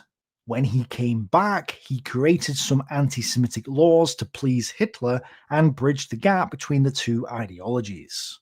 Think about it. If fascism and National Socialism were so alike, then why would Mussolini have to create these laws? Surely he would have created them in the 16 years he was in power prior to this point. So again, it was purely tactical. Both Gregor and Farrell explain this to be the case, with Gregor stating that fascist anti-Semitism after 1938 wasn't a permanent feature of the fascist doctrine or ideology. Now, I know there's going to be a lot of quick commenting far lefties in the comments posting things like, what about Ethiopia? That was racist, wasn't it? Again, people who haven't done their homework trying to use the old whataboutism tactic to undermine someone else's points, rather than actually trying to figure out what actually happened. Yes, fascist Italy invaded Ethiopia in the late 1930s and conquered the place. They also committed crimes against the natives. However, if you look at it properly, you'll find that it was done for national economic reasons, not racial ones. In earlier times, Italy's claim on Ethiopia would have been regarded in the civilized world as perfectly logical, given her extensive economic penetration of the country. Attitudes in Britain and France to colonization, however, had changed. Colonization might have been the done thing once when they did the colonizing, but it was not the done thing anymore now that they had their colonies.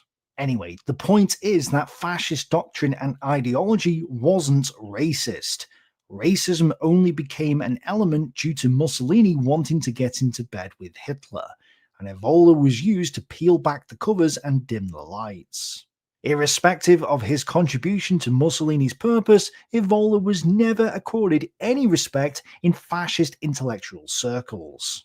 And yet, even though Evola was the village idiot, even though he wasn't a fascist, even though he was the outlier, even though the vast majority of fascists and the entire fascist doctrine and ideology rejected what he did and who he was, the Marxists had found exactly what they were looking for.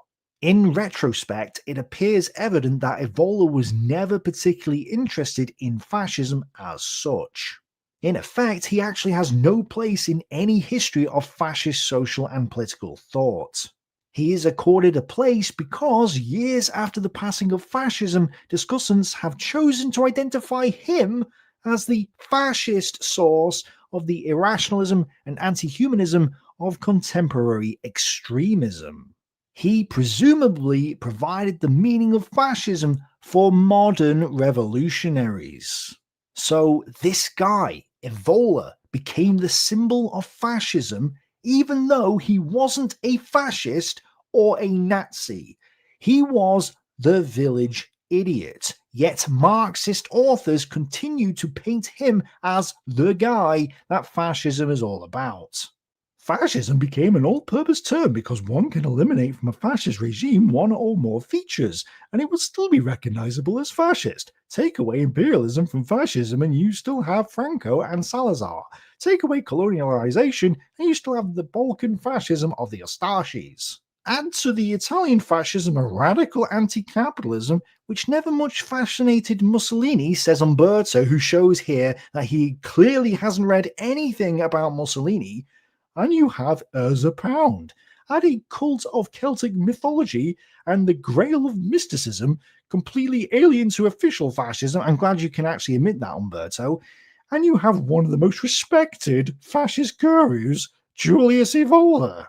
Nope, sorry, Mr. Echo, you're completely wrong here. Julius Evola was not a respected fascist guru. He wasn't even a fascist. You are wrong. And what's worse, you mention this guy twice in your famous fascism, and you fail to mention any of the other main fascist intellectuals except Mussolini and Gentile. And you even say, "Gah, Mussolini did not have any philosophy. He had only rhetoric." Pfft, what a joke. He not only fails to define what fascism is, but proceeds to talk about National Socialism as though it was fascism too. And this is why there's lots of people today still ignorantly mixing the terms fascism and Nazism together because, just like Umberto Eco, they haven't done their homework. By denying that fascism was a version of socialism, by denying that it was national syndicalism with a philosophy of actualism, Marxist socialists have turned the word fascist into a meaningless statement. You have no idea what fascism is because socialists decided that the meaning and doctrine of fascism was to be forgotten. This is why you have a bunch of racist white people dressed like black shirts claiming they're fighting for racial justice whilst burning down black communities, yet calling themselves anti-fascists. Of course they're anti-fascist, they're not fascist, they're Marxist socialists. And as I've pointed out recently, Marxist socialism is inherently anti-Semitic. So, going back to the original questions, fascism was national syndicalism with a philosophy of actualism. It was trade unionism for the Italians. It wasn't National Socialism, which was a racial socialism, which had race fundamentally built into the ideology. So, just to clarify, you cannot separate the racism from National Socialism, otherwise the whole thing is meaningless.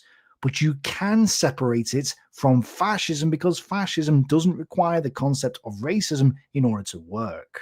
Fascism emerged directly from Marxism, whereas National Socialism emerged from the original ideas of German socialism, which even predates Karl Marx, and thus has nothing to do with Marxism. The Nazi leadership never called themselves fascists. Some of their thugs might have done, but those who understood what the doctrine was didn't, and the fascists didn't call themselves Nazis. The only reason they got thrown together was because they were allied during the Second World War, and wartime socialist propaganda called every Axis nation fascist. It would be as though we all started calling the Western allies Marxists due to the fact that they were allied with the Soviet Union. That would clearly be false, but, oh, it's okay to do that with the fascists and the Nazis. Well, I think no, it isn't. Fascism and National Socialism are two distinct ideologies. Both were stupid, both were ridiculous, just like all socialisms, but to say that they're the same is completely false. Thanks for watching, bye for now.